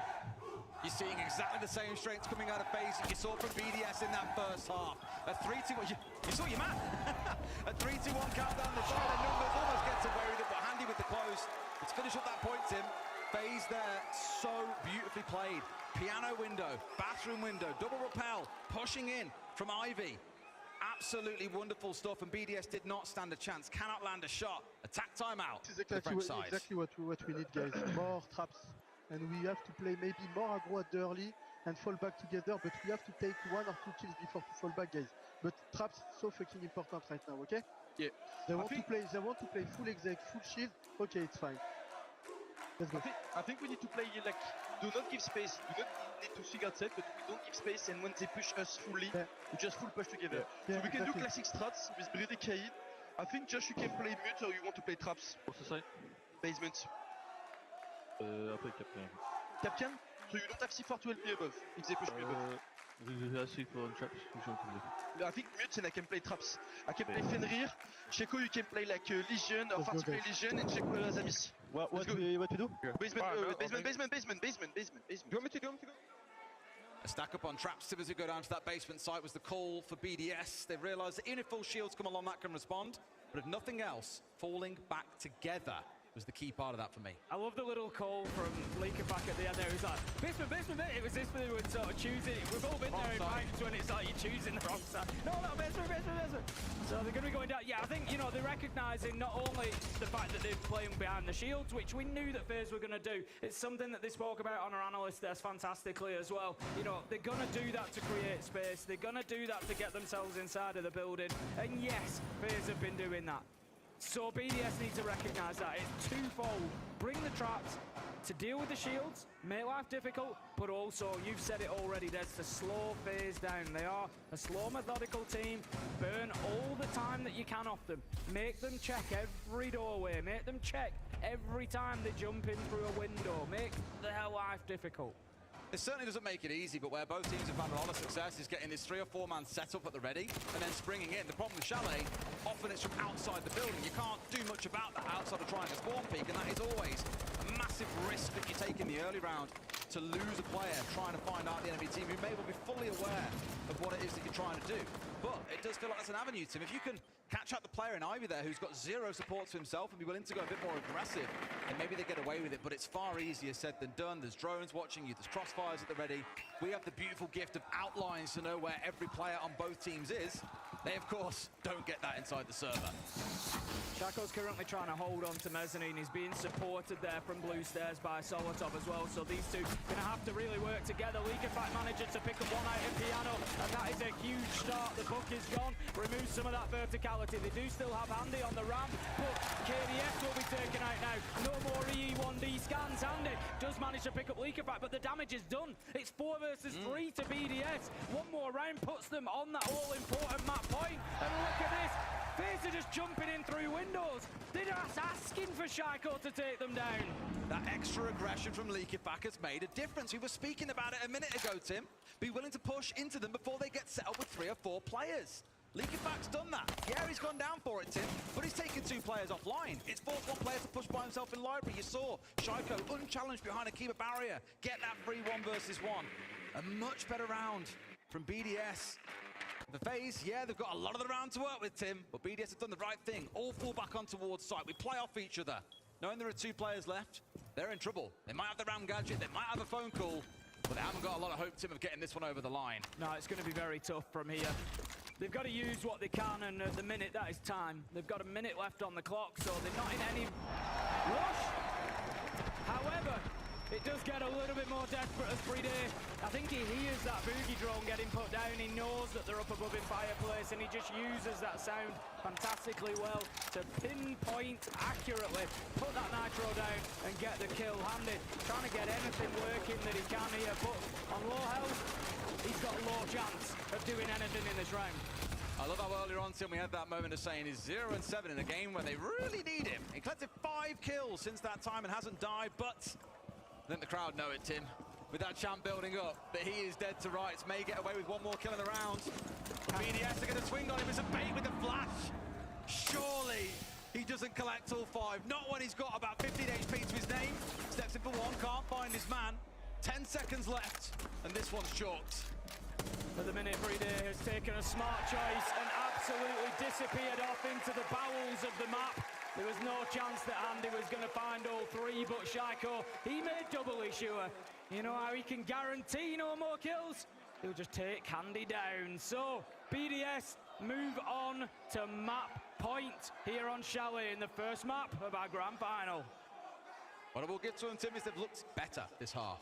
I was very worried in that first half. They were going to get rolled over by BDS time and time again, but naturally when things swap, this is also, of course, an attacker-sided map. It's an interesting choice. Well, I say attacker-sided. All maps in the tournament are defender-leaning by stats, but amongst the pool, Chalet is one of those that actually has seen more of a lean towards the attackers than some others.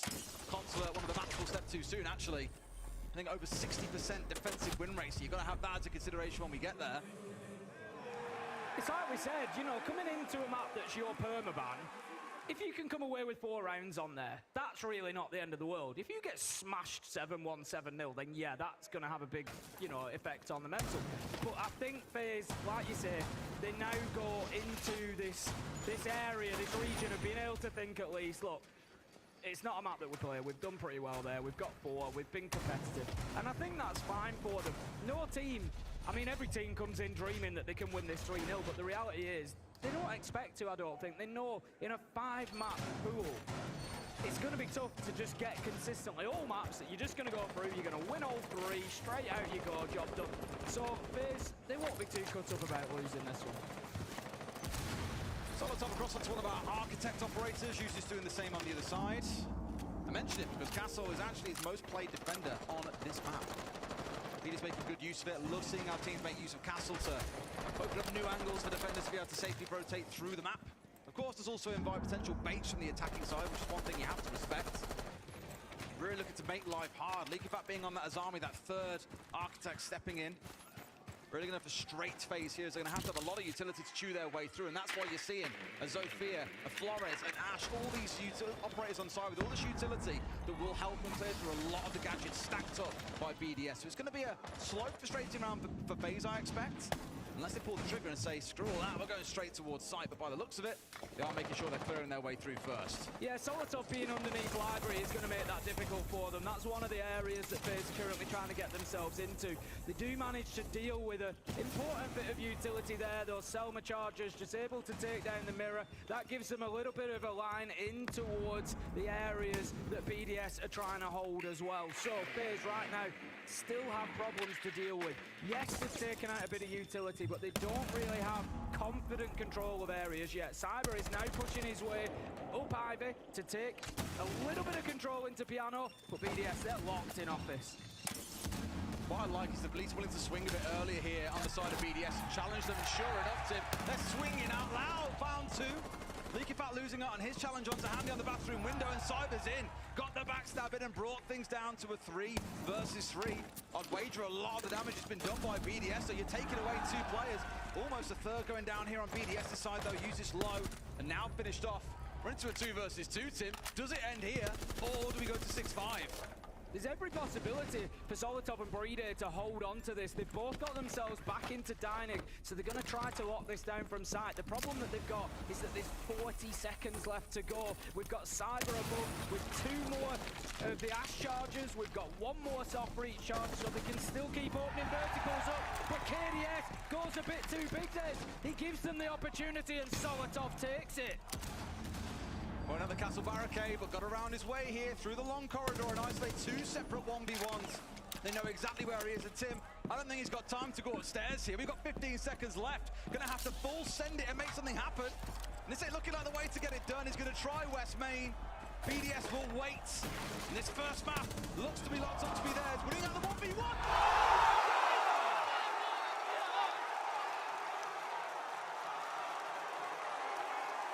Turns into a monster and sends it to 6-5. Just when it looked like BDS had Chalet wrapped up. I would back Brede and Solotov in that position every day of the week to lock that out. 2v1. There is no other way to put that than a big mistake for BDS. I don't know why you swing as the first player. There's no reason to swing him there. You want your KD, sure. You've left your teammate in a 1 versus 1. One of them should have just disappeared as soon as they know that he's coming from West Main. Here, look, this is what I don't get. Like, I don't understand the swing, because now you're leaving your teammate in a 1 versus 1. He's having to try and guarantee a trade by taking shots in the same direction, which gives the info to Cyber. They make that 1v2 so easy for him. However, he's the one hitting the shots, Tim. Cole Palmer on the stage. I don't quite know how I worked that into his name. Cyber Palmer doesn't quite have the same ring to it. Not quite. I don't know how BDS have given that round up. Chalet, the reality of it is, Des, it could be big because Chalet should be over. There's one thing we've got to stress here, Tim, that we almost forgot to mention. How could you and I forget this? There's this little thing on every map today. A little matter. Called Unlimited Overtime. This could yet prove to be a long series if we can't find teams decisively closing out their maps. And BDS like that may have just opened that door for FaZe to step inside out of the cold outdoors of Boston, get themselves nice and warmed up for what could be a very exciting 3 or more rounds in overtime. Users getting handy off, though, is a great start to it. That's the response that they needed, because BDS know that Chalet should be over. They should be in a break by now, getting ready for that second map, but they're not. Souls manages to take down Solotov in the basement. 4 versus 4 as FaZe keep fighting. I can't stress how much of a mental win this could be for FaZe if they can get themselves into overtime, given the situation. But he says no, straight out of the window. He knows Mr. King's on drones and takes him down. What was I saying about BDS earlier, Tim? I said they're not really a jump-out team. Shaco proves me completely wrong. Uses that drone as the guide that it's time for him to go aggressive. And you can be sure FaZe are not going to make that mistake again, but it could be the mistake that cost them Chalet. They battled it back and brought it right down to the wire. 100 seconds still to play for this 3-man unit to bring down the 4 on BDS's side. Just gonna see exactly. FaZe need to take their time here. There's absolutely no rush. They need to play off each other. 3 versus 4, so it's essential that they are getting kills without losing bodies here. They need to get themselves back into that man advantage. Here comes the drop down the hatch, and Cyber manages to take down Shaiko. That's what FaZe needed. You've now got a minute 10, and you're 3 versus 3. Diffuser is in hand. You can start really working from here. Cyber is flying. 10 and 4 since that rehost. Had a few kills prior to it too. Imagines it's about 15 kills at this point. Certainly not done yet. Final 60 seconds here. Yes, they've even the kill out. I often say that clock becomes the 6th man. In this case, the 4th man for either of these squads, but more towards the defenders. FaZe the ones who are going to have to move with some pace here. Almost sees the head, but no, can't quite control the recoil on that F2. Misses out on what could have been a freebie and takes a lot of damage for his troubles. BDS is just working his way around now, looking for the kill, but it's going to be Cyber to pick up users. 3 versus 2. Cyber wants his moment today. You can just feel it in the air. He's standing tall and having absolutely none of it from BDS, looking to push us to those few extra rounds. Or what could be a lot of extra rounds. They really want a half-wall plan, but I was going to say they need to kill Leaky back, and now that's done. Souls can step in, but Brede is underneath him. He's got a C4 available. He knows where the plant's going down. Is he finding his man? Yes, he is. 5 seconds to play here, Tim. They've got to try again. They'll go for the same spot, and Brede is trying his round up. If he gets this right, the shot through the soft wall, it could be huge, but no! FaZe send us to overtime. What a turnaround from the Brazilian side we are witnessing here on Chalet, and this could be catastrophic for BDS, Des, when we look at the longevity of the team within the final. They've come in here with the map pick, having won through that upper bracket. They've taken Chalet, the permaban of FaZe. They've been in a commanding lead, absolutely dominating FaZe throughout this map, until now. If FaZe take Chalet away, BDS are in a real hole. I don't want to attribute all of this to mess-ups by BDS, Tim. But it feels that they've been 2 or 3 rounds this half. They should have been off Chalet. Where they could have been off Chalet.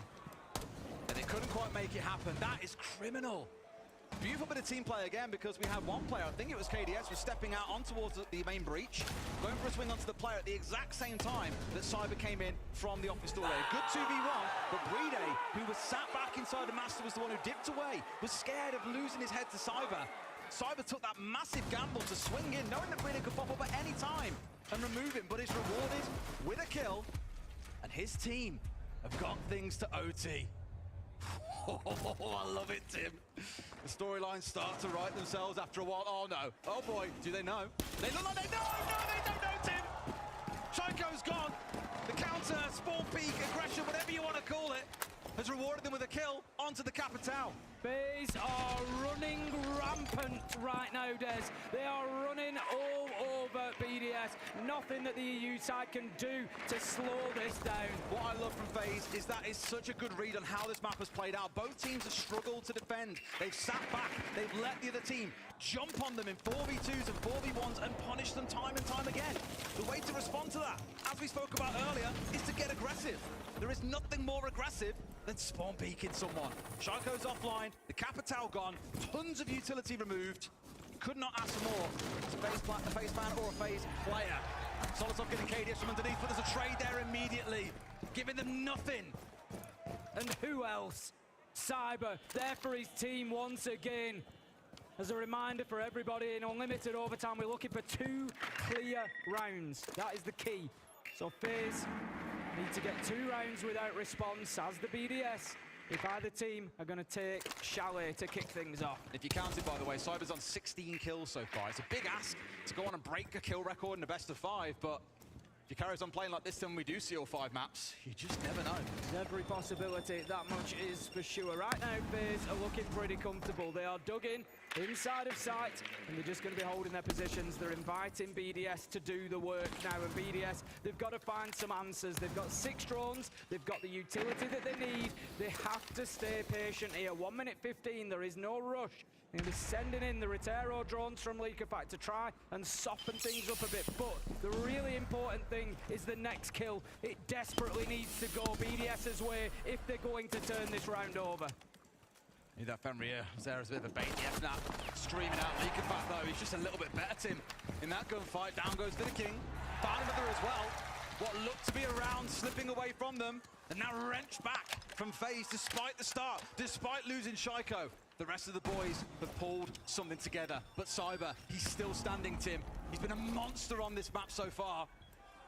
Gonna see his man here going aggressive. Oh, but looks, he went at the wrong time. Bride makes amends for last round.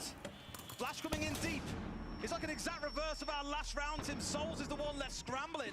Plant going down, and Leakerfact's got his number. BDS up to map points. BDS showing some great resolve there to get that round done. They were a man down. The clock was ticking. They were coming in towards that final minute, and then Leakerfact took a big swing. We've seen him do it so many times for BDS, where he just drags them back into a round, stepped across that piano window, and it was a beautiful shot, and he hit it to perfection. And then his teammates responded, and that's what's important here. They all responded, and they closed out that round in solid fashion. And right now, FaZe, they find themselves on the ropes once again. I just love the irony of seeing that round play out exactly how the prior one did that saw us go to OT. A single player sat inside a master against 3 players planting on half wall. Beautiful stuff. BDS gets to kind of take a bit of revenge there for the previous, but now they're on the defense, Tim. And we know how defense has gone so far. It has not been pretty. FaZe here, looking to take a big bite out of BDS and send us on to round 15. BDS did win their defensive basement back in round 7. They were able to get it done. Again, remember in the round, it wasn't a terrible round for FaZe. They were able to pressure BDS. If you remember, it was the one where Cyber dropped down main stairs, went in, got the double kill. And BDS did take their eye off the ball a little bit. The one thing that I commented for FaZe that could be the difference maker here is that they failed to disrupt what BDS wanted to do. Leakerfact was able to just sit behind Pillar for the whole round, able to play that primary position. FaZe, they have the Shield of Blackbeard on side, they've got the Capitao, they've got the Maverick, they've got everything they need to be able to disrupt BDS and prevent them playing those power positions. Now, we've seen a few Swiss cheese moments at this tournament so far, Tim, not always to the greatest effect. In fact, it was Bride. When he faced up against SSG, I believe it was, who managed to get a swing round on Labs despite Fultz being sat on the main breach down in basement of Labs. Spray down Benja before he could get away with the diffuser going down. Similar attempts here, of course. FaZe, I can't imagine in a grand final want to let that one go away from them. KDS already being threatened from above, but 2 players below knew what was going on. And that's the entry they need. Leakerfact off the board. 5v4 for FaZe on the attacking side. And they're really going to start bearing down on BDS. Yeah, the loss of the Fenrir will mean that any FNATs that are activated will be locked in. They're not going to be changed now.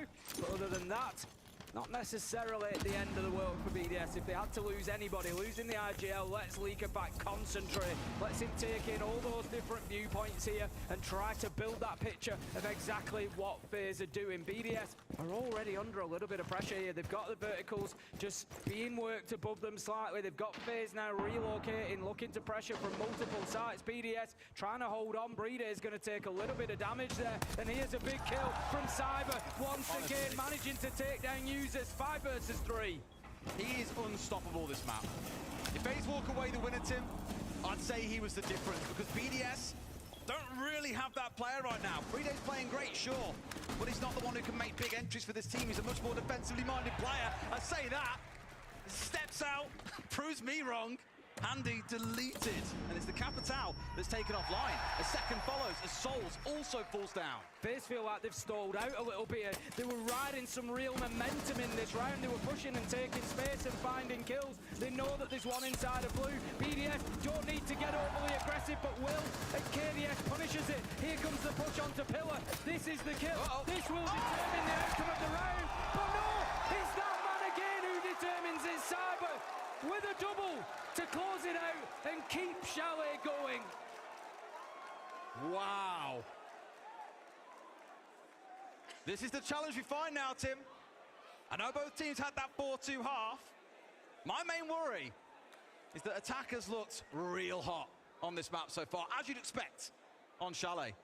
And FaZe, for all we spoke about, there was a massive talk before the game. Yesterday on social media, I was going off about it as well. What would be that first map? Would we see BDS back their own pool and say, right, we're going to bank. We know we can beat you there. We've already done it once over the last 6 months. Why can't we do it again? Or would they pick away that permaban? The worry being, you back to pick away a team's permaban, you have no idea what they play because they always ban it. And that's absolutely the reason why they're losing this map, but FaZe are showing. Not exactly slouched on this map, Tim.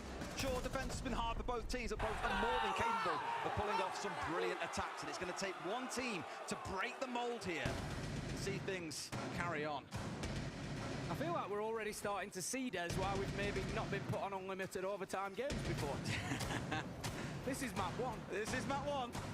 I know Medic somewhere is sat there just sighing, because whenever it's he's working in one of the rotation of our 3 observers for this grand final.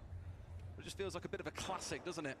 But it has to follow us around like a bad smell at points, but it does lead to a very riveting final. Let's see how things go in round 15. BDS you would expect to win this one on the attack, but nothing is guaranteed. It's going to be all about that top floor for FaZe here. They need to hold on to master bedroom and office. The site itself is dining and kitchen, but it's about not allowing that vertical advantage to go over to BDS. The drone just spotting out KDS on the Azami there.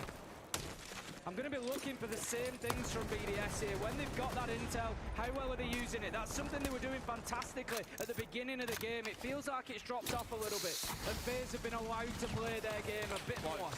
That clear barrier, clutch. What I was going to say is what I want to see from FaZe this round is what they did last time they were on the defense. Get aggressive earlier in the round. Take a player away from BDS. Both teams have got to show that on the defense, I think, Tim. They've got to be willing to get aggressive. And here they've got that kill, Leaky back offline. They wrap this one up, Tim. They go on the attack inside. The pressure's all on BDS. That back and forth match of tennis is all we're going to see until someone could break open that curse. Yeah, the B's going in there just to try and dislodge KDS, but he will not be moved here, and he's just insistent on staying in that position, and that's why. Because he manages to pick up Shaiko. Solotov did find Cyber along the way, taking down that talisman. It might be enough for BDS here, 3 versus 3. For now, Tim, don't forget, there's still half a round to play. Diffuser is down outside trophy window because they don't want to see it drop to this place. They can't recover it. Looking for the verticals potentially as well, knowing this player above. Feel like dropping away that diffuser is a bit of a mistake here because they could maybe get inside the site. As long as they've got users on the windows, they can stop that happening. One of the problems for BDS at the minute is there's 2 players still outside of the map. You've got Solotov just trying to get something going inside of there on his own, but otherwise it's a bit of a rotate, a relocation here from BDS. We see Breeder back onto the windows. It just seems like they're questioning their positions a little bit. They have. They've moved the Blackbeard away from the window to now be the one to execute because he's a shield. Why wouldn't you? And it's going well for them so far. Solotov finding the one. Shots coming back from below. And FaZe have got to do all they can to deny from above here. But I don't know how easy it's going to be when you've got a shield looking in for a plant. Users just tickling the diffuser there, just giving that hint, giving that audio cue that maybe he's going to go for it. Oh, but how have they allowed KDS onto the flank here? He takes down the Blackbeard. Can he find another? Unbelievable stuff from the Brazilian. It's all up to FaZe now to just hold on to this round as Users is taken down. Breeder's been here before. He got it! This time, he's not going to blow it. He carries on. And I don't think they realise there is still more to play. This map's not over yet, boys. Lock in. FaZe, they thought it was done. They thought they'd lost. Their headsets were off. They were ready to walk away. They're like, God, it's been a whole year? Whoa, we almost forgot. And now they know, Tim, that the advantage sits with BDS. They're up 8-7, but I'll come back to what I've said a few times, Tim. BDS are on the defense. I want to see them go aggressive here. Take the gamble. That is horrific. Oh my God. Wow. Got to see him go aggressive on the defense. Be willing to get up in FaZe's face. Spawn peek him if you've got to. They've done it to you. Exact it back on the other side. Otherwise, they'll have FaZe battle back in on this attack. We're back to square one. I feel like there's a point where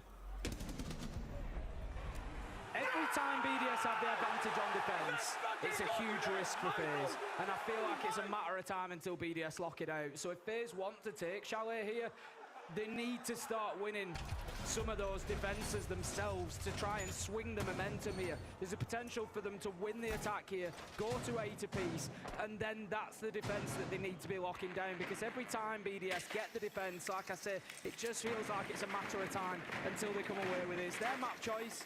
They were ready to play here, and I'd always put the advantage with the defender in that situation. Boston, are we back in Cyber and the rest of FaZe to win this round to bring it up to 8-8? Or are we back in BDS to get it over the line?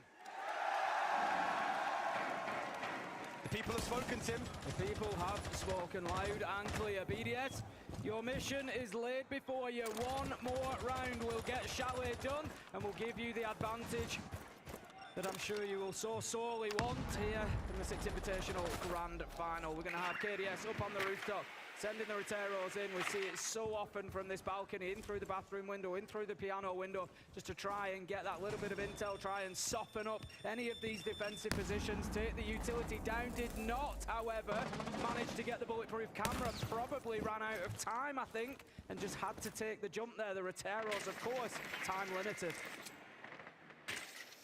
10 start, I was going to say no one's gone down yet. I said earlier, Tim, I want to see aggression, I want to see Friday or the rest of BDS getting the entry. They've done just that.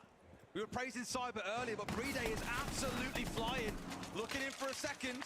Solotov's somewhat exposed here. This ain't the site, let's not forget. FaZe will crush him, so he's going to have to make something happen soon here before it becomes more than one player trying to challenge him. Yeah, he's going to have to kill his way out of here realistically. He knows where the challenge is coming from, but given that he's down to 1:10, it's not the end of the world here. He's wasted almost 2 minutes. If you look at the first 2/3 of this game, the round went with the entry kill almost every time. It's only been lately that they've been overturned, so BDS sit with a good advantage here. Solotov does get taken down eventually, but it's 2 minutes into the round, Ez. They don't know that he's down either. He's still wasting time out here. And look at this, a potential rat play inside of Solar at the same time. They're about to give a freebie away here. Tim uses his tucked in. They've got no idea. And by hook and by crook, BDS might get a couple of easy kills in the rounds. And here we go, sure enough. It's a freebie onto the ace. A second flies through. BDS are breaking the deadlock here. It's a 4 versus 2. It certainly looks like it's going in the EU team's favour as Bride manages to find another Nitro kill. KDS, who can find it for a second, but no more. As BDS, after a little bit of a wait, they manage to lock down Chalet and go 1-0 up here in the 6 Invitational Grand Final. There'll be a lot of sweaty foreheads being patted with towels in a minute, Tim. That should not have gone as close as it did. It was a gamble by BDS that almost didn't pay off. But after 16 rounds, they got the job done. Friday and Cyber having an absolutely nuclear map. But from that, we'll go to a break. When we come back, our analysts will break it down.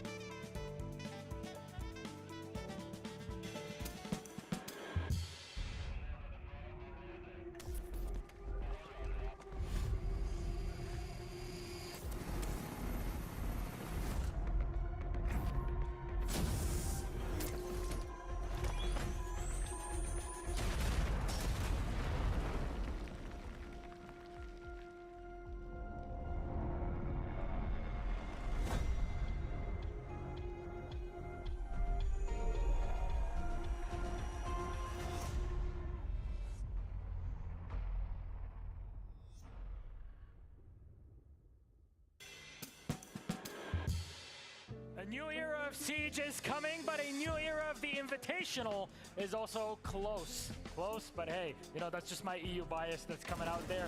BDS take map number 1 from FaZe. That was Chalet. Their pick, the advantage that they get going into this final from the upper bracket. But my God, was it a back and forth to the point where FaZe forgot that this can go to multiple rounds of overtime. Of course, I mean, thankfully FaZe was able to bring it back, especially once they went down 4-1.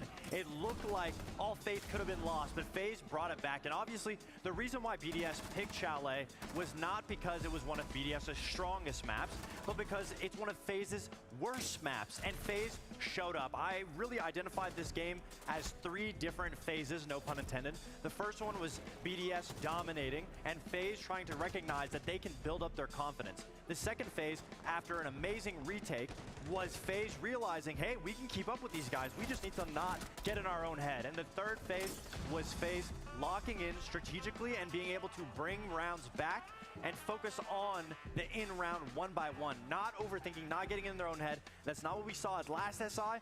I'm thrilled that we're seeing their mental game so elevated in this first game, first map.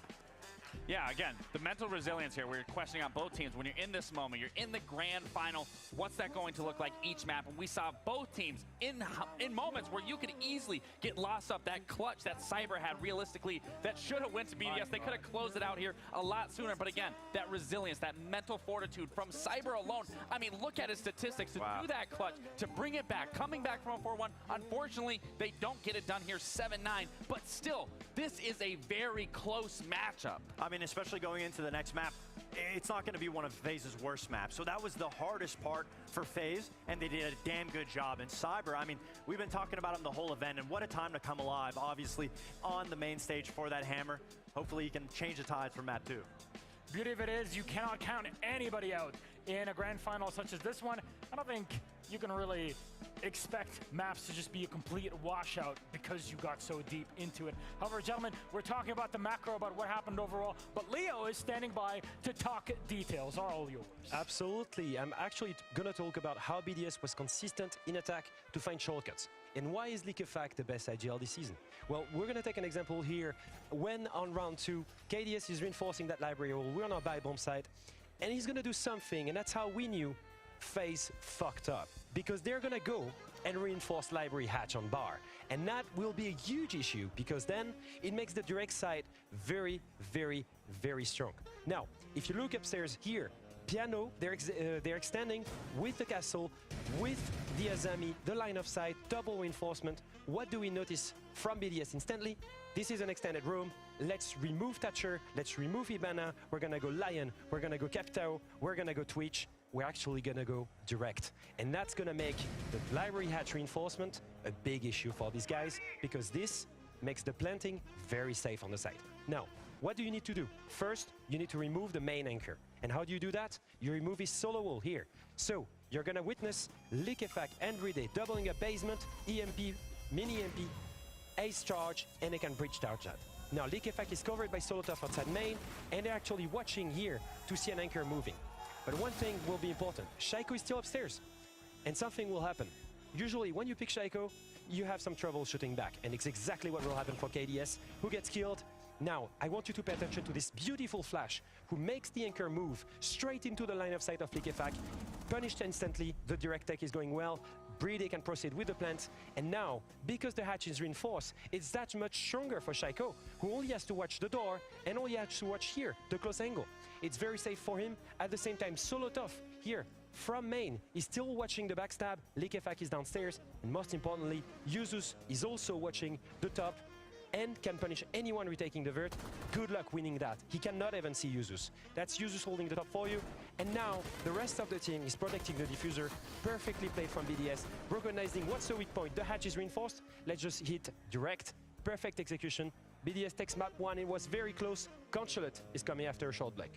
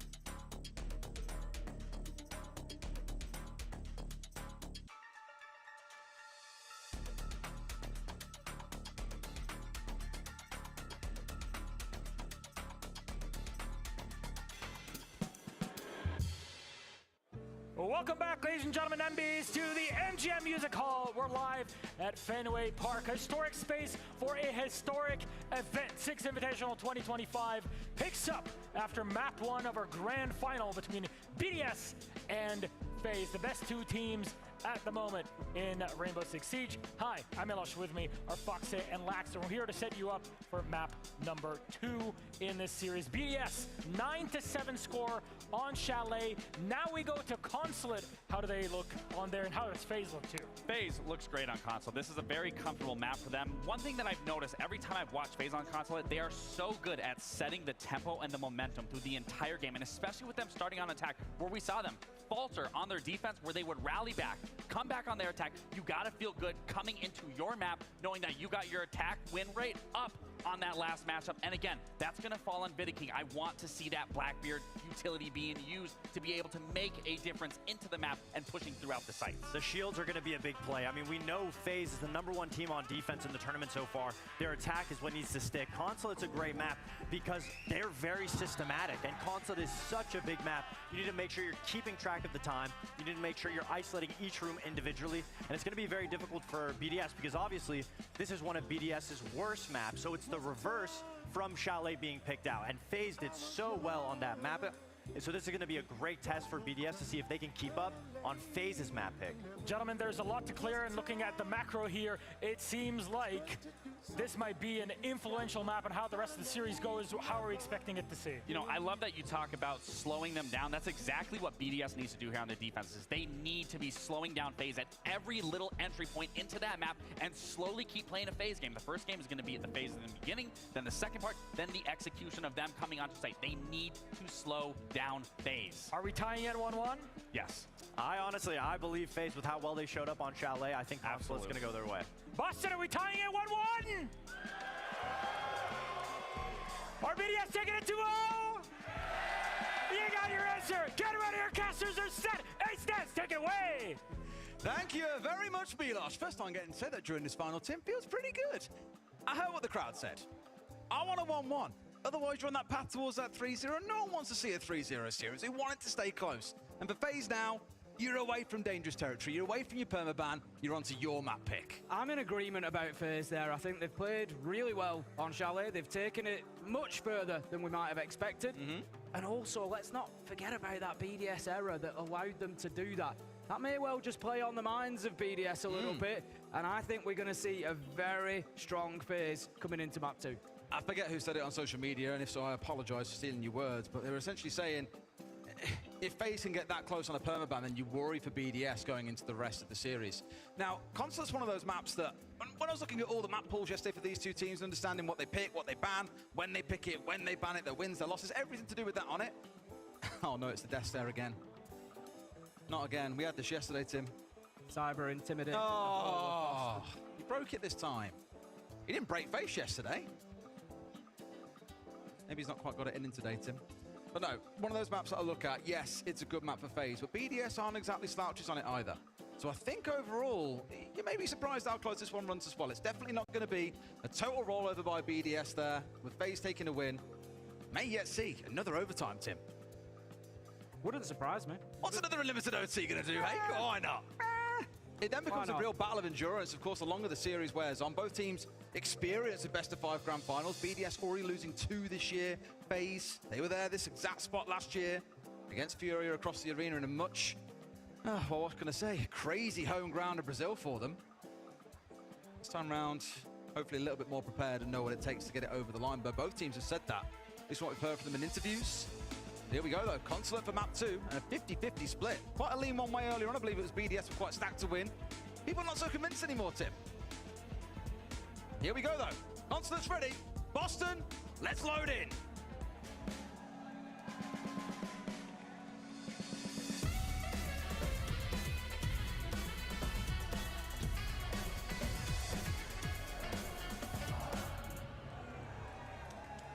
Let's get on into this one then. FaZe versus BDS. BDS able to come out and take that first map on Chalet. 9-7 it ended. And it was tough for BDS to get it over the line. FaZe's perma ban. We might have expected the EU side to be able to win it a little bit more convincingly, but it was not the case. FaZe riding on the back of a red-hot Cyber at the minute, going fantastically well. Something to watch out for in this one will be his continued presence, or lack of, if he does drop off. And have the Blitz coming in as the first ban, Dockerby as the second. They are reversed, so it's going to be FaZe's ban taking out the Dockerby, BDS take out the Blitz, and then FaZe will take their first defend. You know what? I love both of those bans. I think for BDS, we're banning away the Blitz. They look at it and going, cool, big shield team, we'll take it away on this map. Problem is, FaZe play an awful lot of Monty on this map. They played it against Liquid the other day. They had a 7-1 win on this map. A little bit concerned for them. And in the one round they did play Blitz, sure, they walked away the winner. I think there's a little bit of concern coming back the other way. Whereas you flip things around and look at the Dockerby ban, I've said for, I can't even think how long now, Tim. I wish teams would ban Dockerby against BDS. I've said it to the death. 3 of their players have this operator in their top 3 most played operators. All of their attacks tend to center around Dockerby calls and little plays based on when all that information is being fed across. They get such a big advantage on the info that those phone calls give to the rest of the team that actually taking it away from them, I don't think you're going to see BDS suddenly collapse and fall apart and not have a response, but this is a good way to sting them. Problem is, though, Tim, by banning away a Dockerby, what do you leave open? A Deimos for Shaiko. So we'll see that when it comes around. So that, of course, will be taking place in the second half. But now we start things out in this first half, where BDS are on the defense, and we're starting down in the basement, Tim. That will be BDS's choice, given that the map choice was FaZe's. BDS will have been the one to choose which side they start on. Not surprised to see the defensive side. Throughout, as we've said, SI, we have seen the defenders having a little bit more joy, it is fair to say. 60.3%, I believe it was, until yesterday. We have, until recently, had metas that have been attackers at times, but 61.3% today defensive win rate on this map. It is the most defensive we have in the pool. Defenders certainly having their day here at SI 2025. So we kick things off in the basement. We've got Leakerpack up on the top floor on the Solis. He's just going to be looking and watching for anybody pushing in, trying to open those hatches up quickly. This map definitely won't afford as many opportunities as Chalet did. Chalet reminded me in some ways of Coastline, which I know sounds weird to say, but as we saw in that last map, the majority of executes for teams start from outside the map. 2, 3, 4 players jumping in through windows, crushing 2 or 3 players on the other side, and the round then winds down from there more often than not. You don't quite get the same options here on Consulate. It's much more about getting inside of the map, establishing control, playing across all 3 floors. That is one similarity it has to Chalet.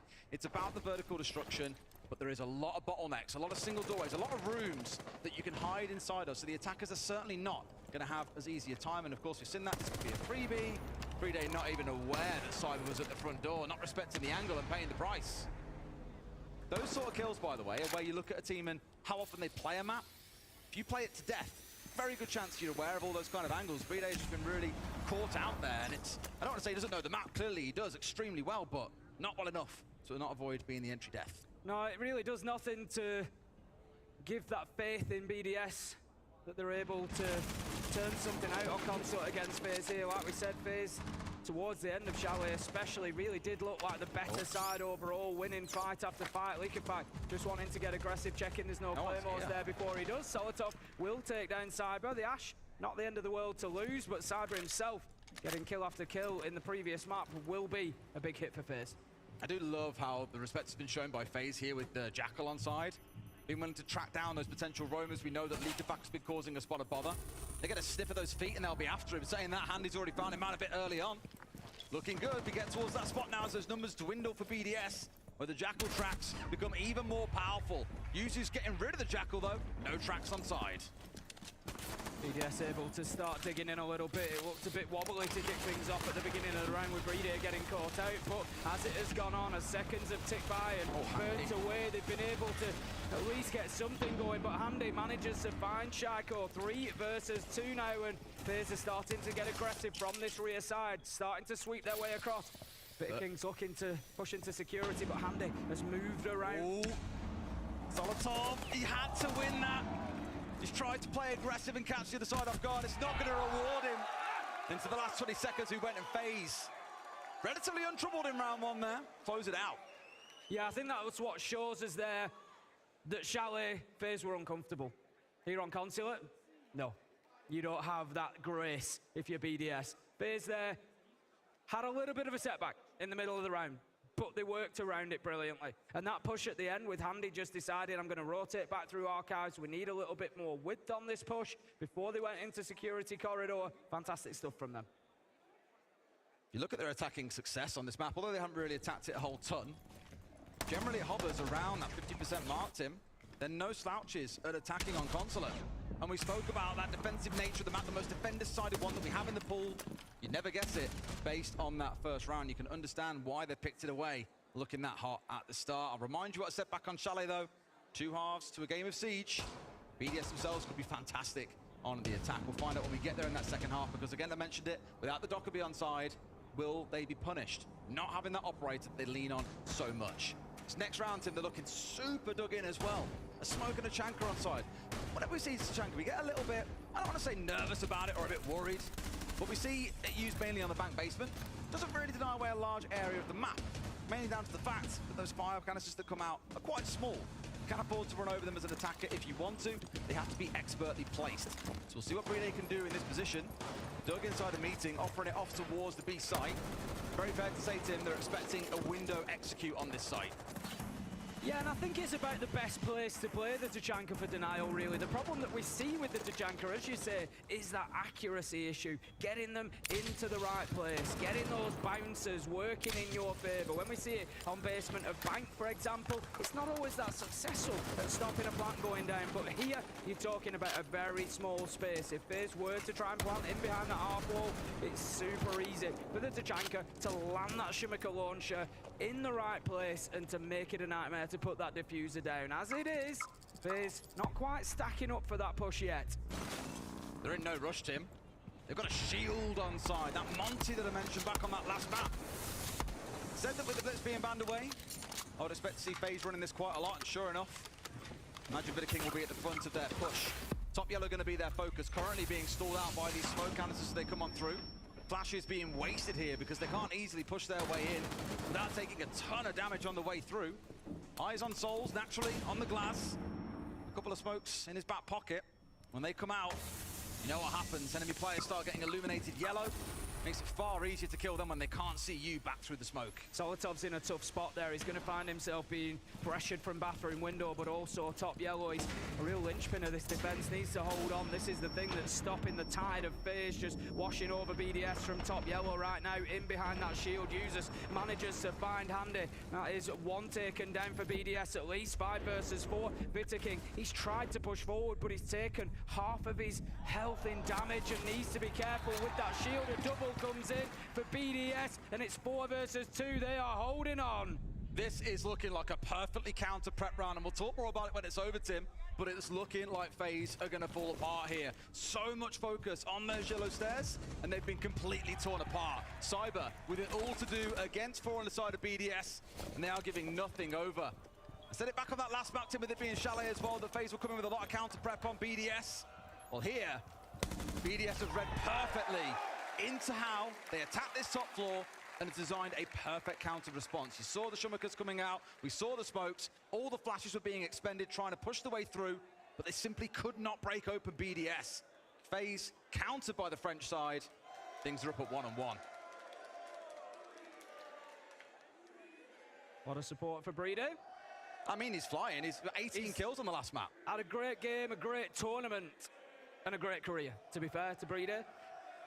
He's been around for a good long while inside of Siege now, and he continually delivers. I often say this, there's nobody I would like more in those 1vx situations. He really is up there at the very top tier of support players. It's hard to put up there because on the other side, Tim, is Souls. And we spoke about Souls to the death over the years. We'll never forget that 1v1 that he won against Rin in Oregon top floor, round 15, map 3, to make it to the grand final of the Sweden Major, which of course they went on to win. You can almost look it down and say that his 1v1 in that game, that clutch, was what led to them winning that trophy the very next day.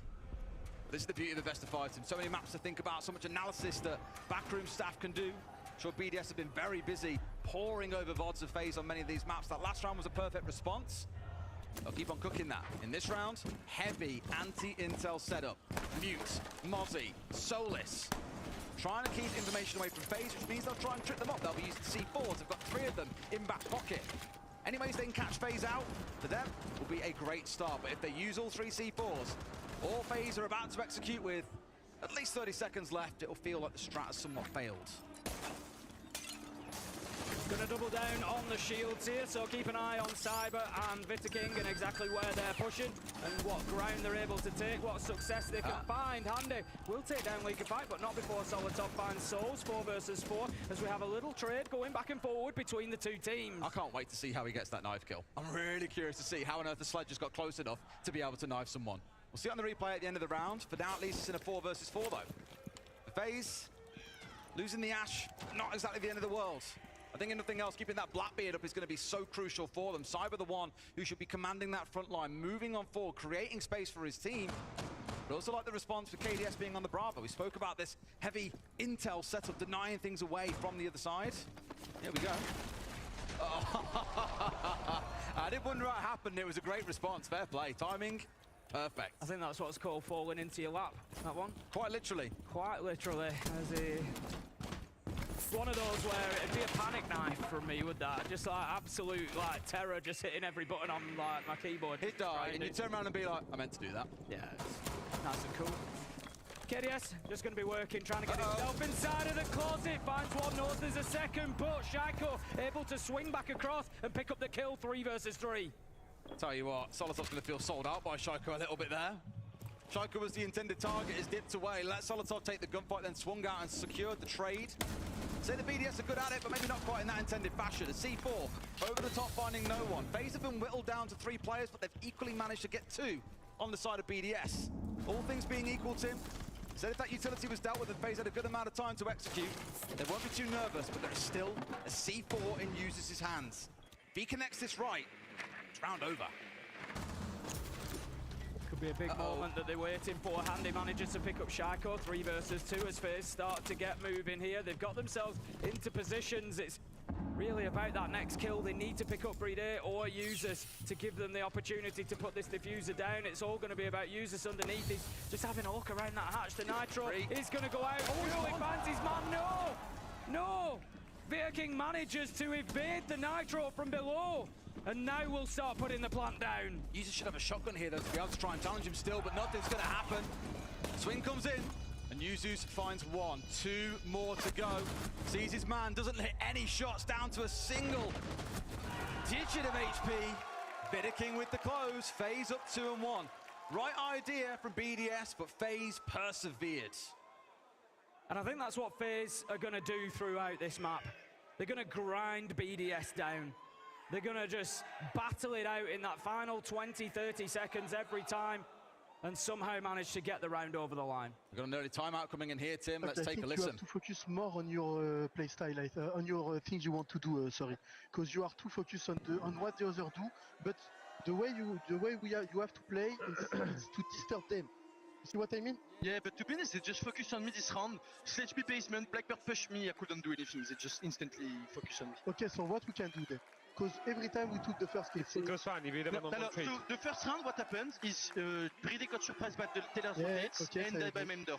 Yeah. Second round, I got fully push on my side, Sledge basement, Blackbird push me, 1 visa. So we just don't play like we play close to each other and we try to not die at distance. Okay, it's fine. This is what I said before the game, so it's fine. Play more close to each other. It's fine. That's okay. Take 2 barrel strat, remember. More close together, Tim. Team spirit needs to come together more than anything else. And the thing is, that is the exact antithesis of what we saw as the response on Chalet. The early round aggression was what was rewarding both teams, disrupting the attack. On this map, try and do the same. FaZe have just got a bit more room to play with and are not letting BDS get away with the same antics that worked back on that snowy first map. Been great stuff from FaZe so far. Hopefully BDS find a response. They're more than capable of doing so, but I am just getting a little bit concerned for BDS at this point. I think it's only been 3 rounds. Tim. I know. I just look at it, and exactly like you say there, the momentum that FaZe gained at the end of Chalet, the rounds that they picked up here on Consulate, you just start feeling like that momentum is building behind the Brazilian side. They've been here, they've done this many, many times over, whether it be in the Invitational Grand Final or whether it be in major Grand Finals. FaZe know what it's all about. BDS have only got one of them over the line back in Sweden 2022, of course. FaZe are starting to look comfortable. They are. Still early doors though. Still plenty of time to change things around here. Very common you see attack timeout after 3 rounds. That ended that first quarter, as I call it. Commonly because you see the same 3-site rotation in rounds 4 to 6. If you are new to Siege, first off, welcome. Second, once you win a site, you can't play it for under 2 rounds. You win the first round, you can't play it again to round 4. And that's why you can divide the game up into quarters if you want to.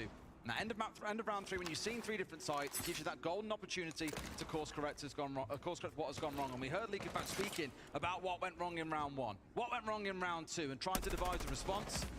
1v1 coming out and it souls. As much as they were saying about playing a little bit tighter together, Tim, that was League of Fact trying to get aggressive, and Solotov isolated, punished on the mute.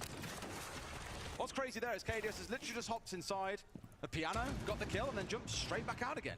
The thing is, if the opportunity's there, take it, and that's good from FaZe. We often talk about them being this slow and methodical team, but opportunity spotting can be a really important part of this game, and so being able to get in there and get that entry in that way is a big, big kicker for them. Choco's really ratting it out inside a server on the Scoffboss at the minute. I don't believe I've seen him play this operator before either. Maybe once or twice, but certainly not a common one. Got himself dug inside here, and he's been pushed downstairs behind. All that we heard them speak about during that timeout, Tim, about playing tighter together, is falling away. FaZe carry on the onslaught that we saw across those last 2 rounds. BDS might need a little bit more than a few chances, I'm afraid, guys, here in Boston. Now failing to find an answer to FaZe's slow, methodical attacks. The charge on 4th from Cyber as well. One tucked inside the kitchen, taking out Brede with a double kill. But he's got to get an ace, Tim, with 1 HP to his name and a Jackal track at his feet. He is not long for this world. I would have said that it was reasonably unlikely for Brede to turn that one around, and would have been correct as FaZe able to lock that one out and get themselves another round. This is what I said, it just feels like things might start slipping away from BDS here a little bit on Consulate, and it's a really interesting contrast for us. Do they have the resilience? Do they have the perseverance that FaZe showed on Chalet? Okay, FaZe lost Chalet ultimately, but they fought back and they took it the distance. Are BDS able to do that? I 100% believe they are. What concerns me, though, is what we heard during that timeout. To revisit it again, we heard League of Fact saying, play closer together. That round, I didn't see any of that. They were very, very disparate. We saw KDS getting a freebie inside a piano. Shaiko was by himself out inside a server.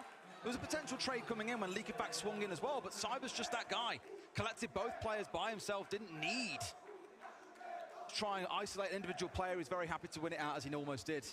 And that does concern that for BDS, they spoke about things, they've set out a plan, and haven't devised the right response, didn't play it out properly, and they're paying the price for it. Quick pause coming in here to get ourselves back into the game. For BDS, Tim, I imagine it feels like a little bit of a lifeline to just collect their thoughts about what's been going wrong across these last few rounds. Thoughts are the big thing for BDS, as we know. We've seen them in multiple finals this year. We've seen them unable to get it over the line, and those are the questions then that you've got to ask. We know that they are more than capable of winning these games, but the question is, are they able to stand up to the mental challenge as well? And that's what FaZe need to do. They need to continue piling that pressure onto them. Right now, you're a map down. All FaZe can think about is Consulate. Get that one done, and we basically move into a best of 3. And that's where we can start really applying some pressure to BDS. How will BDS react if they go 2-1 down on maps, for example? I think part of their challenge has been across the last 2 rounds. We've seen a 3K from Handy and a 3K from Cyber. Not only are FaZe looking good with their aggression,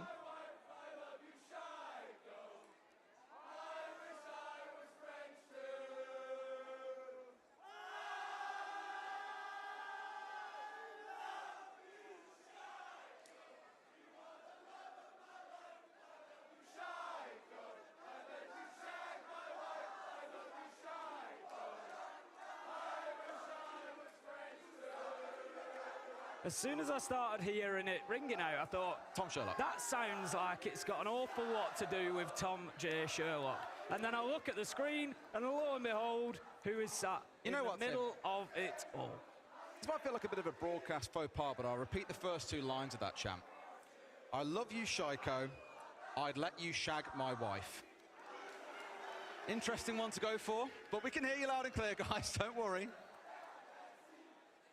Fair to say, Tim, throughout this tournament, Shaiko's been a little invisible.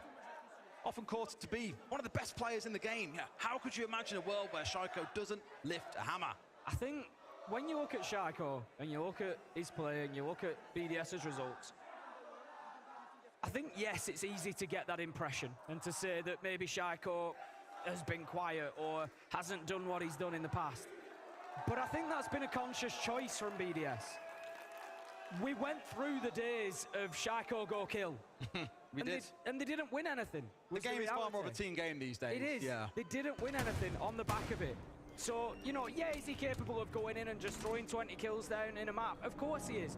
But does it work for the team? Does it work for their long-term goals? No, I don't think it does. And so I think BDS have moved themselves away from that. They've purposefully tried to create more of a team. They've brought in Solotov users. They've got this big, you know, front line of people all able to make those contributions.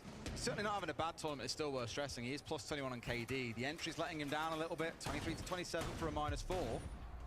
Instead, it's been largely Solotov and Leakifat picking up the pieces. But the beauty about this team is they are very close in EPS. Users being at 102, Solotov 109, and Leakifat and Shaiko fitting right in the middle of that one. It is a rounded team game. However, doesn't mean toffee if you can't get it done in the grand final. Got to do it now as we move into round 5. FaZe kicking things off, and I'm looking straight away, Tim, in towards that Ying, in towards that Grim, in towards that Blackbeard. That is a very scary execute-focused composition. Yeah, it certainly screams window plant. You're just going to be dumping all that utility in to prevent the swing onto half wall, prevent people being able to see. You send the Blackbeard in, you try and get that plant going down. Users will be a key operator in all of this, given that he's on the Warden. Of course, going to have the ability to stand up to that Ying, to those flashes. For the time being, FaZe have actually rotated away from the potential of that window. They've gone over to the admin side and they're getting themselves on into the map, so it could well just be a plant on meeting door. Key one to know is there are no smokes available to this team. There's a lot of flashes, and of course the Candela's coming out. Users, and I guess really the rest of the team won't have too much bother stepping out and making a challenge once those flashes expire. So for the most part, FaZe only get 1 or 2 bites at the cherry here to make and execute work when they make their decision. Last time round, they were perfectly countered by BDS at top yellow. No end of flashes came raining in, it felt like, as Monty tried to march on forward. Early skirmishing as well, BDS trying to keep them at bay, which ain't too bad. Cyber dancing around, he's got to land that perfect headshot to stop him. C4 at the ready, but no, not quite being ripped just yet. Solotov falling. Cyber carries on his domination in this series. That Blackbeard really starting to cause a headache. Handy doing some great work underneath with the skeleton key as well. I don't think they're aware of users here. He's going to work his way up onto the flank, and Leakifat and Breeder managed to find 2.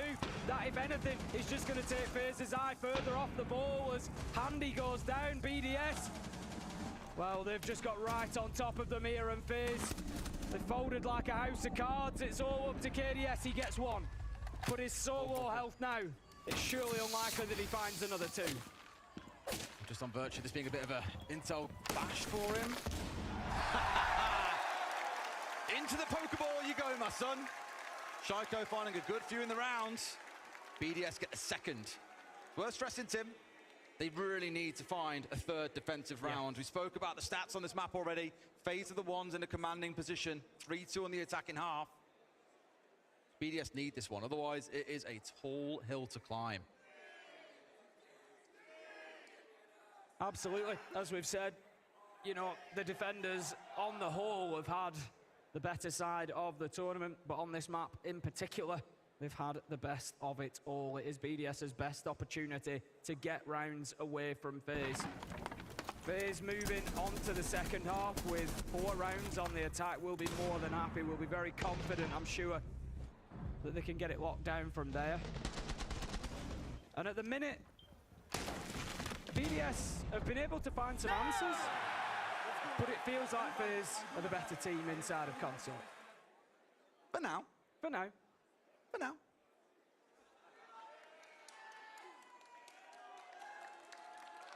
I swear Tom will twerk for any team that will give him a jersey, by the way.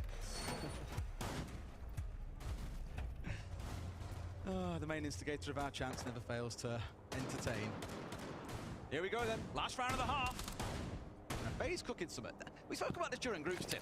You get excited when you see an Amaro. You're like, oh, flying up through a hatch, or oh, flying in through a window 5 seconds into the round, but very rarely do you see it used that way. In fact, a few teams run this operator purely for the gun. Having the flashes on side never a bad thing, of course. Fantastic gadgets as a team when you want to push your way through, make use of that secondary utility to overwhelm a defensive position. Start the march on forward. It's still demanding that at least Brede in this round, it was used as previously, is on that Warden, ready to deal with it. Keep an eye out because Cyber could yet cause a little bit of bother on that Amaro. Again, the high fantasy, you see it fly through a hatch or in through a window. Doesn't mean it never happens, but it is rare. As we'd expect for this site, we've got 4 players from BDS still up on that top floor. Just looking to hold on to the verticals for as long as possible, prevent that advantage going over to the side of FaZe. It's been quite a reserved start so far from the Brazilian side here in round 6. They haven't got anybody inside of the map yet. As I say, that Cyber is the only one there, just trying to push forward, just trying to aggress on towards site. Solitov, he manages to pick up KDS though. Those are Rotero drones lost as well. A double kill comes in from FaZe as they start to fight back. There's Users is huge here. 2 kills on that top floor. FaZe can't be letting that happen. Cyber trying to get one back here, but being danced around, finally gets the down. Uses his round ends, but for Cyber, he's got a 1v2 to win, Tim, and it is not looking likely.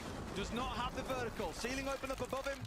And he's in danger, and look at that. I love this. BDS, learning from past mistakes of leaving 1v1s against Cyber, and now joining up together.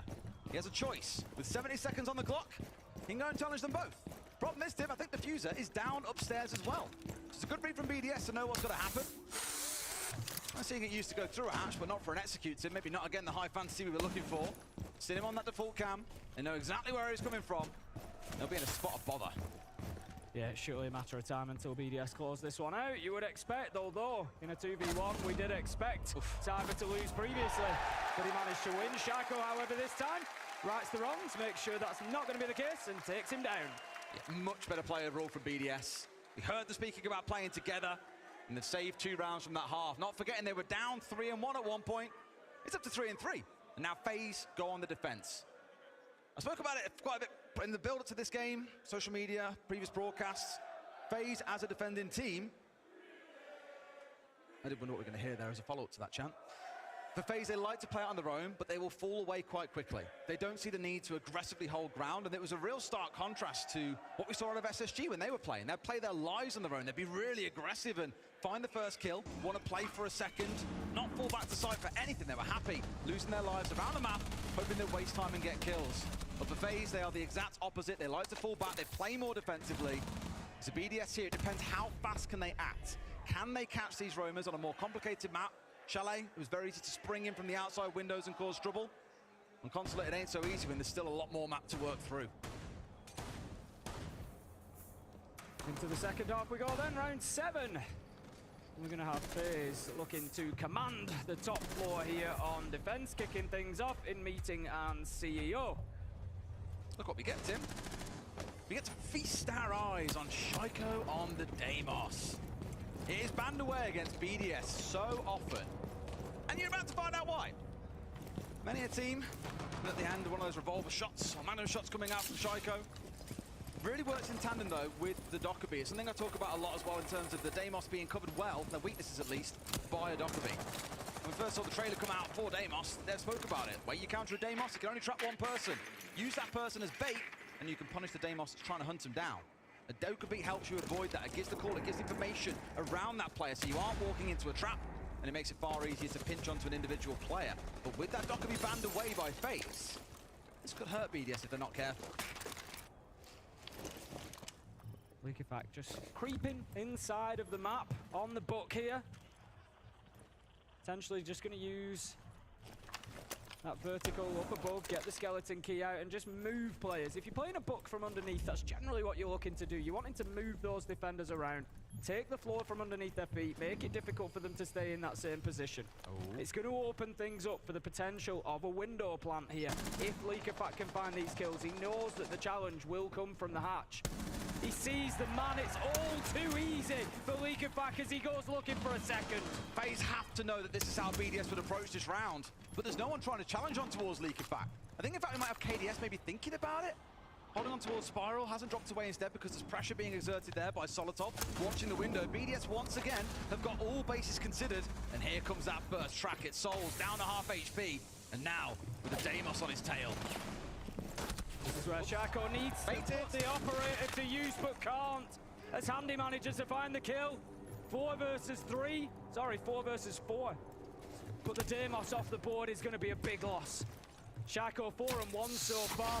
He's been having a great conceal at BDS. They're going to have to work this out without him. And KDS manages to take down Solotov. It's a couple of kills there. Solotov knew that he was going to be in the area, didn't know that he'd be sat on the angle waiting for him at that time. Would expect a swing to come through instead. Once he started battering on that Kiva barrier. KDS a little bit ahead of the mark there. Picking up a freebie. Tried to make a plan happen here. Immediately forced straight back out of that window. Souls falls. Bride though, the trade is secured by Handy. FaZe keeping BDS at bay here. They've got to figure something out. Leakerback below on the buck. Yuzu's on that window. And there's still a smoke to go. This is the problem with only 20 seconds left to go now. Where do BDS go? They're going to have to rotate around. They're going to try to join Leakerback on yellow, but time is of the essence, and it makes it all too easy for FaZe to just swing around the corner and get those last 2 kills. Deleted them in the same way BDS did to them in that first half. Almost forgot about KDS on that window, Tim. And he comes back to bite them. Imagine now at this point, they're scrambling for ideas. We had that early tap timeout. There's nothing available for them in this half for BDS. They start to feel a bit nervous that if they can't find the answer, if Leakerback can't rally the troops, we've already seen that tap timeout discussion not really having an impact on the next round. Got to figure it out as 5 here, boys. Haven't got that time to talk with the coach. For him to get involved and offer some thoughts, words of wisdom to try and recover this. It is only 1 round, but that can quickly snowball. It was a shame for BDS as well. They did a lot right. They got that entry kill. They gave themselves the advantage. It was just that requirement for the late round rotate. When you're having to rotate and change where your push is coming from with 10 seconds left to go, you're asking for a problem. Because the team you're against are just going to start being able to get aggressive and take those swings. And that's exactly what FaZe did. Perfectly timed and closed out the round. So we move into round 8. It's going to be a basement defense this time. I'm keen to see how much into the map FaZe play here. I imagine probably not too much, Tim. Obviously got to be concerned with the fact that there's the Monty on side again. Saw it in the previous round, stacked up with the Deimos, but as we were speaking about that Dockerby ban, how it might impact BDS, we saw Shiko with the track onto the move, chase after him from top yellow, and immediately from bathroom, Handy was there to swing and get a freebie. They had no knowledge that Handy was dug inside of that room. Really starving information away with things like the Mute and the Mozzie. Both teams have done it a hell of a lot on this map to date. Some work to be done for BDS. Maybe even starting to work their way in through the basement here to kick things off. Shiko trying to free Bride up to start that one, but can't quite fully open the wall up. They have to call for some help to get that one done. Oh, look who's close, Vidaking. Did ask how far they play at the map, Tim. So far, the answer is quite far. Just going to be looking to get aggressive onto secret wall there, knowing that the Monty may well try to push. Going to be trying to hold that shield at bay. BDS need to be aware of this handoff. They will take the view. Looking in towards there. Bride gets safely into the stairs and can start moving down. So that's BDS now taking a little bit of space there inside of the map. They're going to find that first challenge though. Cyber takes down Solotov. They've tried to get a set piece play onto it. The track coming out at the same time. Shiko on the window. Pressure coming in, starting to build from below, but it's like a stalemate in chess team. They can't make him move from the position. And he can't exactly jump onto them right here either. He has to wait. But it's already brought down 1. He's done what he needs to. Half the round has gone. He's got rid of Solotov.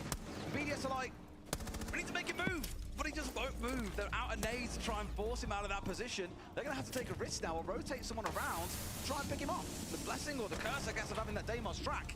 Every time the Shiko moves, they know about it. There we go, finally.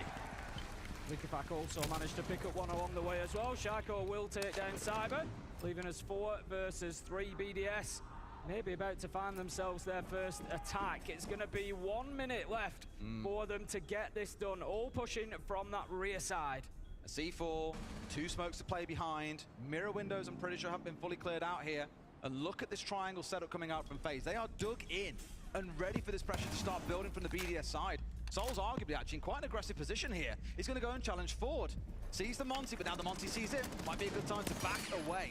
Both being dropped down will try and keep Deimos at bay as well. Shaiko has pushed on through actually here and is now rounding into the hallway. He can get a bit of a side swipe on.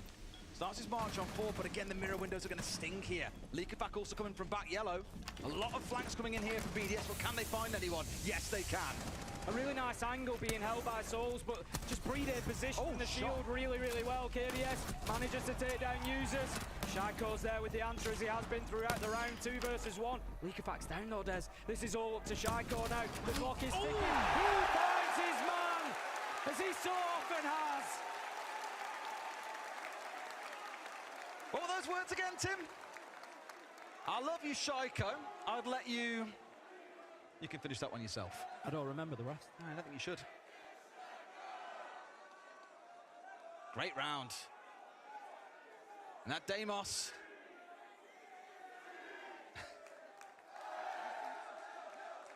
Having a lot of fun, at least. I think letting that Deimos go through, I don't want to say it's fully a mistake because, again, the Dokkaebi is such a key part of BDS's attacks.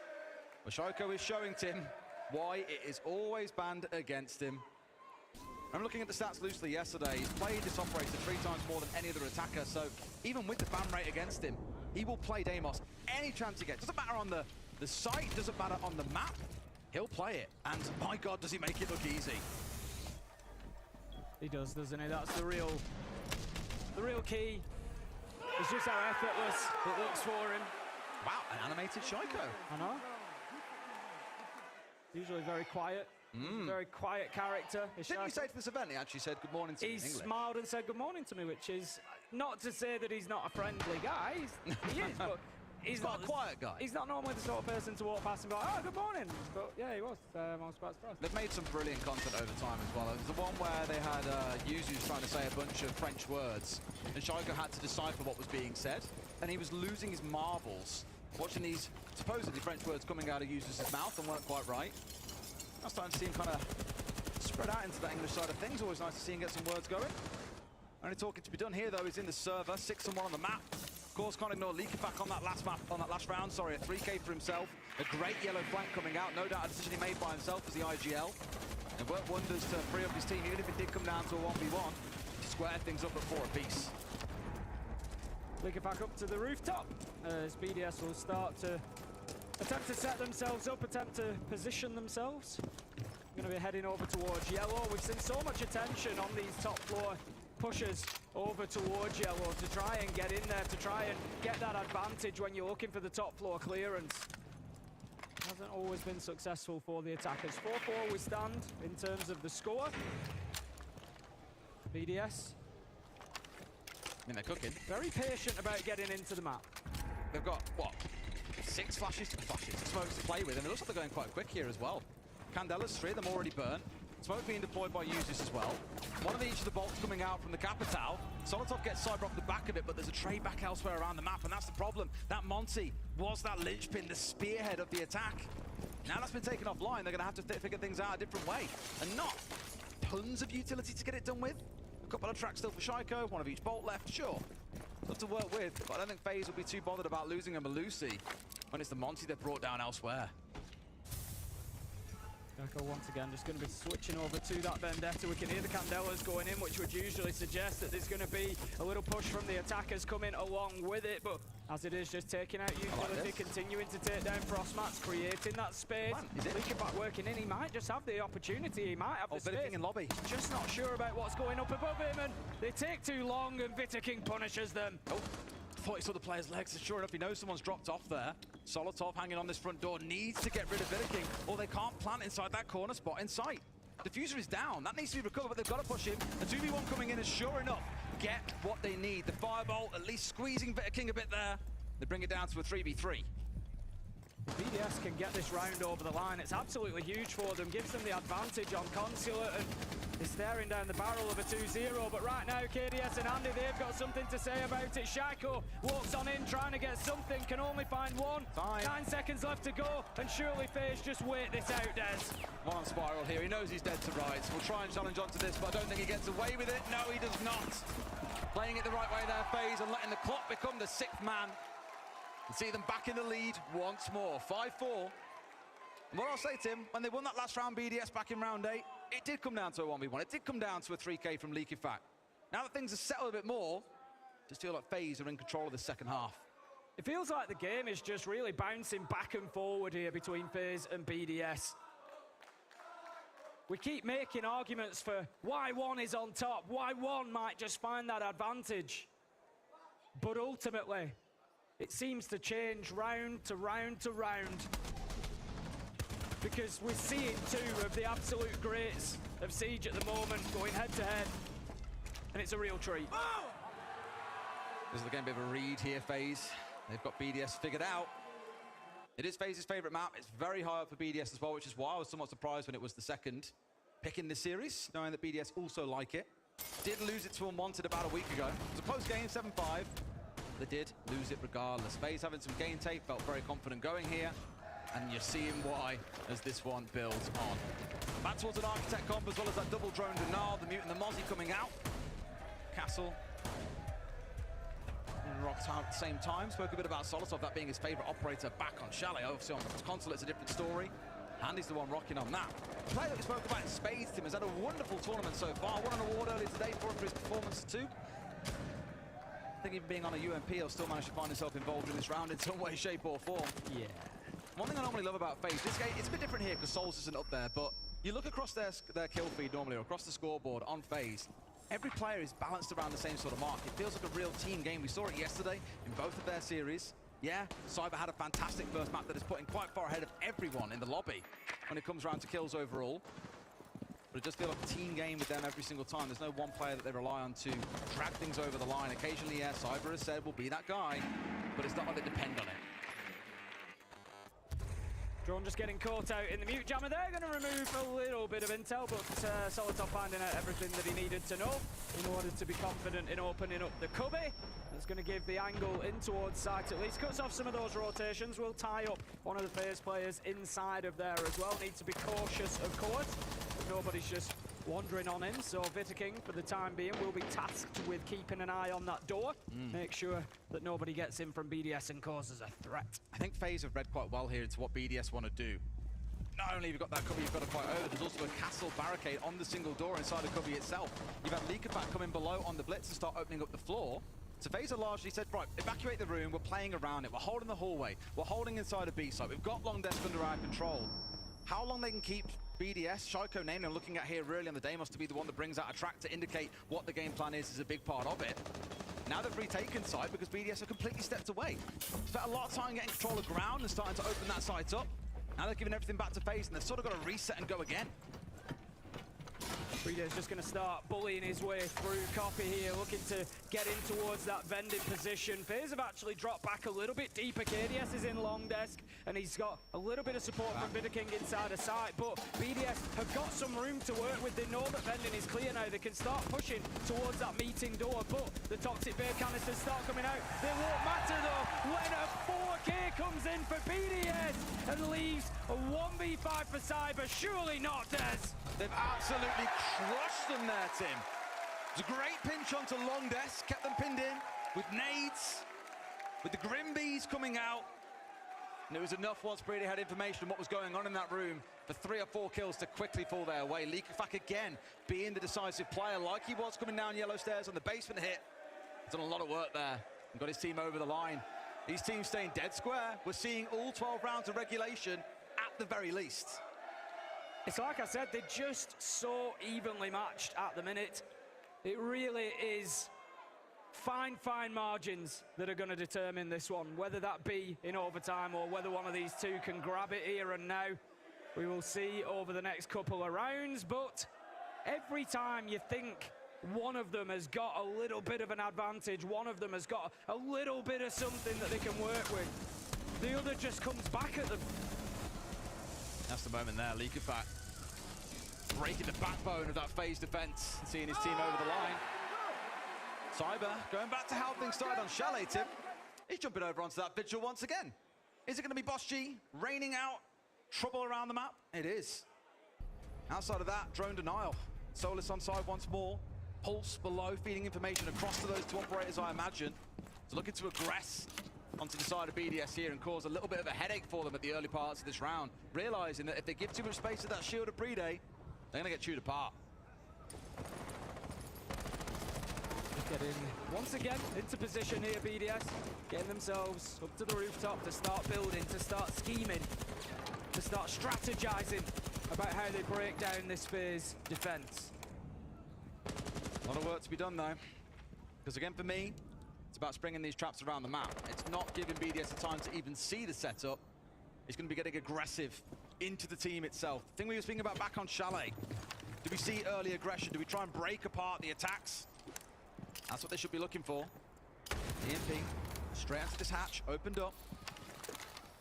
I'd love to turn around and say that we're going to see aggression here, Tim. They'll just go straight in and drop the hatch, but very rarely do we actually see that. It's more opportunistic. I think without very little information about what's going on the site itself and around the rest of the map, that's more preparation. Pulse scanner, just going to be feeding all that information in, handy. Working with the cardiac sensor, they know then that there is a presence outside of Visa door. They need to be careful then about the potential for this back push, because they could well look to do both at the same time here, BDS. Oh dear! Shaiko cannot support Brede enough, and the Monty is lost. Cyber's able to take down Solitov 4 versus 3. As FaZe now look comfortable in the round. Shaiko's really going to get a kill down here. That diffuser's now down around server side. FaZe set up around this and are willing to challenge Shaiko. If he dares push down again, then they're in a good spot. But there's two of them here. Usus and Shaiko stacked up. Another track coming on through, but Tim, what did it speak about baits here? Someone will have taken handy spot and be willing to swing on Shaiko the second he steps down. A nade in is going to force aggression. Vidiking goes in, but the nade finds his man. Well played by Shaiko, never exposed too much of himself. The problem that BDS have got, Des, is that this push is becoming one-dimensional. They're all working their way down those stairs. They manage to get the diffuser back in hand, but what this is allowing FaZe to do is to just front up, to focus in that one direction. Nitro goes out, won't be successful. FaZe can just play the time game. Shaiko's on a slither of HP too, Tim. It's got to be headshots or bust, it feels, for him to find kills. Going well so far. 10-1 on the map, despite the score at the top of your screen. Plant is now going down. Impact up close. A little bit of damage tickling onto Likafat. And here it comes the step. There's no cover! Shaiko distracted by kills deep inside of sight. 15 seconds to go. And they've got to find something here, Tim. Shaiko on super low health. He's not really the best to be covering this. Users go for the plan. It is so easy for FaZe to step around and pick that up. Someone needs to get down on that stage and check Souls' back pocket, because Shaiko was in it there at the round end. Really wanted to protect his teammates going in for the plant, but Souls from deep was challenging him every step of the way and is rewarded with that at the end with a kill. Timeout coming in from FaZe, Tim. Have a listen in. É isso, vou fazer a DM, só que tipo, a gente vai precisar de realmente atrasar muito esse montanha, tá ligado? Esse eu falei, não montanha amarela ou montanha...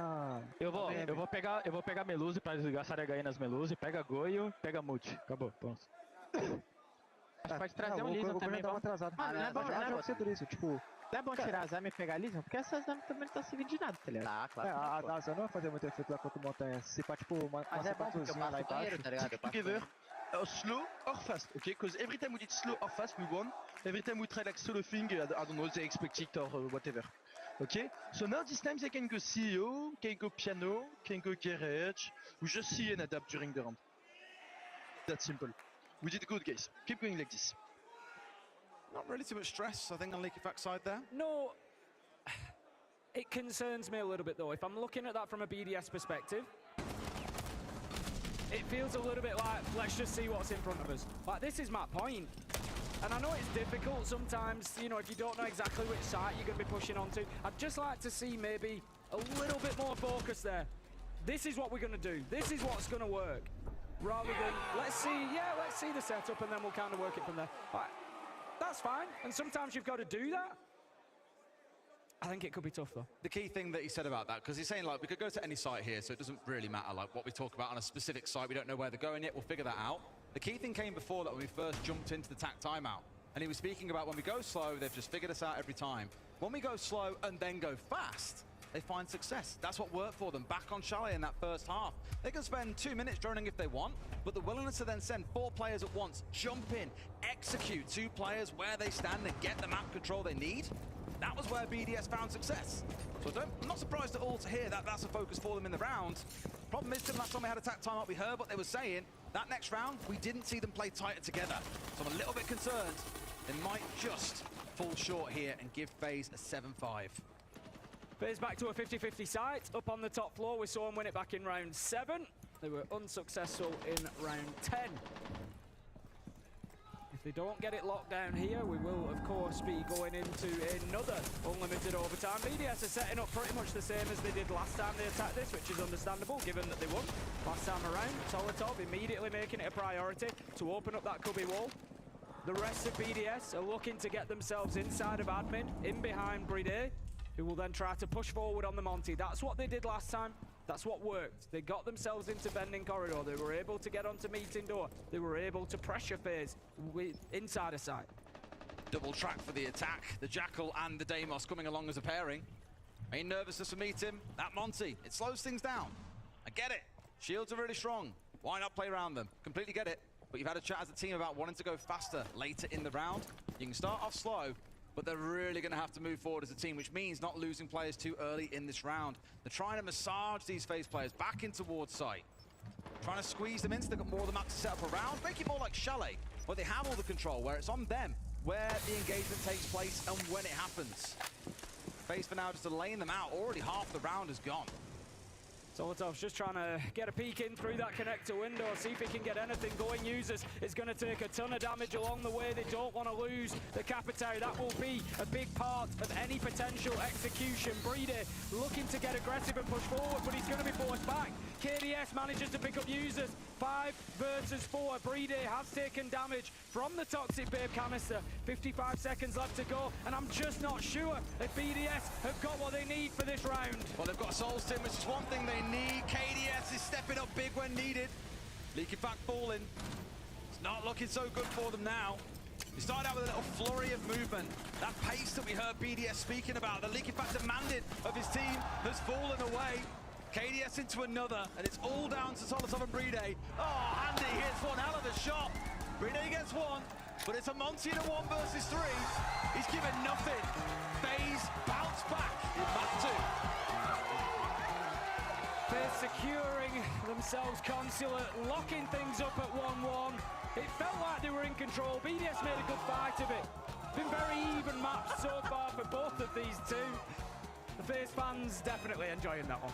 Our next up team is Labs. Going to be a really interesting map. We know that FaZe have been a bit cursed on that map. It feels historically most definitely at SI last year. But until then, we've got a quick break, and then our analysts will break down map 2. See you in a few.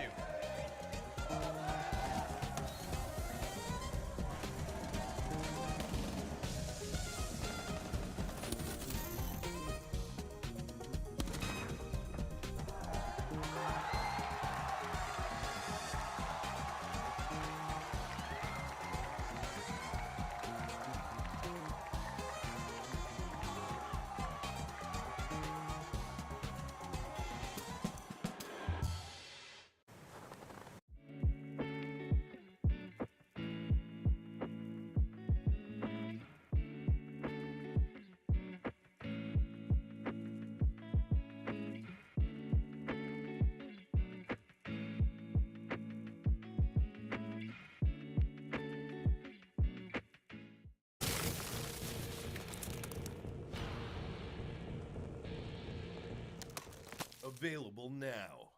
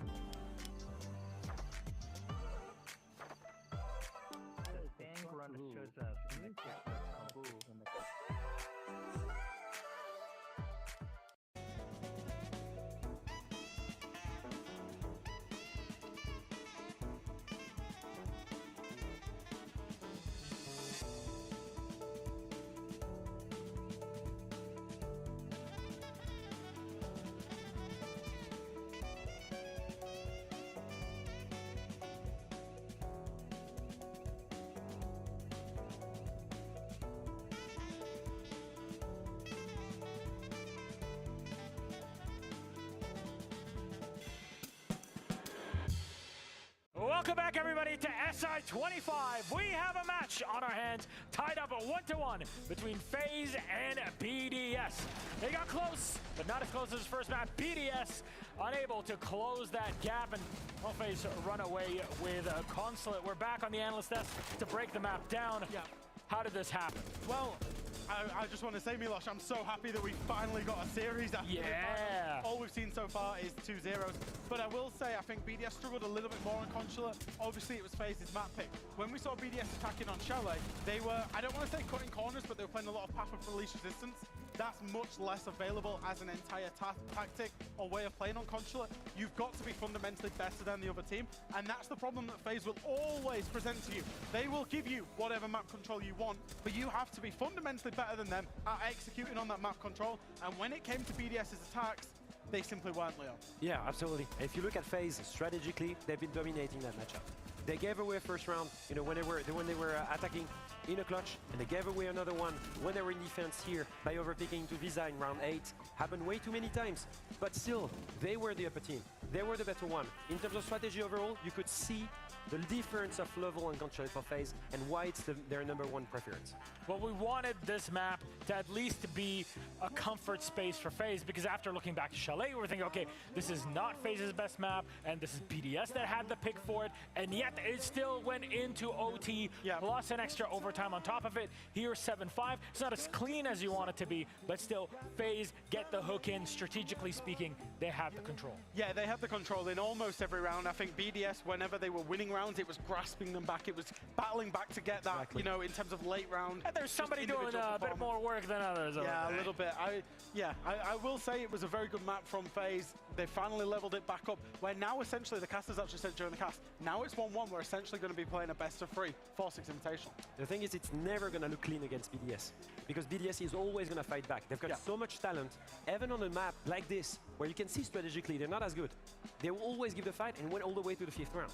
There's one beast that was awoken on the BDS side that at least kept them in the running for a bit. That is Shaiko. Let's have a talk about him and how he's kind of pulling his weight on map 2. He was so consistent on that Deimos. I think he was the only reason actually BDS was so close to beating FaZe on that map. He was consistent in finding the entries, consistent here in that clutch in getting this. He was the reason they were bringing back rounds they should not win. Here, the use of the Deimos, and then the nade, bouncing on the south pole here. Beautiful play, and then he kills him again. These kinds of plays were instrumental to bringing back the advantage, and you can see it. Shaiko is alive. And it's curious for me, actually, because the Deimos being allowed through was something that didn't happen on map 1, and equally so, BDS also allowed the Montaigne through, which didn't happen on map 1. So both teams going in with different attacking bans. I would suspect, given how Shaiko was nearly single-handedly carrying through that game for BDS, that we might not see too much more Deimos in maps 3, 4, and maybe even a map 5. Well, there's only so many operators you could ban, right, Jack? That's true. That's one thing that you have to live. He's just so devastatingly good on that operator. He plays the nades so well. The operator's made for him. It's like between Shaiko and Doki, you just have like 2 of the best Deimos players that you could ever want to have on your team. But hey, only one of them is here in the grand final. Gentlemen, thank you very much. That was map number 2. We'll take a quick break. When we get back, it's time for a third and get you ready for it.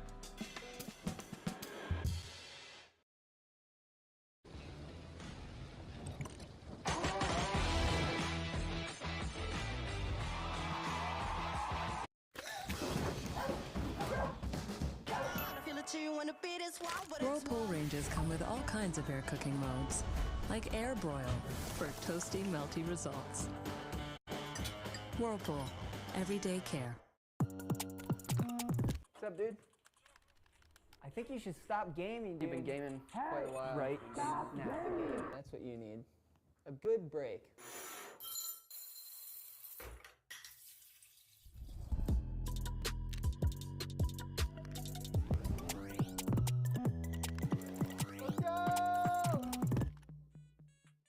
High score, high score, high score.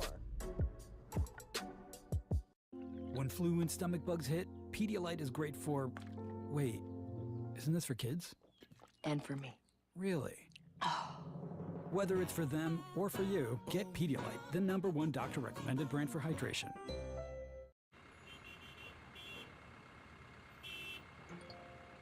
Taxes was feeling so stuck. Now Taxes is having a TurboTax expert who does your taxes from start to finish. Flip it over. call you check in anytime. And get the most money back on your time. Now this is taxes.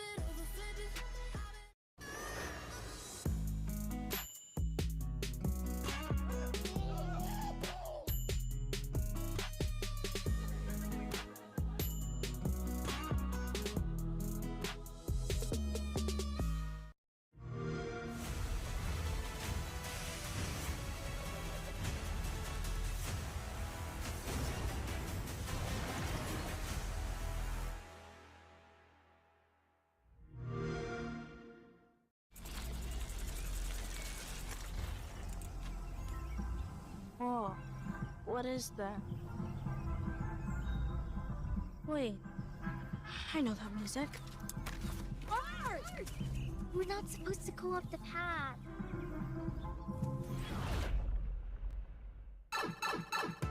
Whoa.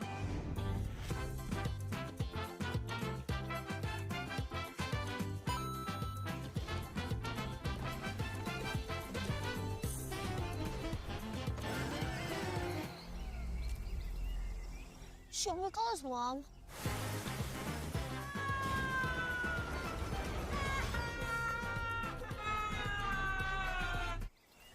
Mark? Guys! You gotta see this!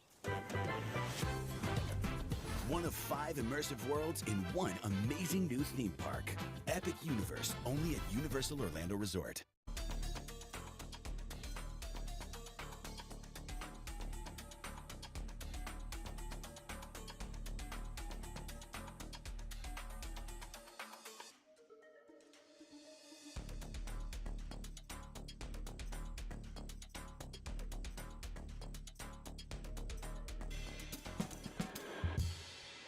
Welcome back, ladies and gentlemen, MBs. It is live at the Invitational MGM Music Hall at Fenway Park, a historic place for a historic tournament. And we have Pedigree here also on the desk, or on the stage, really, before we get our third map started. Fresh and Alpha might join me on here for a quick chat. Our third map in the series will begin shortly. This time, BDS's pick. How are we looking into it? Well, BDS's pick is Nighthaven Labs. The one thing that I will say about this map is actually, for a lot of these maps, I wanted the teams to focus internally just about their own preferences, the way that they want to play internally. However, both of these teams have played a metric ton of Nighthaven. FaZe have played it 5 series across this tournament so far. BDS have played it 4 times. So there is plenty, and I say plenty, of VOD of both of these two teams. So I'm expecting this one to be Counter-Strike galore.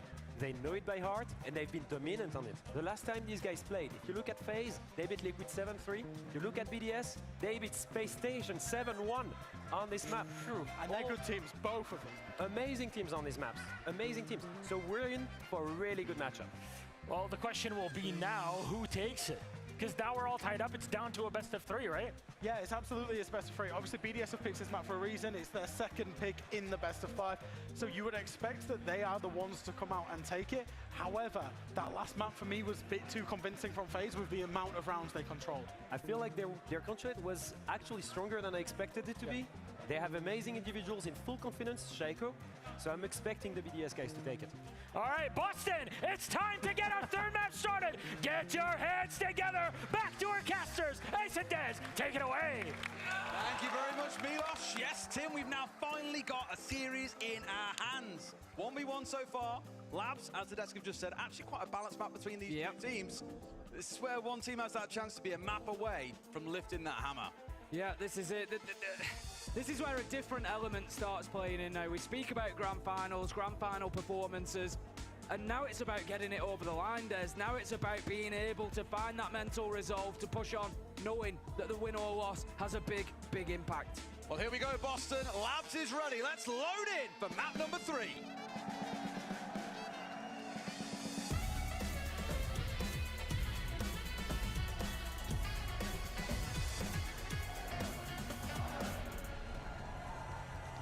Bit of a cursed map for FaZe, Tim. 12 months ago, this was where they lost it all in map 5. They were up 6-1, yet saw it slip away. Last time both of these two teams played this map, they took 5 defensive rounds. The attack is where FaZe struggled. BDS, they took 2 in a row, and beat out Space Station here 7-1. So, you're looking towards someone to come out on top. You'd say BDS, they even picked the map, there's a reason for that. But FaZe are not going to be slouches. This will be another close map. It takes some real nerve to come back here, like you say, Des. You know, this is where it all happened 12 months ago.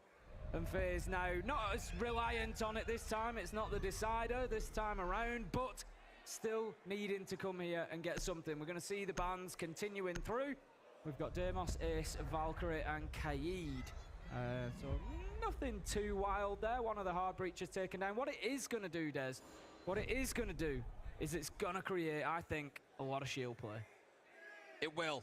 The last time, again, both teams played in this map, double shield ban came through from both themselves and, of course, the other team.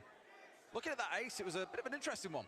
A lot of teams play Ace. I believe he's one of our most played attackers at the tournament because he's so versatile. He's really good as just like a solo operator. Until Buck's recent changes, I'd have said those two were probably, you know, right up there as the best two solo attackers. But Ace definitely maintains his position. He has, and I'm looking more towards the stats around exactly what it is that FaZe Clan play on this map in particular. Ace, a big pick for both KDS and Souls, their most played operator on this map. I mean, the BDS are willing to let the Monty through, the Blitz through for FaZe if they want it in that second half. Does mean things should move a little bit more fluidly than maybe we're used to on this map. That Deimos goes back to being banned. That Dockerby will be available for BDS if they want to play it. But now, not even going to go anywhere near it, though. Tim, double hard breach coming on through. Got ourselves that Monty being locked in by Leakyfat rather than Brede, which is an interesting change away. Shaiko on the Twitch, normally an operator reserve for Solotov. Shaiko normally being the Flores player, so both of them changing roles in this round. KDS, as you can see the silhouette just ahead of us there, putting the mirror window on the IT wall. So again, just playing in towards that Ace ban, potentially thinking about making it more difficult for something like a Thermite to be able to walk up to that wall and just put an exothermic on there. A little bit of caution being applied by Shaiko on the Twitch there. Always got to be careful when you approach those stairs. The old Nitro out of Electrical is one of the oldest in the book. He's missed it. He's missed it. That was a big moment. If that goes wrong, Shaiko's going to be really kicking himself. Always a consideration, you can use things like the Havana to get rid of it at the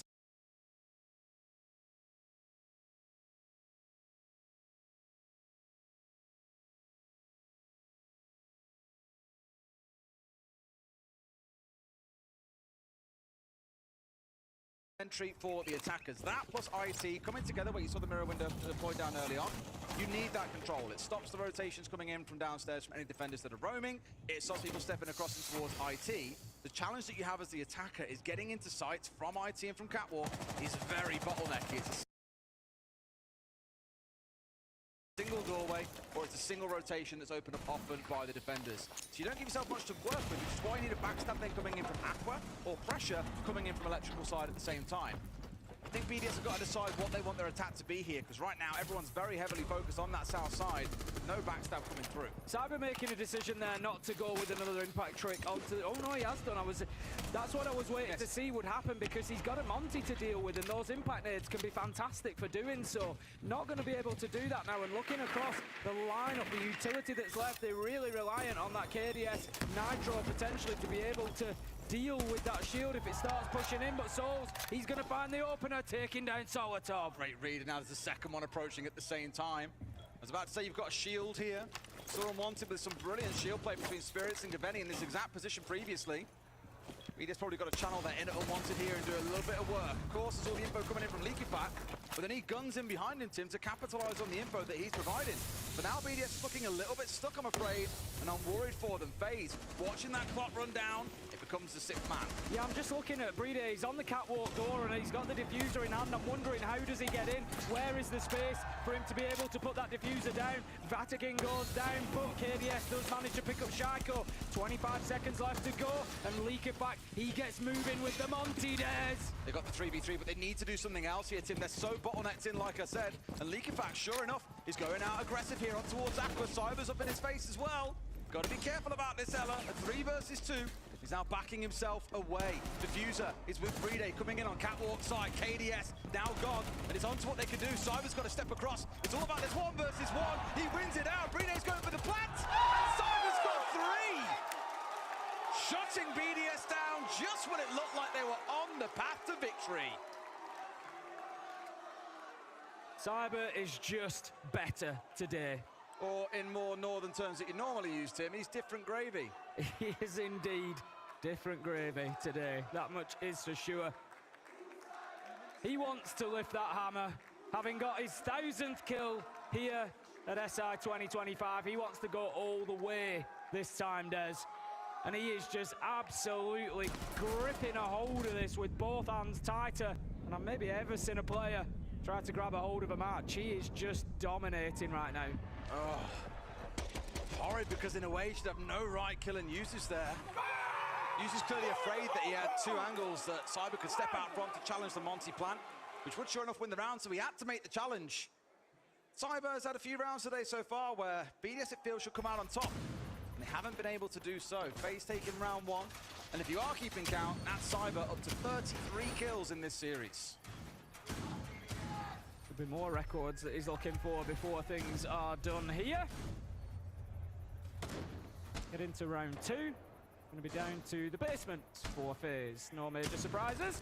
I expect them to see basement, and then probably storage will be their next site, should they follow their rotation. Saying that, we've seen FaZe play in control storage and do quite a little bit of damage playing on the control side of things. KDS, remember, tucked in behind the bomb chassis? Yeah. Pretty magical 2K that he walked away with, but do agree with you, I don't expect we'll see much kitchen play. When it has come out, it's been chaotic at best. Maybe you want to throw us a little bit of a curveball if it comes round to it. I think for BDS, though, if this keeps on going against them, they find themselves losing this round, maybe the next, you'll see that early tack timeout coming in again, because things will just keep on working against them unless they can get their mojo together. Cyber and Handy are currently up on the top floor and are going to need to be dealt with by BDS because Cyber's playing on the catwalk, so he's got that view down into warehouse. It's going to prevent BDS from being able to open that warehouse hatch and get the view down into Animus. They have managed to breach the double wall, so that's a little bit of progress for them at least, but they have to prevent anybody pushing into them in storage because they need storage control in order to be able to move in through that breach. What to do? Looking in towards those mirror windows again that Shaika nearly missed out clearing away last time around. And Dockerby, glad to see it back in the lineup. Don't want to call him dependent on that operator, but it does feel like it a lot of the time. First call coming out. I always ask, what's the movement being made by BDS when you see that call come on through? A lot of it. You've got Users and Solitov in towards bottom Aqua here. You've got a bit of an Exo push coming in from Leaky back at the same time. So BDS have made good use of that call to get a lot of players inside the map. Start getting set up for an execute. Solitov deleted the second round in a row. No second call from Dockerby.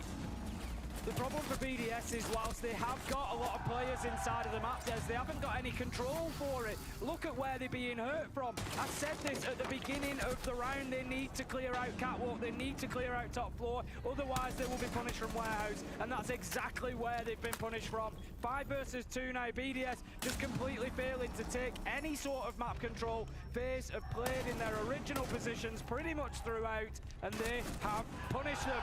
FaZe take round 2. But for a second, Shaiko was going to find his man there. I come back to what Leo spoke about. Very start of this series. And Azami making use of it to isolate out gunfights, not give a chance for a trade to come through. And BDS have relied on trades a lot throughout this tournament. There's a stat I reeled out earlier on, about 2 or 3 days ago. As a team, they have the highest trade percentage. About 22% that number sat around. Better than any other team at the tournament. Those keepers are definitely doing a bit of work to frustrate them here and deny that possibility. 2 rounds going against them. See one more, I'd expect that attack timeout to come in. Yeah, BDS can't allow this to continue for too much longer because, like I said, coming in, Des, I'm sort of keeping in the back of my mind that mental resilience, that thought about the rest of this game and how it goes.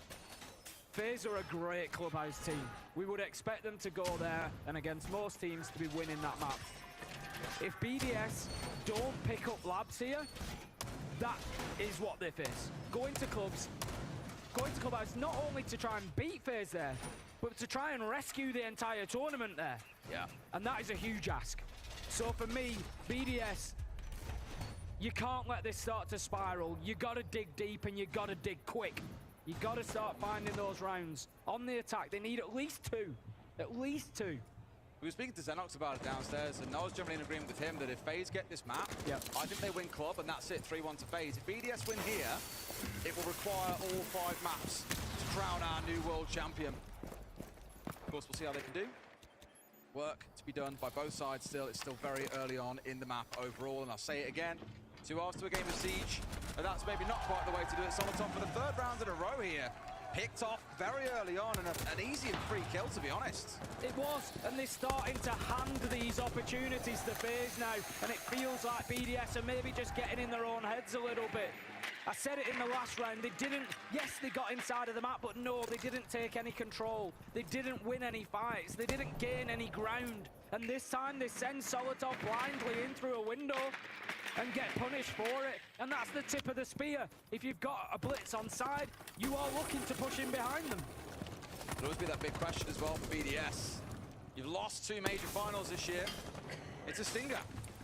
Different lineup now, of course, compared to last year, with Usis and Solitov joined the team just a year ago. But they know that pain of losing in grand finals. Heck, both teams do.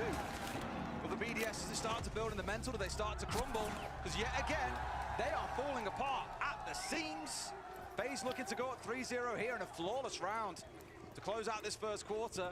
And I'm pretty sure, guarantee, that we step into a tap timeout from BDS. Almost certainly. BDS would have needed a 1v5 ace clutch to close that one out. And if anything does, the problem for BDS here is that the rounds are getting worse and worse. Here we go then, tap timeout. Let's see what's going on in the BDS camp. Push together, okay? Or if we're gonna do that thing, do it with people. We're gonna get used to it. We continue. We continue. No, we can't.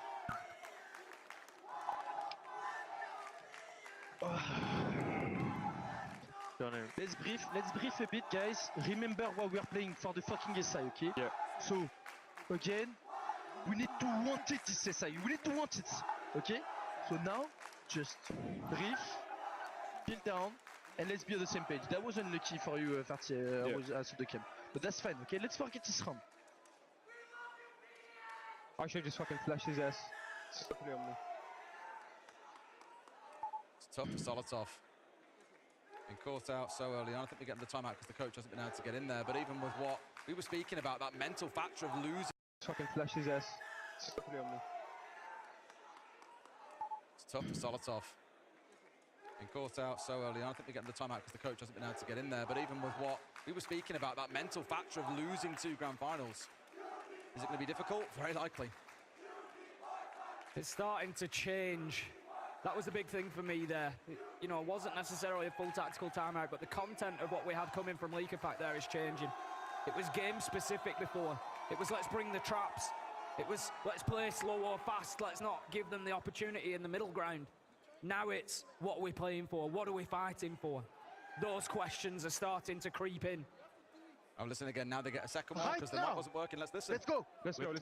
We have all 3 shields as well. Ready?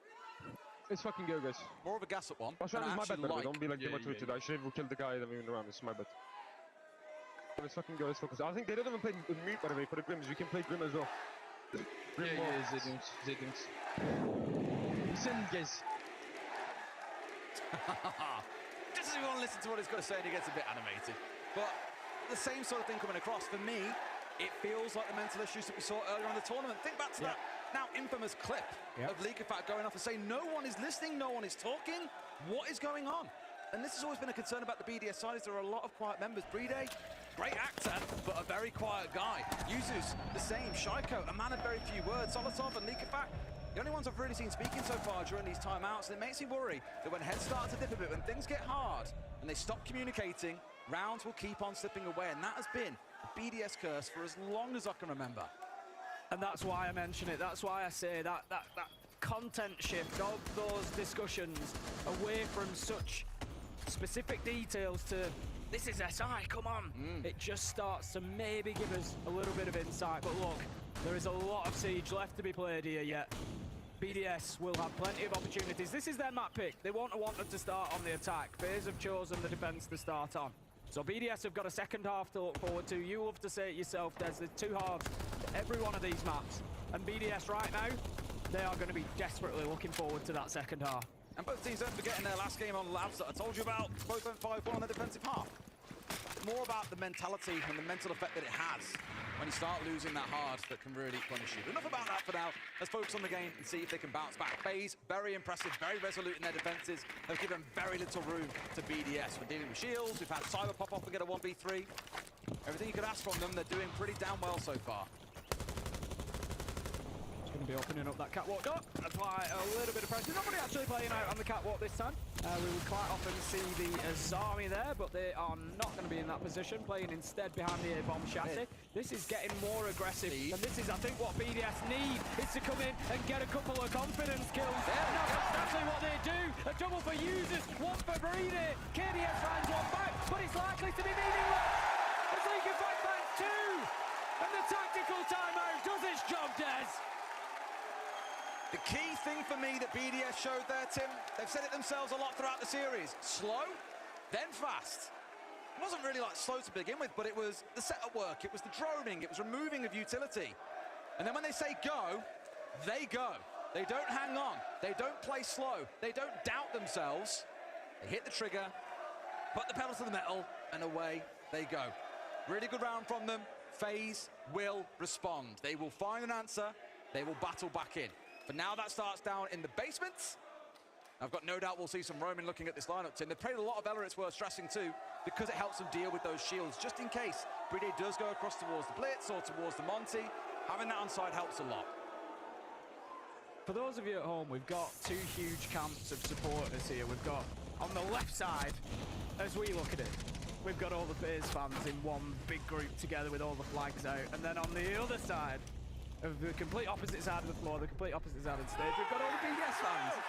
And there's a real bit of back and forth between the two. What about those in the middle, Tim? Maybe they don't mind who wins. Maybe the neutral does. Although I think most of the neutrals here have been back in BDS, so. Yeah. Look, BDS could not have got a better timed round. Nope. Tactical timeout. They come out. Not only did they get the round, but they get it convincingly. That's the confidence boost that they needed right there. I said at the beginning, 2 attacking rounds is enough for them. They need at least 2 here on, lads, and then they can get onto the defense. So whilst it's been a very, very tough first 3 rounds that seem to be spiraling away from them, BDS have an opportunity to grab a hold of this and rein it back in. Where I start feeling a little bit nervous though is I look back at Consulate and how they would stall out on the attack sometimes. I was about to say this is one of those rounds because we've got to attack the basement. We're starting off on the top floor, a minute's gone down, we've only just started to push forward, but Cyber overexposed himself and paid the price for it. I don't blame FaZe. They're trying to get up in the grills, up in the face of FaZe and keep them on edge at all times. Both teams really going at it, and so far, last round, this round, BDS are battling back. Yeah, I mean, they obviously just needed reminding that they were at Siders. That was this ain't a scrim. Maybe it's a final. Maybe it just slipped their mind that they were on stage. That's high, but one way or another, they've certainly woken up. 2 entries in a row, and they can look to build on that as well. Breedy is a little bit low health on the Monty, which is not the end of the world, but something they need to be cautious of. KDS is going to take down Solitov. Shaiko drops as well. KDS has slipped the net. How have they let this happen again? Too many mistakes creeping in for BDS, Des. They had these roamers red pinged earlier on. They knew there were 2 playing up on this first floor. Now they've got a bit of team play going in. A good flash coming over from the Buck, and that led to that kill. So a good moment. It's balanced things back out at 3 apiece. We've only got 60 seconds to play, though. And they do need to deal with Souls. He's still up above. I've spoken about mistakes. The question is, are they aware of his position? I don't think they were, as User strays around the corner, and he's going to be picked up by Souls. 3 versus 2 for FaZe now, 45 seconds, a low health Monty. It's not looking good for BDS. It'd be a risk, but you can't afford to chase Souls around the map here. I just hit sight. Force a 2 versus 2. Don't give him a chance to get back and join his team, or you'll be in a spot of bother. Vitter King chucked in on the bomb chassis as well, not a real common spot. Leakenback almost being guided down from above by him, but gets away. Both now not looking too healthy, and for FaZe, with only 25 seconds to go, feels like they should be able to hold on. Who is going to be BDS's Cyber? Who goes big when they need him? It's not going to be Leakenback, and it's probably not going to be Breedy on the Monty. You can see now Vitter King's just looking to get aggressive. Doesn't need to, as it's going to be handy picking up that final kill for FaZe, who are able to just prevent BDS building any momentum on the back of a great round 4. They lock out round 5. FaZe continue to keep themselves in the driving seat. There's one more defense for them, and then we start asking some really big questions of BDS. And knowing that club is map 4 is what's got us all a bit nervous. Solotov, honestly, is a player I've got to look at, though. Whether or not it's a blind trust and a blind trust for a call coming from his team. He's died in the first 3 entries in the first 3 rounds. Over the last couple, has gone in as second entry. In the previous round, his team steamrolled, so didn't have to worry. But in that round just then, got picked up completely for free. This should not be happening. It's really painful. When we know that they like playing things like the Docker Beers, remarked before, it wasn't in this round, but it does let BDS make a lot of allowances that normally they would get away with. Here, though, FaZe are punishing them every step of the way. See there what it means to the fans. Top floor. They've been here before. They want a different outcome. Top floor, as you say, will be the final spot for FaZe. And as they've brought along the clash. Again, curious, I didn't see it during the setup of the round, but curious to know if that was hidden away, because if BDS haven't realized it's on side, they could struggle here. They've got things like the nano EMPs that you can toss at the clash, takes off that shot for a short amount of time. There's no real gadgets, though, that... No direct counter. That's it, and that's where I worry. They're going to have to get some really good crossfires on the go here and punish him. We've seen teams do it several times. One player being that backstab that completely upsets the apple cart. Got to look for it in the round, but otherwise, Tim, I like what BDS have got. They have got a good lineup for this one. Concerned that FaZe have equally got a very good response in theirs. Just going to be opening up to the side of that mirror window to prevent any mirror tricking. Taking out the Excaros pellets. Cyber's going to be looking just as he's... Oh, throws the impact nade a little bit too deep there. Going to lose his mirror window as well, so that's going to force the LR back into sight. And it just starts to give a little bit of space for BDS to work into. They've shown this catwalk and IT focus execute twice, which is why Bitter King is now dancing around IT on the clash, looking to frustrate them a little bit, to keep them outside the map. What I really want to see from BDS is to do something a little bit different here. And by the looks of it, they have got 3 or 4 players starting to stack up on this meeting side of things. Brede, Leakerpack. Also got 1 or 2 hanging out below. So someone telegraph where they're coming from, of course, to us. Not to FaZe, who don't have a 100% idea on that. Still 2 players hanging around IT and Catwalk as well, but it could be fate at this point, Tim. Natural goes out, will be unsuccessful. Continue challenging onto Connector. They've got to know about Cyber this time, surely. BDS, they've walked into blind traps a couple of times, and I think this time they will get away without that being the case. But again, BDS just feel like they're circling here, Des, without too much real purpose just yet. Let's see if the Candelas can give them that. One goes in to electrical, the next goes into pillar. But there still isn't much movement from BDS on the back of it. What have you got for those Candelas, Des? Well, they've managed to get Solotov inside of electrical, which is one step, but guess who he's faced off against? There's a clash in his face. That's not going to make life easy. Uzi's going down, they try and get the backstab in here, but there's the flank on the other side. KDS has been sat in this spot, Tim, nearly all round long again. Misdroned, paying the price. FaZe with a 5-1 half. History is repeating itself. FaZe were just on a different level there, in reality. BDS, as I said, just didn't really seem to have too much of an idea where to go. 2 Candelas go in just to get them electrical, but then they get hit on either side of that and lose bodies. There's just too many mistakes for BDS right now, Des. There's not enough big plays, like you said. Where's their Cyber? Where's their player that's going to step up and grab a hold of this one? I would love to be a fly on the wall during BDS's next chat between maps if they lose this game. Yeah. Club, as we spoke about, builds up a lot of pressure, but not seeing the issues being rectified that are being spoken about during these tap timeouts. And it's really starting to cost them. 2 minutes of misdroning going on here too. Granted, for FaZe, they've done a very good job of chewing their way through the drone work of the other team, but it's unforgivable at this level to let that be the difference maker. Top floor, we're going to start things on. Breeder's just going to be keeping himself hidden away there for the time being. Although, interestingly, IT wall at the minute is not reinforced. Yet. There you go. Breeder's going to... I don't know whether they were trying to keep the bandit off the radar or what. I don't know. It doesn't really matter. There's a Maverick on side, so they're going to be able to deal with that either way. But if you remember, I said, Des, we were likely to see a lot of shield play with that hard breach ban coming in. It's something that BDS haven't really lent into that heavily. Immediately on the attack, FaZe, Blackbeard, Monty. We saw BDS trying a lot of shield play back on concert, and I think it just wasn't working for them as effectively as they'd like. It's a very plan-focused team. You'd think you'd be able to utilize shields really well to get that diffuser down more often than not. Maybe a stat to analyze later is how many of their plants were off the back of picking a shield in the round. We will see. I do back FaZe though to do a lot of work here with both the Monty and that Blackbeard coming along. King said it earlier on, would play the Monty if available. Here it is, so he's straight on it, and KDS, who is frying this map, onto the Blackbeard, backed up by Souls on the Ying. A lot of scary utility in the back pocket of FaZe. Yeah, we'll keep an eye on where that utility is situated. At the minute on the Blackbeard, KDS has moved out towards Aqua, so there could be a little bit of pressure coming from there, but that's likely to be later on in the round. For the time being, FaZe, they're just having a look around this site. They're just doing the appraisal. Where is the utility? What do we need to clear? They need to be careful, of course, moving around here. Mirror window is open, and the mirror of Solotov there. He's keen to have a little look out of there, see if he can get himself anything to start this round off. It's immediately the defensiveness coming out from BDS. They're almost letting FaZe have whatever part of the map they want. They've got Aqua. They're pushing into wall. That is unfortunate. That is so unfortunate. Leaking back can't be going down there, and Yuzu's certainly hasn't helped.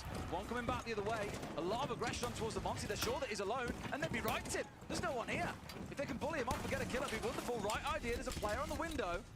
And with this, they'll back away. Souls looking to join up with the Monty, which leaves Cyber alone on Catwalk. I love that team play from FaZe there. Did you see that King didn't head back out of the door? Because he's had the call from Souls saying, hang on, I'm on my way. And he knew that there was an opportunity for him to find a kill, but ultimately, Yuzus manages to take down Souls. 4 versus 3 now in favor of BDS. Cyber tries to get something going for his team, but can't. Solotov cuts him down. Nitro out. Will do a little bit of damage to the Monty. It's all up to him. 1 versus 4. Solotov closes it out, and BDS, they get themselves a defense on the board. Taking a lesson from their attacks there, Tim. Slow to start. Let FaZe bunch up, let them do what they want to do. But then be prepared to go fast, and they push hard onto that Monty. That breaks apart the 2 or 3 players that were sat on Catwalk, and it all begins to collapse for FaZe from there. Much better from them, much more active. But a hit in, boxes in with a call in. Hey everybody, I mean, it may look dire for BDS, but the thing is, BDS matches up so well on Nighthaven Labs against FaZe, because FaZe, as we just saw, they love the shields, but BDS can constantly apply that pressure, and at FaZe, the one thing that is their downside is they're not that fast on clearing, so they rely heavily on shields. But BDS, just like we saw, if they can keep constantly putting that pressure on the shields, spacing out their defenses, FaZe will just run out of time, and we saw FaZe in a similar situation last invite. They were able to bring it back down 1-5. I think anything's possible. I think BDS is a lot better favored in this situation, even though they're down a little bit. Thank you very much, Fox. Always good to hear from a former pro. 5-2. A pretty crucial round coming up. FaZe win this one, Tim. Massive advantage. 4 rounds on their side. There's a lot to ask for BDS to claw that one back. Into the base up we go. Good defense on the top floor, and we spoke on the desk before the series, Tim, about the sends and presence of that across the competition so far. The team making excellent use, you know, the change to be able to raise and lower that light wall, the warden no longer really being effective against it, can really enable some cheeky plants to go down, and that's probably what FaZe are looking for here. Andy just taking that long angle in through the window, not going to find anybody. BDS not wanting to give them too good a start here, but like you say, it's a map maker for me. If FaZe are able to pick this round up, it really does just catapult them towards getting the win done. 6-2, you would have to say that surely it's too much for BDS. 3rd-rated defensive team overall at this tournament coming into today, but they're just not playing like it today. There's Cyber takes down Bride, that's the mute gone, and that is some map control at least for FaZe gained, and they can now start pushing on. And the C4 taken offline at the same time. Problem is, we've heard them speak about it a lot in tap timeouts. Play together. Bride's completely isolated there. Cyber all the more happy to take the kill. Oh, Solotov spinning it back. Gets a second as well. That's what you want to see. Souls is there for the trade. Again, FaZe with 3 players in close proximity, able to secure it out. But that's 2 players dead on the side of FaZe, Tim. A lot of the strength of this attack now diminished. We lost the book as well. That's going to be potentially a really big impact for BDS, taking away that verticality. FaZe going to have to find another way, possibly. Going to have to look at a lateral push. Going to have to move down and find some kills, but keeping it at 3-3, they've kept themselves in it, the Brazilians. They always seem to have some answers, Des. It's the light walls for me, Tim. That can do some serious work. They've got 4 of them available. You can slice this up like cheese if you want. You can do anything you want to the site when you've got this much gadgetry to play behind. You've got flashes still. We've seen how much FaZe love using flashes throughout this series to overwhelm members of BDS and push in, securing a 3v1, a 2v1, whatever it might be, a man advantage situation regardless. And there is only one C4 left in the back pocket. BDS. They're preparing for the drop into Animus, and they will go. Handy is there, does have the utility available on the sense, is going to start playing it. Maybe just try and create a little corner where they can put this diffuser down. 30 seconds left to go. The challenge from BDS could come from Cargo. Handy sends out another screen, but as of yet, FaZe are not moving, and when they try to, Leakenback takes down Souls. Nitro comes out, will not catch anybody. 2 versus 3, Des. They tried to bait out with 2 light screens, but found nothing. BDS showing a lot of patience here. That Legion steps out, Leakenback can find a freebie. Handy waiting for him, another screen coming out, off towards his right. A great 2v1 coming out. And another one over the line, BDS. Starting to catch up in this game of cat and mouse. I've spoken about BDS mistakes. I've picked up on those moments where they've misdroned, where they've pushed in, where they've lost bodies. But it's fair to say, Des, that they're having some magical moments as well. That was a great round from BDS. They just need to find that form a little bit more consistently, and then they will make a real matchup of this. Small mistake though, I mentioned BDS at the start. That's the one that you can do without losing super early on, especially when there's a C4 for plant denial in back pocket. This is a big round, not just because it's round 9 like we spoke about on the last map, Tim, where FaZe either have a 3-round lead and they can play around with that to get it over the line, or BDS come within striking distance for FaZe by just 1 round. Why it's big is because it's that offsite. It's control and storage. If BDS can win this, they've shown they can win all 3 sites. You start to get a bit of belief. They could take this maybe to overtime, maybe even take the 7 and 5. FaZe may yet jump in with a tap timeout to figure out a way through this round. Through this game even, really. The round's down the way, can't do much about that. I've already got my eyes go to straight away though. Souls on the Nook. Potential backstab could be enormous. We've seen them try on the top floor attack before to have a backstab attempt coming in. It was a Monty didn't really have the impact they needed, but it shows they're willing to have this 2 or 3 point push. And if Souls is that player that goes unchecked, catches out 2 or 3 players from BDS, the backline is broken, FaZe are then on match point. You spoke about belief there, Des. And the thing about belief, it's not about you and I believing. It's not about everybody at home or here at the MGM Music Hall believing. It's about BDS believing in themselves. And that's what they need to find. Nitro, in hand, ready. We've seen this used to great effect so far this tournament. We've seen multiple kills come through. We cast the game the other day, and there was a player 4 rounds in a row had to go and just open over and over, and got C4'd, shot at. Just could not get involved in the game as a result. Waiting for Shape on steps out here, but the answer is no. Cyber going to be able to make it soft. BDS not wanting to take the risk. Worth stressing, Tim, of course, that site is downstairs. This is just FaZe trying to get some control on the verticals. The BDS cannot deny from above. IT itself is perfect for denying the storage window, but it needs to be dealt with. And I think it's the perfect game plan from BDS. Frustrate FaZe. Make them use their time. Make them rush towards the end of the round. Yes, they're going to win a couple because they've got great gunners on side, but you're also going to get your opportunities as well. So BDS, I think, playing this right. Just try and burn as much time as they can. Legion is onside. Ella is onside. Hold that top floor. Do everything you can, but Cyber, he proves that there's plenty that he can do as he picks up Shaiko and Breedy. 3 versus 3 though, as Solitov finds Souls. That's pretty big. Use the backstab factor for them, and Handy's up to get rid of Leakenback. No man's land there. Stuck in Narnia without a way home. Solitov and News has got to go so big here. This old duo that joined this team just a year ago. In fact, the old BDS core 2 years ago knocked their old team M&M out of SI. Of course, they're now on this team, looking to do it together rather than against each other. It comes down to the new boys to win out a 2 versus 3. FaZe establishing the verticals. That's what they wanted, was IT to make this plan safe. Users has got to go huge here, but the book, like an angel of death, awaits above as he slipped the net. Users has got 1, almost got 2, but it's a triple coming out for Cyber, and he makes it a 4. Solitov can't find his man. And Cyber, not only does he want that hammer, Tim, he wants to kill records. BDS just lost control of sight a little bit there. Vidaking was able to get in and start putting that diffuser down, and it forced users into a tough position.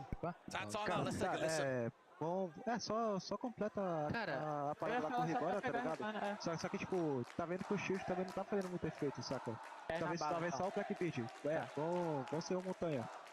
E ficou mais a bala, tipo, eles chegaram a oferecer brecha na elétrica, esse pai. Let's fucking go, guys! No regrets, only solution, guys. So what we can do now? Last time they played double shield. No, yeah.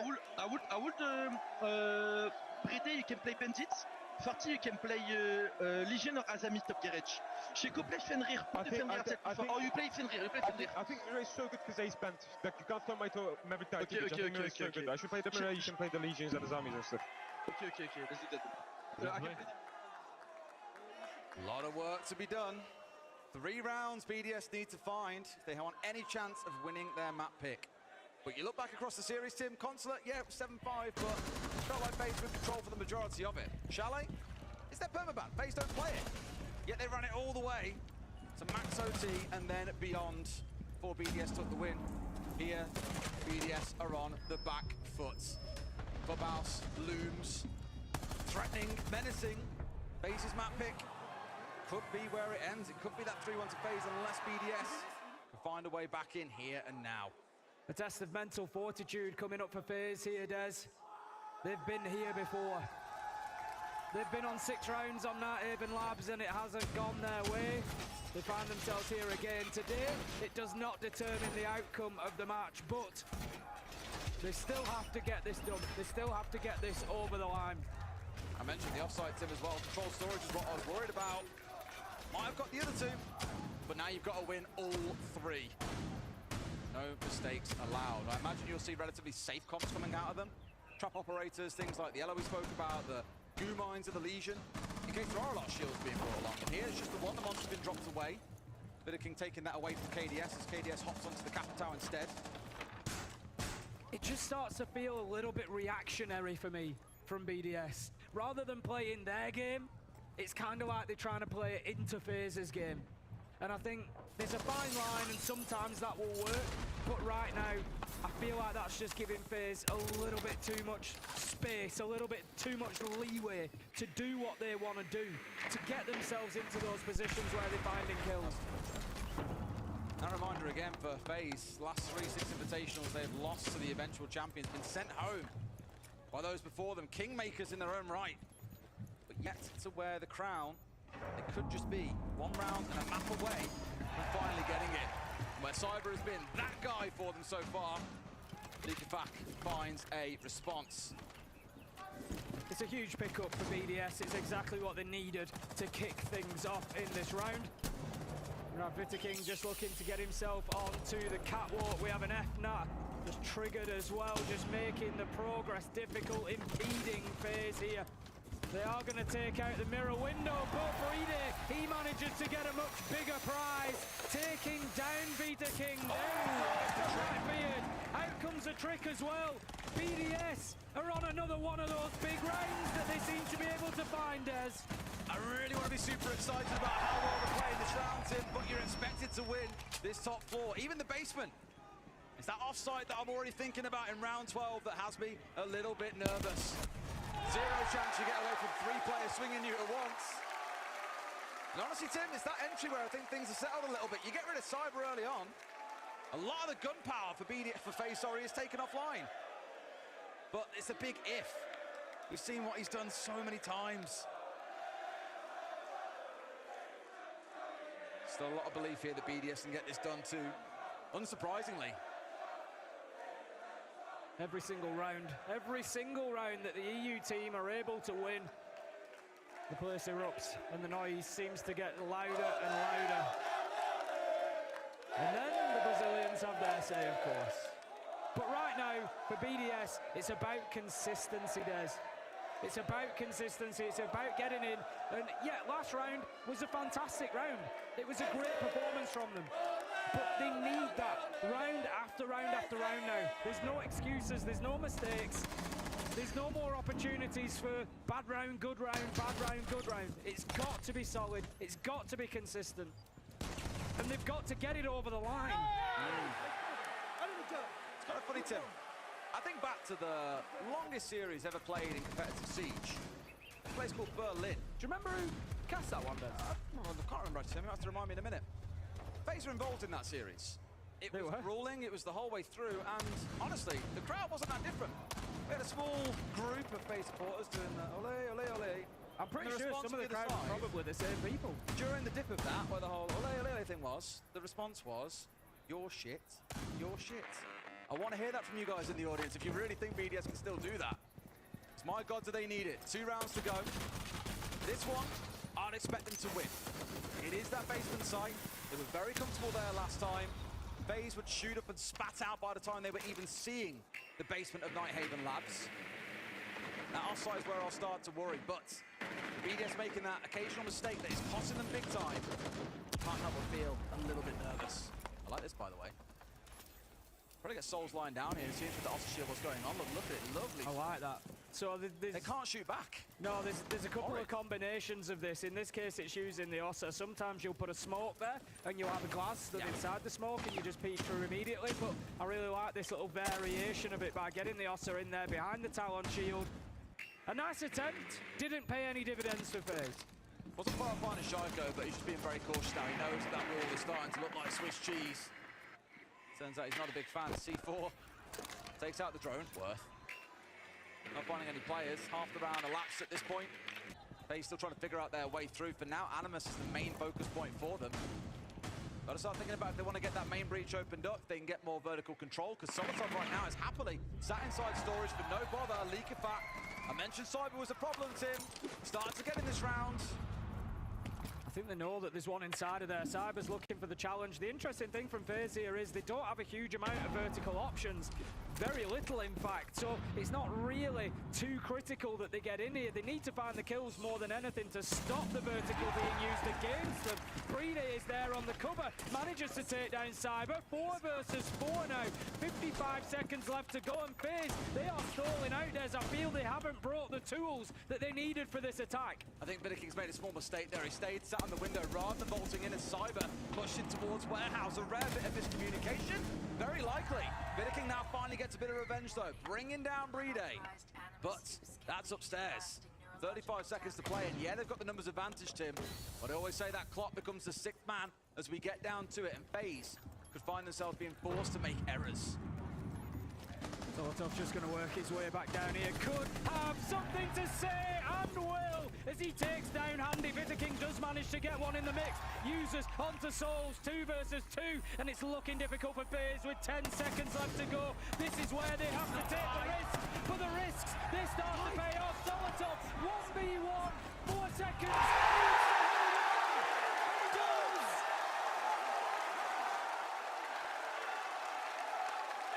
A matter of seconds on the clock, and he makes a big call to swing with that super shorty.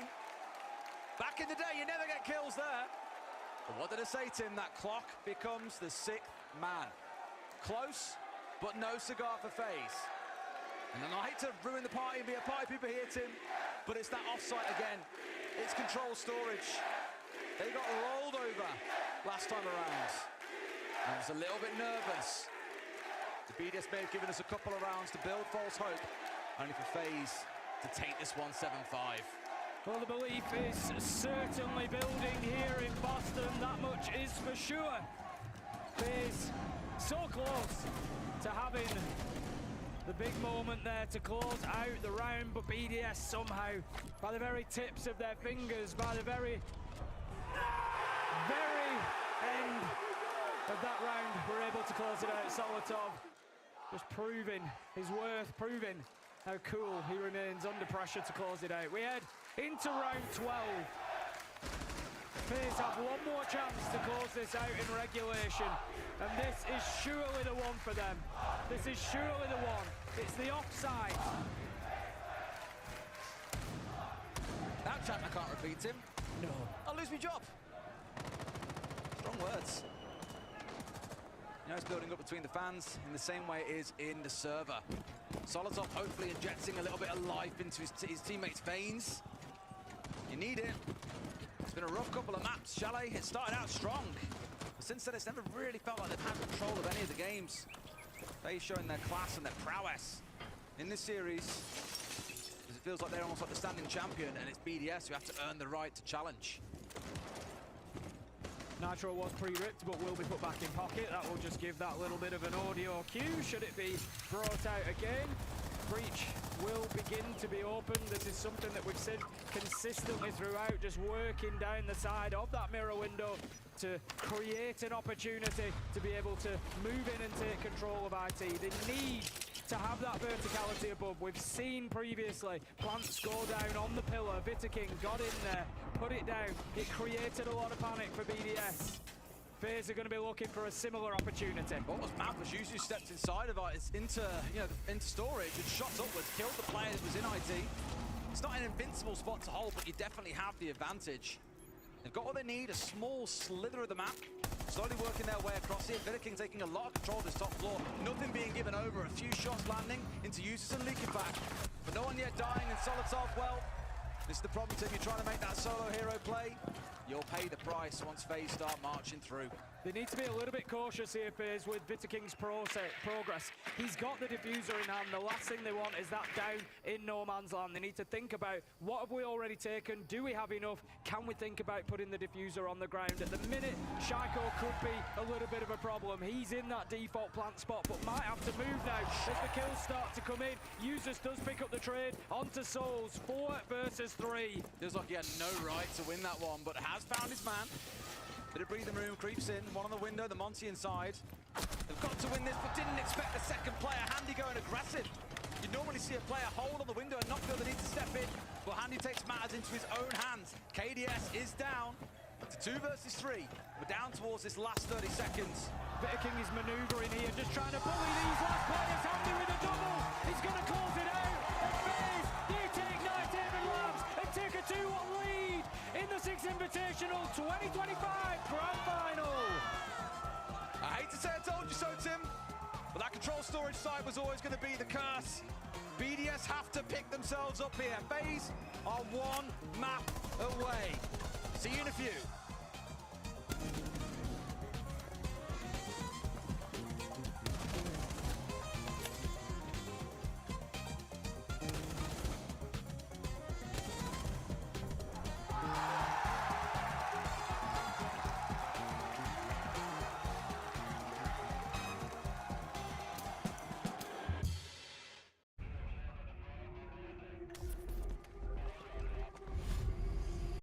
You may be getting older, but you're not planning to slow down anytime soon. Bronson Vitamin K2 and D3 are the perfect partners to support your health, so you can enjoy the activities you love most. While vitamin D helps the absorption of calcium, K2 directs it to where it's needed. It helps to support bone health, heart health, and your immune system. This vitamin team is free of GMOs, gluten, and soy, with 2 essential nutrients that work together in 1 capsule. They truly are the perfect pair. Yes! What'd you win? I think I just won my taxes. Oh yeah? I just switched from TurboTax to H&R Block. It was so easy. Plus, they have live expert help and AI tax assist that answers questions for free if I ever need help. And I definitely do. So I don't have to pull an all-nighter with this? Nope. Game over tax stuff. Switch to H&R Block online and get unlimited help whenever you need it. It's better with Block.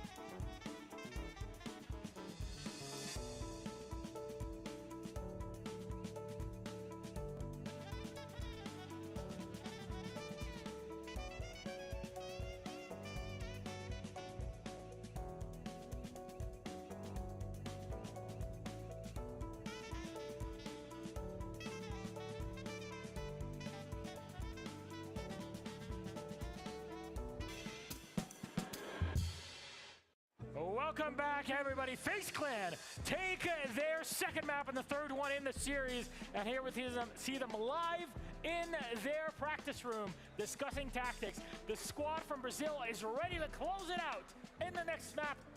Should they have the proper strategies for it? Again, last year they got close. Not close enough. Maybe they can do it here and pull it off in Boston. They are absolutely ready to close it out. I mean, we talked about them on the desk, how they are a stronghold of a defensive team, and that first half would display that beautifully of how well their defense. Honestly, it was the first time I've seen BDS throughout this entire tournament look so discombobulated and disconjointed in their attack setups, especially with Licky Fact not being able to find the success and finding the pieces to move around. But again, for FaZe, they got over the hurdle. We were talking in the back. Can they get this done? They're in the exact same scenario. Last year's SI, can they close it out? And they did. That's got to reassure them they are here. They can get it done. I mean, the map really took into play here. Obviously, it's such a hard map to attack on. And when we saw BDS swap sides, I thought we were going to go to overtime. BDS was bringing it back. Both teams struggled on their attacks. But the difference is FaZe started defense first. Going up 5-1 is so difficult to climb back out of. And it really looked like BDS was not believing in each other's strategy. There was individual peaks time and time again once they were on their own defense that they thought they had to make hero plays to be able to bring them back, especially in that last round. It looked like they were a little scrambled mentally, but obviously they've been there before. They've lost these events before. FaZe has not let that affect them after Chalet. BDS cannot let them affect it after this. I fear that this has been an issue with BDS throughout all of its rosters, all the way back to 2020, 2021, and beyond, be it in Montreal, in Paris, in Sweden, or here in Boston. I don't want to count them out just yet. Don't worry, I got my EU bias as well. I'm rooting for that French passport one day in my future, but BDS, they got to step it up here. Again, when you're looking at players on BDS specifically, Shaiko's obviously going to be a huge one that's going to stick out for me at a 33% cost. That's barely even making a dent within that round, within the map. So going into a next map, we're going to need to see life coming out of Shaiko in particular. But again, on that FaZe side, if they can control the aggression that BDS wants to bring on those attacks and play it and rely on those defenses just to close out an attacking half, they can easily get it done. I mean, BDS definitely needs some life because they do. Solitov were at the top of the leaderboard. We talked about how they were substantial on keeping BDS so strengthful throughout the whole year that the rest of the players that we're usually talking about, specifically Shaiko, haven't really been putting on the performances that we expected to see. Clearly in that matchup, it looked like they had the hardest time getting back into it. So obviously, that needs to be a wake-up call. We need Shaiko to wake up. We need Licky to wake up. Breeday's been doing pretty decent. I can't say anything about him, but we need the two other spearheads to be able to come alive. Yeah, Users had a moment here that we'd like to talk about, Gabe. It wasn't Users, it was actually FaZe, no? It was? Yeah, it was FaZe's setup here. So yeah, no, it was this is what I'm talking about, the stronghold defense from FaZe. They execute everything perfectly. They force BDS into unwinnable positions where they think they can take map control, but FaZe would immediately pounce on top of them and not let them into any part of the site, and closing out that round in a flawless round. Again, just the emphasis of how strong FaZe truly is on their defensive half. I mean, you said Uzus made the play, but he was the first one going down. Yeah. So no play for him. You weren't wrong technically. Technically not wrong. True. But somebody who's been making plays in this main stage grand final matchup has been Cyber. He's been so good at FaZe, and we talked about him the whole event, and he's coming alive in this matchup. He's been the best player on FaZe in the best of 5 so far. Here's the question. Should FaZe lift the hammer? Would you consider Cyber the best player in the world in Rainbow Six at the moment? I mean, he's on a team with Handy. That's tough. That's tough. He's on a team with Handy right now. That's a really tough beat. I mean, I think realistically, every one of those players can be the best in the world here. It takes a team effort to get this far, and they are doing it now. Well, Cyber is 21 kills away from breaking the best of 5 kill record in the history of the game. One good game or maybe 2 good maps. Who knows? Maybe I'd love to see it go a bit deeper. Then that record might be shattered right here, right now in Boston. Gentlemen, thank you so much. What a map we've had, but still at the advantage for FaZe Clan. They're up 2-1. We'll take a quick break. When we get back, it's time for map number 4.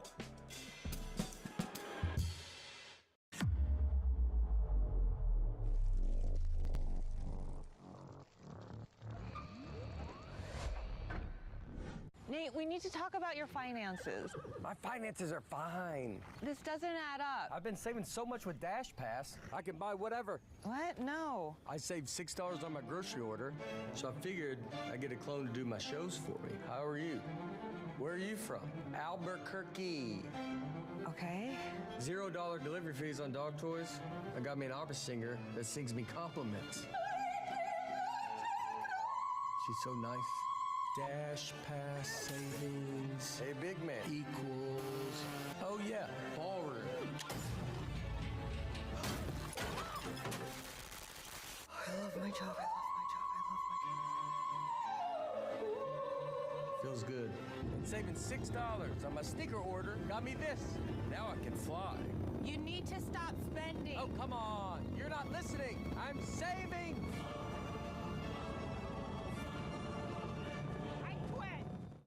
Introducing new Oroxon Gel, the first FDA-cleared ED treatment available without a prescription. Oroxon Gel is clinically proven to work within 10 minutes, so you and your partner can experience the heights of intimacy. New Oroxon ED Treatment Gel. Josh!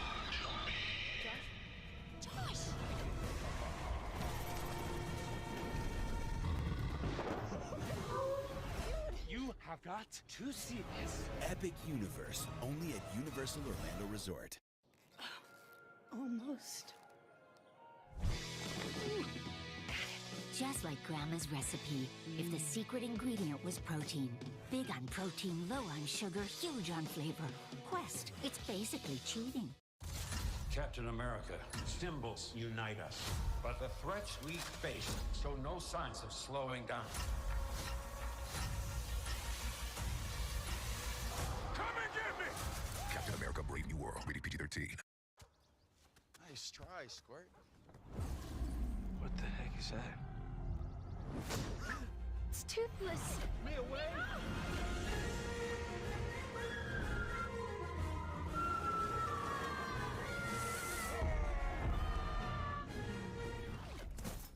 Vikings, I have returned. Yeah? Oh, you've got to see this.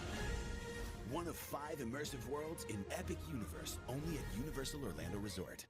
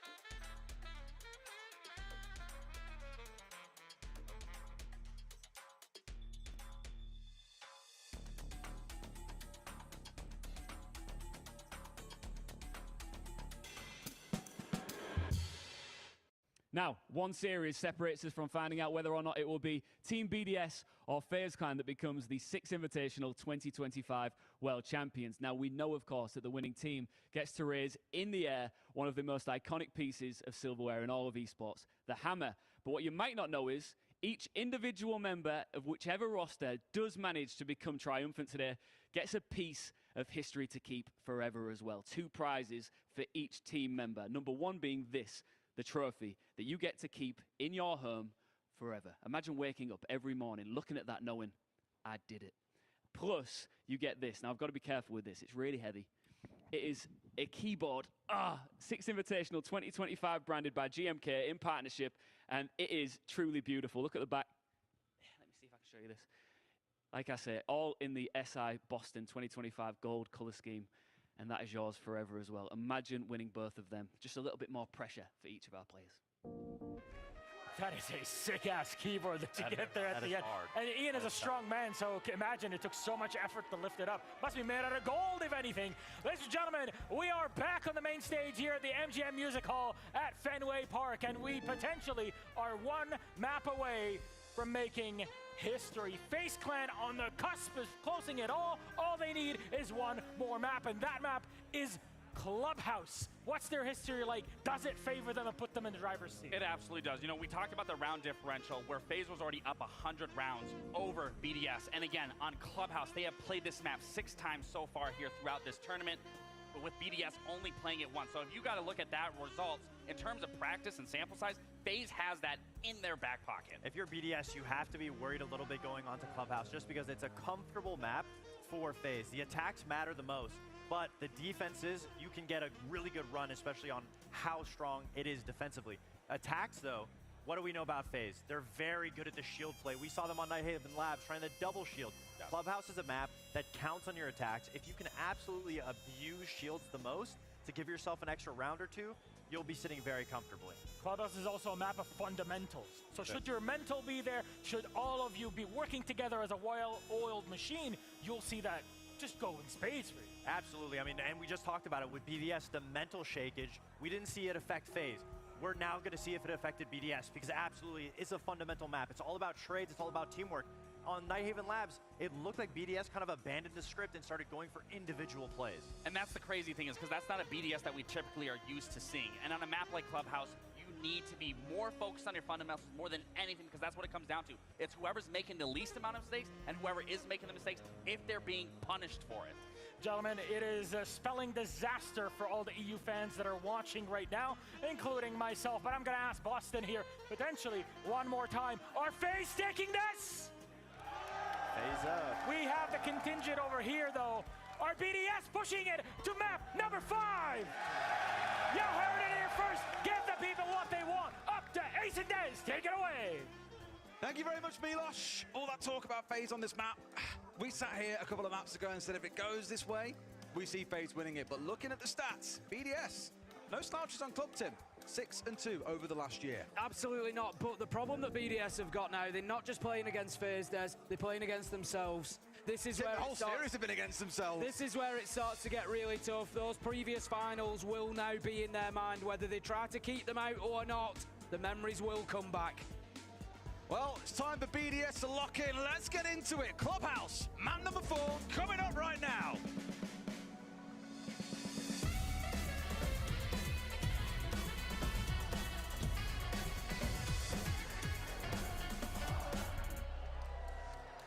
Let's get into this then. BDS will kick things off on the attack, on the defense to start with, which means our bans will be reversed. So the opening ban will be BDS's. They will take out the first attacker. You feel like, I mean, it's such an easy thing to say that BDS need a strong start. Of course, they need a strong start here, but looking at what has gone on so far, they've got one map, which was FaZe's permaban, and then FaZe have been able to just go back-to-back to go 2-1 up. If you're a BDS fan right now, you've got to be worried, especially with FaZe taking away that Shaiko Demos. Always the worry, isn't it? The Maverick, a little bit of a surprising one from me. You know, it's one of the least played, in fact, it is the least played hard breacher that FaZe bring along for this map. Cyber, most played, Thermite Maverick. Handy, Ace, Vita King, Hibana. They play all the other hard breachers. The thing that it does to man when you don't have this on side, and to be fair, this is why the Kai ban kind of works against it, and I think it makes sense that they want to take the Kai away here when Maverick has been banned against him. It is smart counter-banning almost by FaZe. It will demand that you bring things like a Thatcher along to make sure those walls definitely get opened up. It takes away some of the attacking teeth from FaZe, so don't blame BDS at all in what they've gone for. Just wonder if there maybe be a more impactful ban that they could have looked towards. Not really been too fussed by the shields on the side of FaZe, even though at points have threatened, but I'll probably agree with them in saying that shields haven't dominated this series like it has others throughout the tournament. No, I would agree, but we've got to remember on Clubhouse there are some real opportunities for those shields. You think about the dirt push into basement, for example, using the Monty or the Blackbeard to get down there. We've got the Blitz brought along by Handy immediately. How often do we see that used to push down blue and take the ground and push on into sight? When you're talking about catwalk defense, take a Monty, get up there, clear it off. Really, really powerful on Clubhouse, and I'm sure, given that they picked it in round one, that FaZe are going to be looking to abuse that. Right down to the base we go for round one, and Leak It Back, as you can see on your screens, is up on that top floor, getting some of them mute jammers down. Trying to kind of drag FaZe into this fight around the map. Our main concern is where BDS have bled out in a number of rounds throughout this series. There's been having individual roamers out around the map and getting punished when FaZe realise what's going on. A good few years ago now, we saw what was famously called the SSG roam popularised on this map, leaning into Mute, leaning in towards Mozzie and Vigil to cause a bit of bother.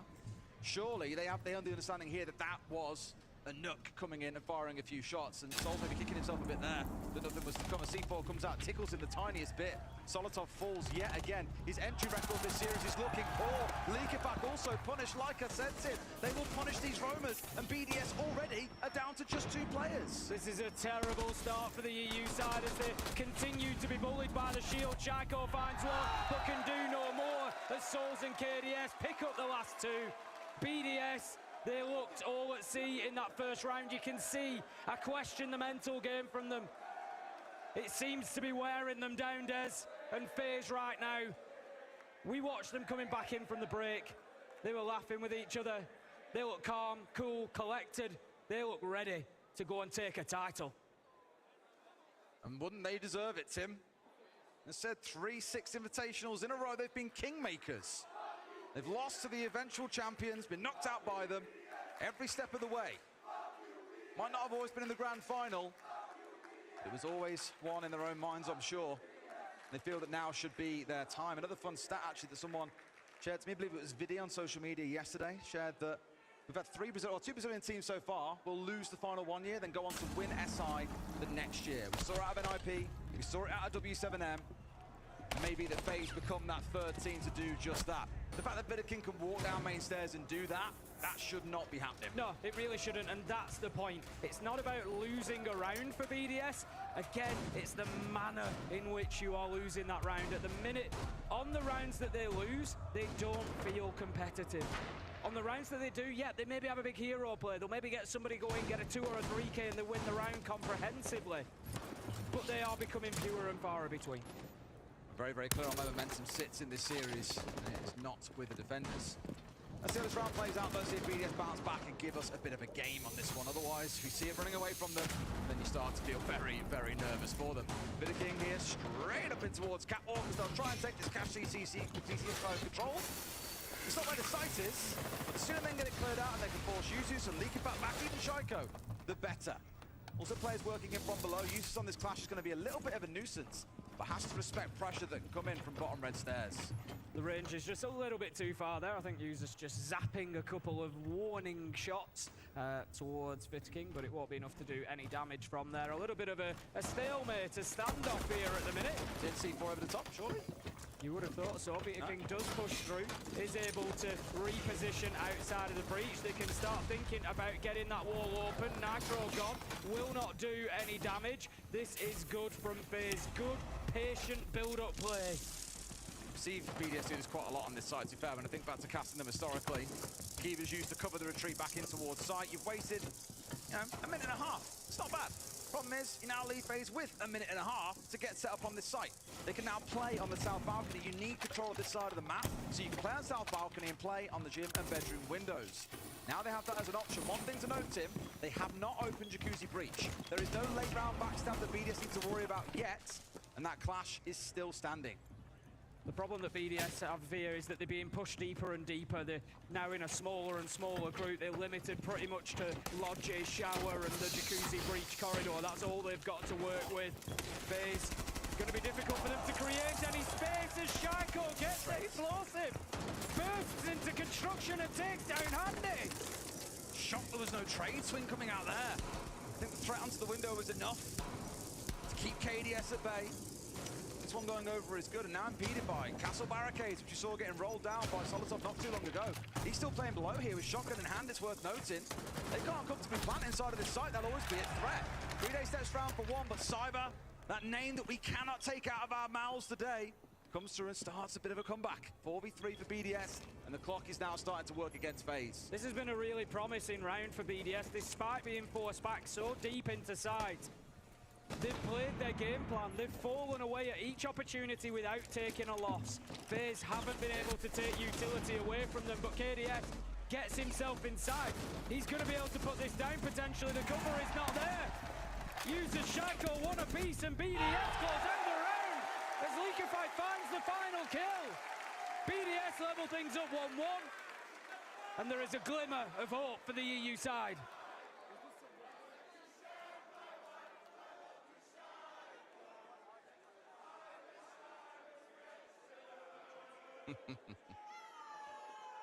They could be down and out, Tim, and you still have the chance coming through. Don't want to get too excited about one round there. Losing on the basement feels a little bit unforgivable. Much better on gym and bedroom. I wouldn't say it comes down to that time wasting out towards Cash and CC. Much more on Shaco being willing to swing like he does here. Yes. Getting away with a freebie shouldn't have happened when there's two players in there and a player on the window. FaZe are dead to rights. He's got away with daylight murder. A wonderful shot onto Souls to boots. They really are having to fight tooth and nail for every single kill in these rounds. FaZe are not making it easy. Now we go to Cash and CC. I mean, it's yet another spot inside of construction that's been sort of informally named after him. You can't expect him to allow FaZe to just keep themselves stood in there.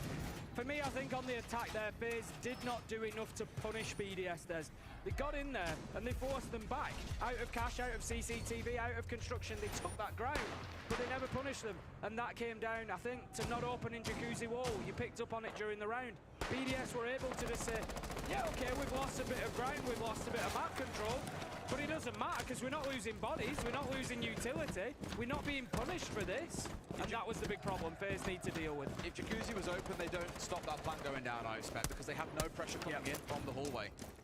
So small one for FaZe there. The consideration needs to be on ensuring there are enough angles to pressure BDS from. Even if you don't put someone on those angles, it's more about the phantom pressure it creates. Having a breach open, you can't always tell if there's a player out there waiting for you, Tim, but you have to assume there is. Otherwise, you lose your life for nothing, and that's how rounds slip away. Still, see how things go next time we come back to that site, I imagine. In round 5, for now, I said the focus is on Cash and CC. FaZe have largely got control over the master bedroom side of things. They've all been given it by BDS. They've got a bit of control inside of Garage itself. But have otherwise said, FaZe, it's yours to take as you please. We'll let you have that ground, but we will fight you when you start looking at the site. Not going to be pushing to take catwalk control, all going to be master side, as you say, but you bring the Monty last time and you clear the catwalk when it's not a CCTV site, and then you don't bring it along this time and leave Leaker back to play there. Again, maybe questions that will be asked of FaZe in the next couple of rounds if this one doesn't go their way. Handy has an answer to Shaco, but not before he can take down Cyber. He can't protect his teammate. All he can do is find retribution. It's the Blackbeard that goes offline. The fear for FaZe here, Tim, is they haven't actually got lots of utility to execute with. They've got everything for the setup.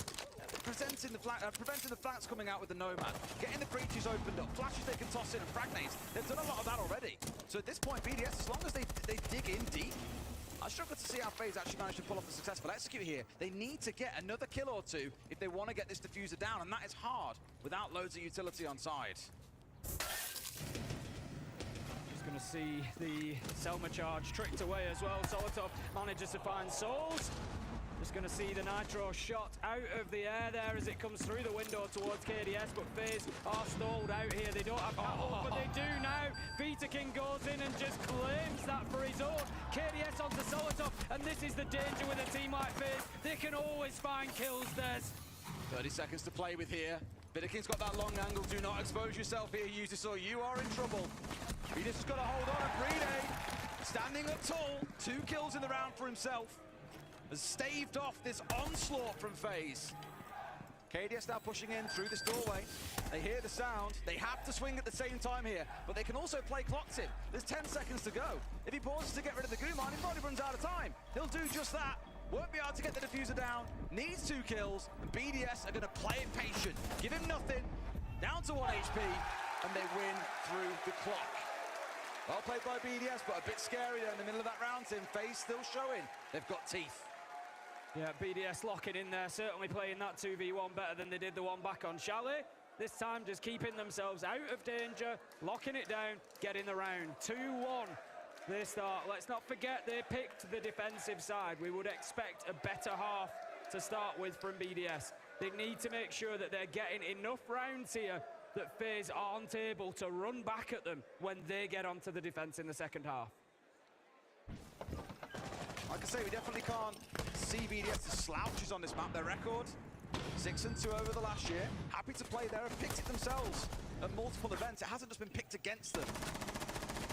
Same as like Consulate in a way when I look at it. That was the second favourite map for BDS. When FaZe picked it, I was a little bit nervous for them. They got the job done.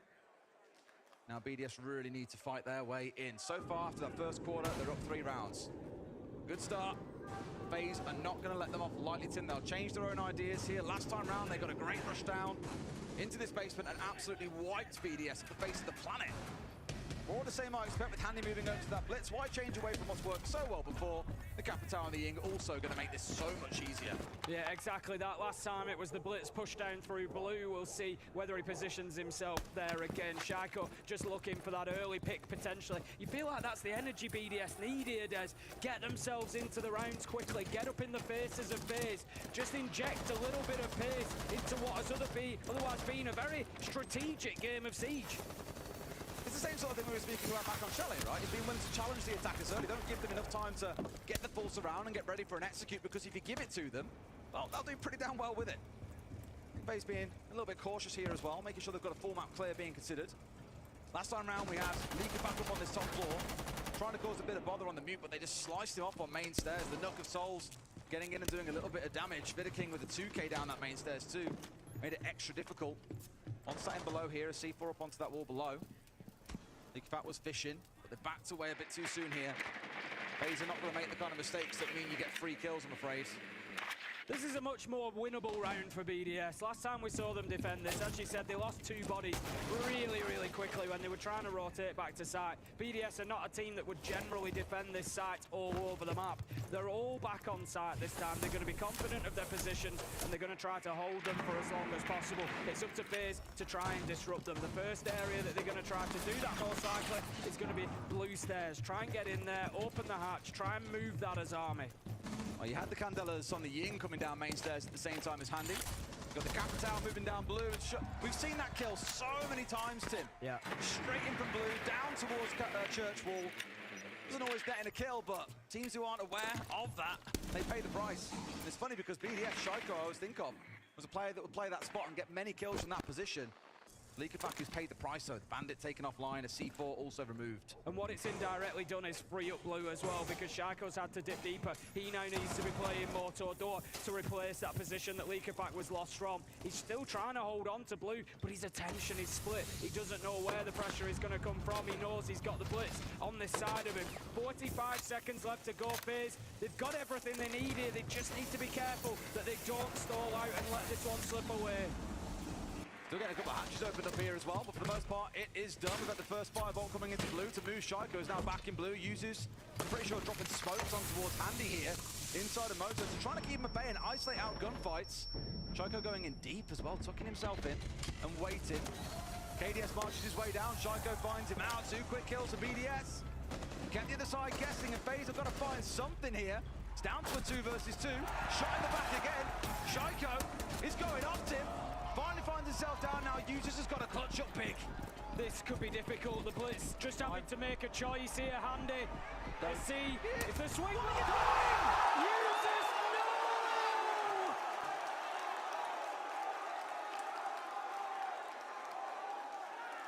You cannot keep giving rounds like this away on the biggest stage of them all. Time out for FaZe. Let's listen in. Então, é o seguinte, vamos fazer um pouco umas plays mais diretas, tá ligado? Tipo, de abrir o server é meu, só que abrir o server pode ser um pouco mais complicado no bomba do dinheiro. Então eu preciso que o KD pegue o track bid, aí tu faz o montanha, saca, subindo, e o Soul faz o capitão. Tá.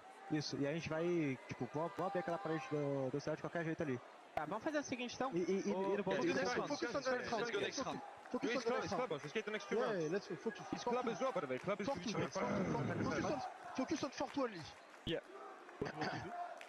The classic strat. Breda, you play Mira, you put one on jacuzzi, late round, and one bathroom. I'm playing Bandit, I will put a Bandit in jacuzzi. Party Fenrir. Okay. Teko as a meetup garage or Legion. Josh Mitch. Let's go, guys. We don't leave server side on this one, guys, okay? We're going to fight back. Teko, save one warrior. Don't put.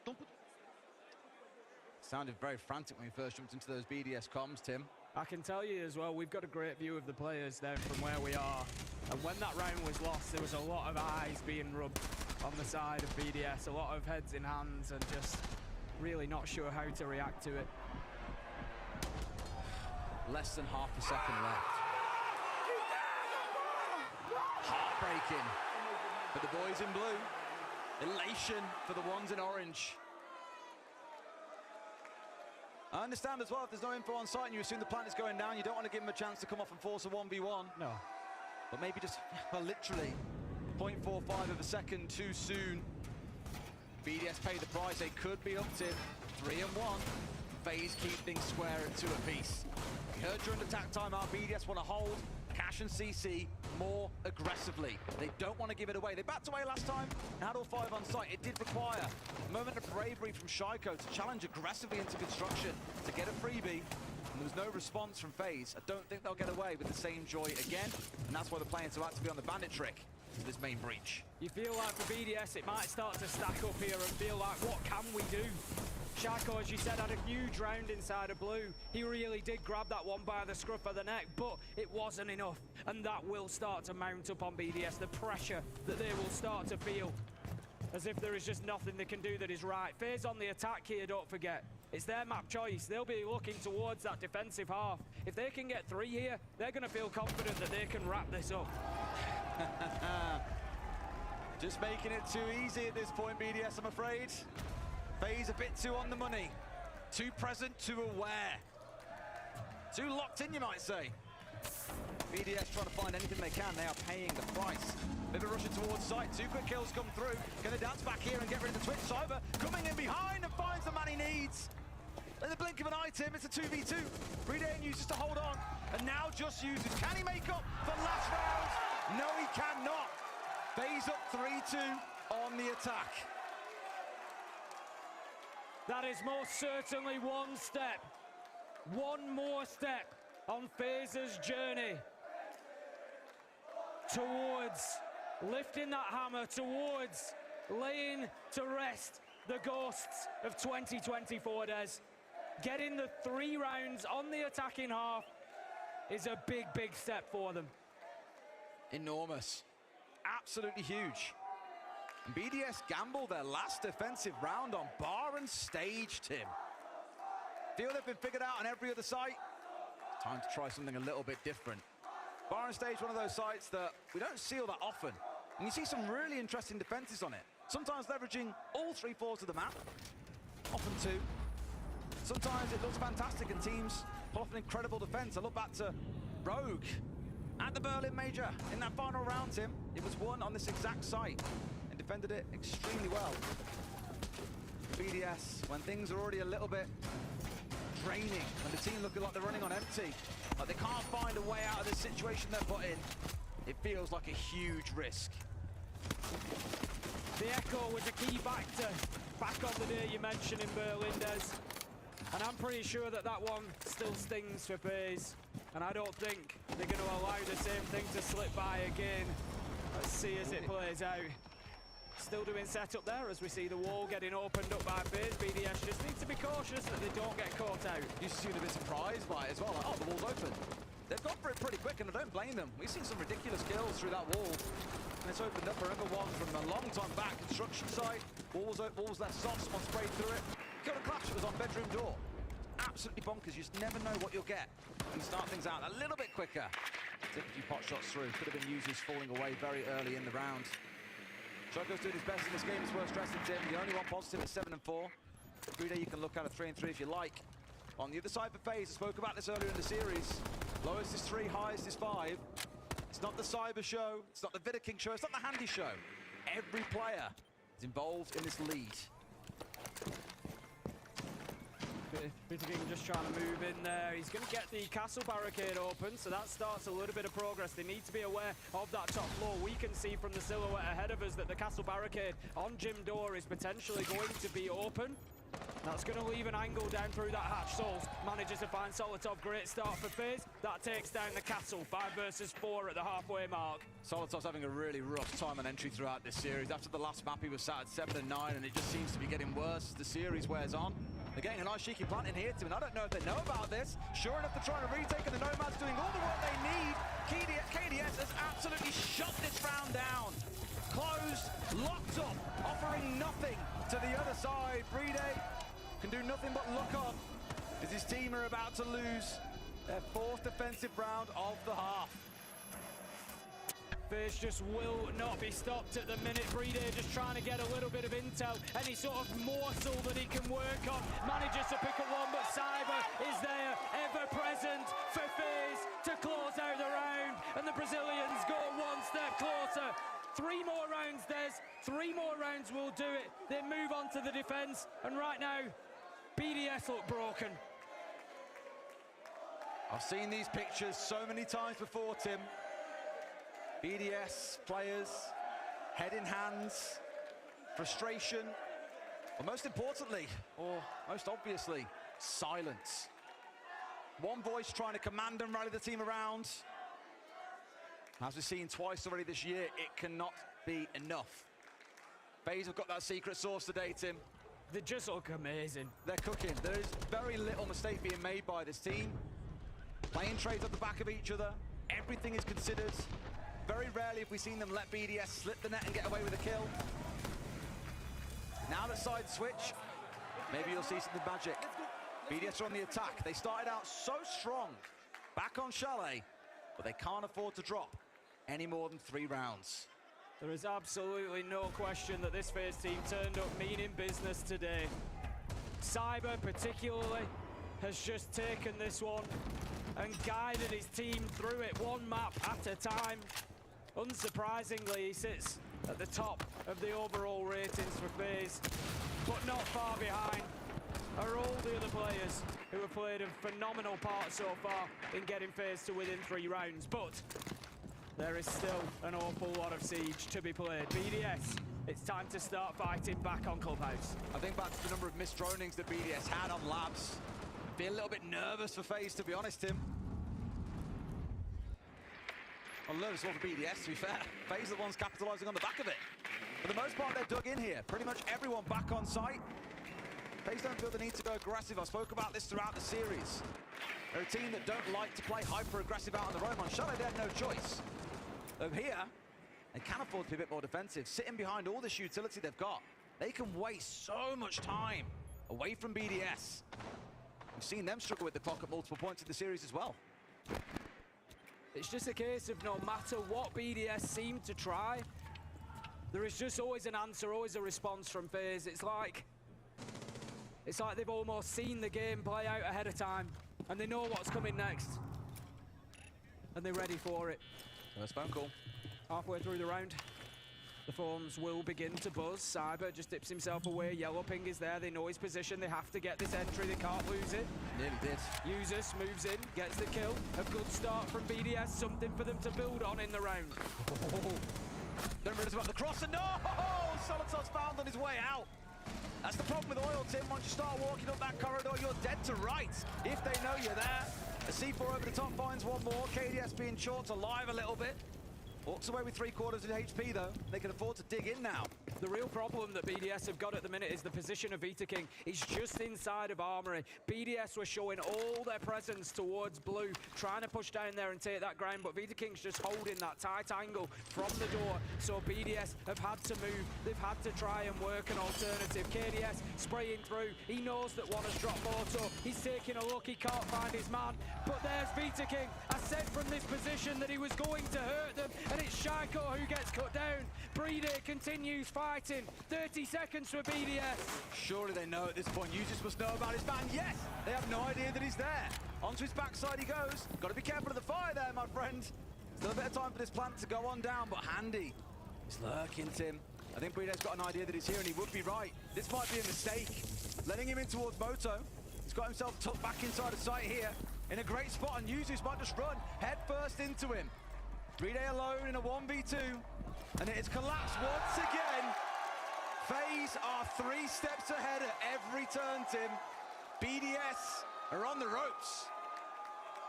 The difference that we see there at the end of that round is their ability to work as a team. Timeout, Tim. Let's have a listen. Guys, the only thing I see right now, it's a team give up. This is the only thing I see. Everyone. So what you want to do? You want to give up right now and we go back at home, or you want to fight until your death? Until my death. So do it, guys. Right now. Now! Not tomorrow, now! What the fuck are you doing? Please! It's time to fucking wake up, guys! Let's check the setups and don't hesitate, by the way. And we have to play more fast, more together. We will say it every time, we have to do it! I feel like we hesitate as well. Just fucking pick Thatcher, fucking blitz. Yeah, just take shields. I'd rather lose trying to do that than just all wait around. Exactly, Jim. We can actually do the full clear like the RCB. I respect it. Because it's the same things that we've noted throughout the series, Tim. They talk about it in the attack timeout, and it still seems to miss. They don't ever quite put into practice the things that they speak about. I respect it. We've got a little call in from Alphama. He's just going to interject for us here. Franchise, man, you've heard Stu Flex. Now is the wake-up time. Now is the time where BDS is on the verge of getting eliminated. And I will tell you, they have 2 win conditions. The first one, they need to bring shields, just like they've said. They're missing aggression right now. So the second one is Shaiko. Shaiko is the savior for this team right now. He dropped the ball. He was one of the biggest guys, unconscious, to bring this back. He dropped the ball the last map. He was the best fragger on this team on the defense side. With Deimos banned, he's the one that plays in the big, strong positions. With Capitao on blue, he's the one that needs to step it up for his team. Let's take a look at Shaiko right now, because if one guy can save this team, it's him right now. I think he's very spot on there, Leo. I think it requires more than just one man to save this team, though. It requires voices, Tim. Yeah. It's been quiet. Look, the end of that last round, as I was going to say, the teamwork, the difference was evident. Handy and Souls worked together as a team brilliantly. Souls had the long angle from boxers to cover his man, who'd hidden himself away. Users pushed in on his own. Souls cuts him down. Brede pushes on his own. Handy cuts him down. Users and Brede had to push at the same time there. So yes, maybe Users loses his life, but at least they get the kill onto Handy. And then it's a 1v1. They get the trade, but the timing wasn't there. Maybe the communication wasn't there. But for FaZe, it certainly was. And they are not making a single mistake at the minute. They're looking like very deserving winners to meet him. Just 2 rounds stand between them and that hammer. And BDS, that is their last time out they will get, unless they can recover this map and send us through to Sky. It has felt since Chalet, they've been on the back foot. But the Brazilian side have been the ones in control. He's looking to carry on just that way. Bulletproof taken out, but look at the C4s as well in FaZe's back pocket, Tim. They've got 3 of them to play behind. BDS could be walking into a trap here. BDS are playing under such intense pressure as well. Of course, Stuflex says what he has to. They have to fire themselves up at this point, but the pressure to not make that mistake, to not be the one to die, must be immense right now. And it will start to affect the way that they play. Right now, they're working the windows. They've got themselves secure. They know they're not going to be pushed from CCTV. BDS now need that entry kill. More than just that, Tim, and they've got no idea. I spoke about rat plays and missed dronings earlier on. BDS might have missed out on the man tucked in, and just like that, Handy's come up, taking a big double. Does get traded out from the window, but the damage is done, Tim. Leakafak and Shaiko are gone. It's just too easy for FaZe right now. With a player on the window, they're still able to step into construction, to push that aggression. Just the way that Shaiko did to them, but BDS unprepared. They get hurt by it. 3 versus 4.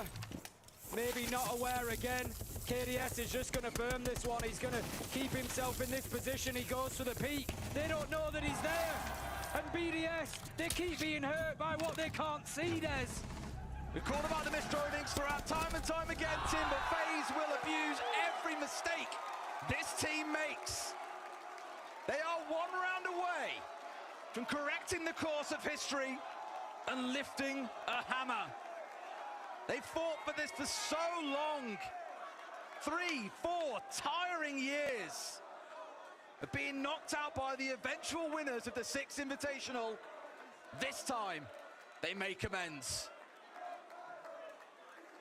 FaZe will know better than anybody else that this job is not done yet. One more round is required, but they are on a map that they love. They're on the defensive side, and right now, they are firmly on top of BDS. BDS just don't look competitive with this FaZe side at the minute. Over what I've seen over the last hour and a half, I have no doubt that right now at this moment, FaZe look like the greatest team in the world. They look absolutely phenomenal.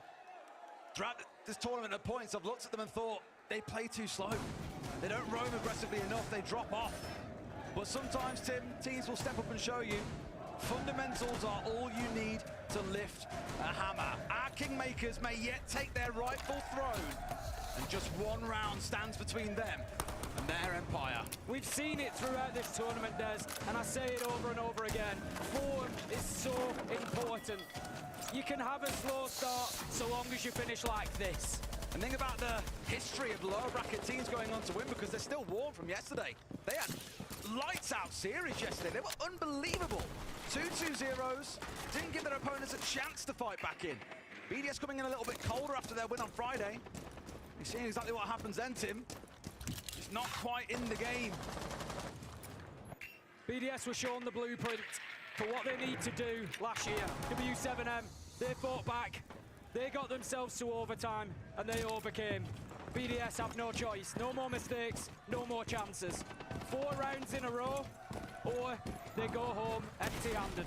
It would be one hell of a comeback if they can save this game, but it feels all but impossible. FaZe just sat here waiting now to see what BDS are up to. A construction site push starting to build. 4 players, but Tim, underneath them, Cyber working his way around main stairs. They should see him on this drone, unless someone peels off, in which case, he can be the X-Factor. Droning and intel has been the real problem for BDS throughout. We've commented on it. They need to make sure that they're aware of the potential of that flank, because otherwise that could be it, lights out. Right now BDS are making good progress on the construction-sided push. They've got themselves in there safely. They're trying to soften up the site, they're trying to find that opening kill, but look at the utility that they're facing, Des. Just stacked up before them, and all this does is give time for Cyber to start his move. Working his way underneath, actually, Tim. He can play Dinar from down here, or a C4 through the hatch. Flick away at the most unfortunate time. Shaiko shooting it out right in front of his face. Will keep the dream alive. Absolutely beautiful stuff from Shaiko there. That really nullifies Cyber underneath. He's likely to just push back up to site to be an extra gun. BDS, now is the time. They have to start thinking about how they push forward. Vita King is going to take some damage there. BDS haven't got themselves that kill yet, Des. They haven't got themselves that advantage, but there it is. Solotov picks up Cyber. There's another one from Solotov. 5 versus 3, but the fight back comes from FaZe as Vita King manages to find 1:30 seconds, and it looks like BDS will keep fighting for one more round. It's only Souls left, and they've got a 3 versus 1, Tim. Surely you can't let this one go against you. 3 days in, plan going down, finds it down. Be so careful here, BDS. Souls clutched out in the semi-final back in Sweden to send them into a grand final win the next day. Surely he can't be allowed to do it here. Amonte staring at his face, and Solotov, a big round from him. 3 kills to keep BDS in it. You said it coming in. Yes, they need Shaiko, but they need everybody else as well. Solotov, big 3K to keep BDS in this one for at least one more round. It must be impossible for these FaZe players not to have the memories of last year. 6-2 up, they find themselves 6-3. They still have plenty of breathing space. But sooner rather than later must surely be the thoughts in their mind right now. This is definitely not meant as a slight on him, but it tells you a lot when Brede is BDS's top-rated player, currently with the most kills in the series. And when you've got players like Users, Solotov, Leakerfact, Shaiko, these big frontline players that we have seen shine and excel time and time again, maybe you start looking over there to say that's where things might be falling away. For now, they extend their lifeline by one more round. But FaZe have got 3 attempts, Tim. They've only got to be right once. BDS can't afford to be wrong at all. They can play every site on the map, Des. They can just try each in turn. If they feel like they're close, they can go back somewhere. They have all the options. All the cards right now are in FaZe's hand. We head into round 10, what again could be our final round here at Six Invitational 2025. Nice big set piece execute by the looks of it, planned from BDS, as long as they drone and don't get tripped up. That has been a constant theme throughout this series. If you lose key operators, like the Sens, like the Capitao, even the Grim here, crucial operators that need to be kept alive. Arguably, Likafak even more important. Running around here on the Hibana, his job will be a couple of hatches, assuming, of course, they don't lose them too early into the round. Keep an eye on the Sensor and the Capitao, so Shaiko and Usus in this round. For me, they're going to be the decision makers. Wherever they drop their gadgetry down is where all the action's going to happen. That's going to be the blue hatch open. So they can start thinking about moving players now. That's going to be the next job, but look at this. KDS is getting aggressive, he's stuck. They're going to find the opener, Solotov again. 3 kills in the last round, and the entry in this one. Solotov is digging deep. They almost found King as well. He's down to a 3rd HP, force away from blue. BDS are moving these players around. A nice attempt to C4 up through the hatch. Gonna find nothing. BDS keeping themselves safe. Likafak dipping away towards meat to keep himself safe. Got to watch that clock, Tim, because BDS have ran it down to the wire a few times, and it does come back to bite them. Got the Goyo canisters stacked up. Just going to see the first of those being taken out. Is not going to force them out of Dirt Tunnel. Souls will hold his position there, but it is at least going to remove one of his options when thinking about the later round. 1 minute 20 left to go. BDS continuing their work here, trying to soften up the side. Likafak, he softens up FaZe with a kill onto Vita King. That's the Azami taken down, 5 versus 3. Surely not, Tim. Surely BDS don't claw this back from the jaws of defeat. Still 2 more rounds after this one to go, and they've got to get this one over the line first. Cyber, Handy, Souls. 3 players you'd trust in a situation like this to get the job done. But for now, they've all been backed inside Church. Cyber and Handy both in there. Time to start saying some prayers that you can get this done here and now. Soul starts the fight back, but Usus is there for the trade. Surely this is another BDS round. 3 versus 2, though, as Handy manages to find one. Diffuser's going down. Breedy likely to stick this, and will. The cover is there. BDS surely fight back. Cyber has tried to retake above, but it won't be enough. Tries very best. There's a shield bearing down on you, and 2 of the players that are hungry for this one, Tim. That's 2 rounds in a row. Do you dare to dream of a BDS bounce back? I'm still thinking FaZe, like we've already seen on the map in this series, Tim, will break hearts. They're looking for a second there, hinting at a timeout. They chose not to. The coach shaking his head, letting this carry on. BDS waking up not a second too late, Des. Not a second too late. They needed 4 rounds in a row. They're half of the way there.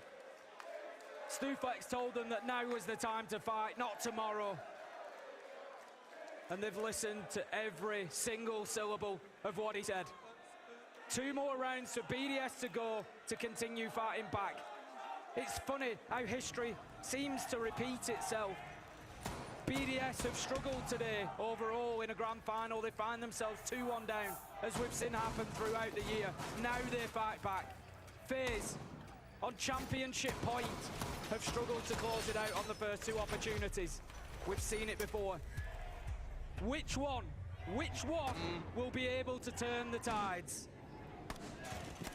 Well, gym and bedroom is where we stepped. It's where FaZe won back in round 8 in very convincing fashion. Handy, 2K on the construction door. KDS tucked. Springs out to get a 3rd. And that was all she wrote for that round. BDS really have to be careful here. And already the first challenge begins. The mirror window cracked open. After opening this one on the rappel, be very mindful of those 3 C4s in Handy, Cyber and KDS's back pockets. BDS have largely abandoned the jacuzzi side wall now. Instead, Brede is going open CCTV wall, so they're going to try to push across. Andy taking a little bit of damage there. Returns fire, but won't be able to find his target. That'll be another one of those that you look back at and say, such a close moment. Both for Handy almost getting the kill, but for Leaky back almost finding him in the first place. Don't think he realised he was on the other side of that barricade, but nearly got away with a few more bullets that would have netted a kill. BDS continue to get the work done here. They're going to open construction wall, and that now sees FaZe completely pushed back into site. But much like BDS benefited from on their defense of this site, jacuzzi wall has not been opened as the mirror window is, so it makes it more difficult to play in and around that area for FaZe. But they do have an opportunity to potentially dig in here. That's the thing for Beatim. Half a round's gone by and they've kept every player alive, FaZe. Spoke before about their roaming tendencies not being hyper-aggressive. They will turn it on BDS though, just when they feel the pressure's starting to mount. BDS have got to be decisive here. Slow then fast, boys. Slow then fast. Users is just preparing, he's ready to head on in here, but the keeper barricades are just slowing him down. They want to get that Blackbeard challenge and they want to start bullying FaZe here. But where are the kills going to go? The first couple will be critical. And Simon finds a beauty of a headshot. He flips 180 and looks to challenge onto Jacuzzi Breach. BDS, it's now or never. You've got to start pushing. They find one. Shaco onto Vita King. Can he find another? 45 seconds. BDS, you have to get in there and make it happen. Tucked in on the corner, KDS down to a slither of HP. They've got the breach to, but they can't make moves. Shaiko starts on it, a second on site. He loses out to KDS, but BDS, with Leaky Fat going down, it's looking dangerous. This could be the end. Such low health across FaZe. 3 versus 2 Des. 20 seconds for the attackers to rescue themselves. Main stairs looks like a real threat as well. Handy in position. Diffuser's going down. This cover has got to be flawless. But Brede comes up. He's going for the kills, Tim. They've found one, but now they've got to re-stick, and Cyber's in a spot to do a bit of damage here. Trying to bait out once again. Solotov has to win this gunfight. He's got to get Cyber. They're waiting. Solotov's down. Brede's off. He's also down. Fate will wait, but it will not be denied as FaZe lift the hammer after 3 years of waiting. Unbelievable scenes as BDS continue to fight back, continue to seek and search, but just couldn't find the rounds they needed. FaZe have looked on another level today, Des. They found that extra gear when they needed it, and it is going to bring them the peace that they have been looking for 12 months. This time, they will not have to sit and watch another team lift the trophy. The Kingmakers take their rightful throne. As for now, the best team in the world. It was never a question of if, Tim. It was only ever a question of when. The consistency this team have had for the last 3 or 4 years, consistent quarter-final, semi-final, grand final appearances. And now they're up there, BDS, 3 losses in a year, that's going to sting, but there is work for them to do.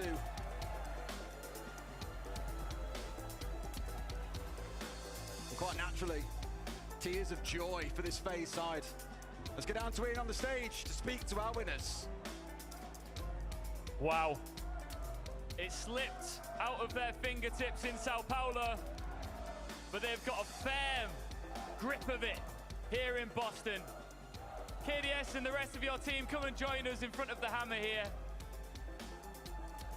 You have been so incredibly confident the moment you stepped on this stage.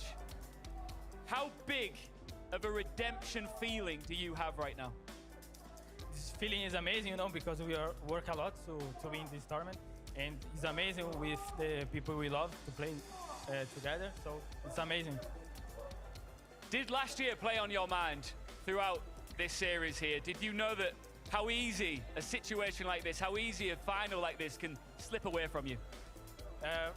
We expect a lot more difficult match, you know, to the last map, and I'm so happy to be that fast, you know, only one map, and yeah, it's amazing, amazing. You've been phenomenal. And like the caster said they're the best team in the world right now. Handy, come here. Come here, brother. Listen, we all remember in Sao Paulo when you and your brother hugged with tears in your eyes. Ned, do you want to come and give your brother a hug wherever you are right now? Your twin brother.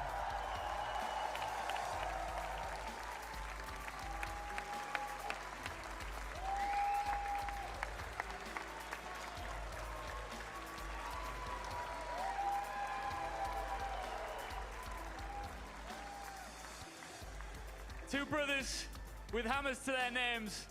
But now, this FaZe clan is your moment. Boston, ladies and gentlemen, your 6th Invitational 2025 World Champions, it's FaZe Clan!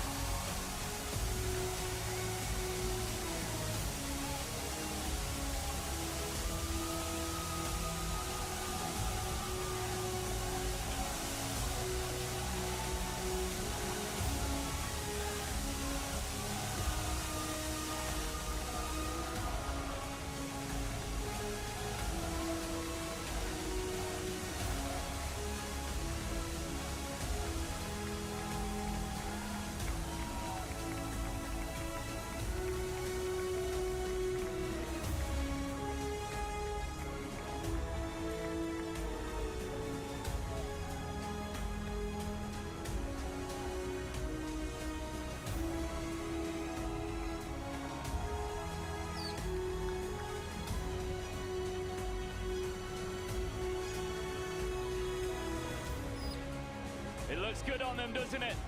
Boston, one more time, make some noise for your world champions here in Boston.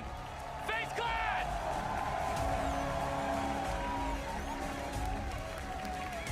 Now we're wrapping things up here, but of course we had some monumental news coming. March 13th, the Siege X Showcase from Atlanta. You do not want to miss what is shaping up to be the entire next chapter of Rainbow Six. And of course, too, we will see you in Rio, Brazil very soon. But for now, we will end with you having a good, clear view of your Brazilian world champions. It's FaZe Clan.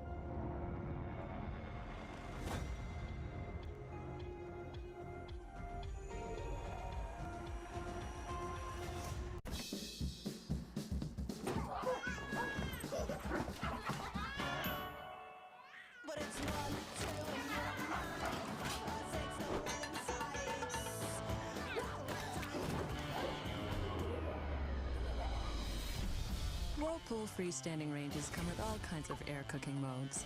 For those weeknights that are totally up in the air. Whirlpool, everyday care. Pop cut fizz, yeah, that's it. You do you, I do me, that's lit. I'm a snack, snack, snack, snack, snack, snack, snack, snack. That's my flavor. Chips Ahoy, here for happy. When flu and stomach bugs hit, Pedialyte is great for... Wait, isn't this for kids? And for me. Really? Whether it's for them or for you, get Pedialyte, the #1 doctor-recommended brand for hydration. Look, it's lightly breaded. Presenting Tyson lightly breaded boneless chicken bites. This is Minecraft. Any questions? Yeah, Yeah, quite a few actually. Fair enough. Welcome to the overworld, where anything you can imagine is possible, as long as what you imagine can be built out of blocks. That's okay, bud. Buckets are useful here. I know. That's why I made them. They're buck chuckets. In this world, creativity is key to survival.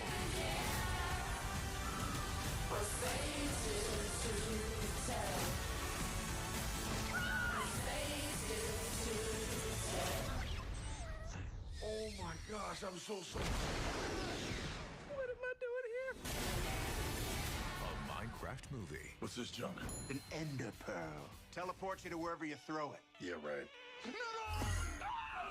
Rated PG, April 4th. Be part of the #1 movie in the world. Suit up. What, you mean like right now? Yeah. Captain America Brave New World must be seen on the biggest screen possible. You want me? Come and get me! Captain America Brave New World. Rated PG-13.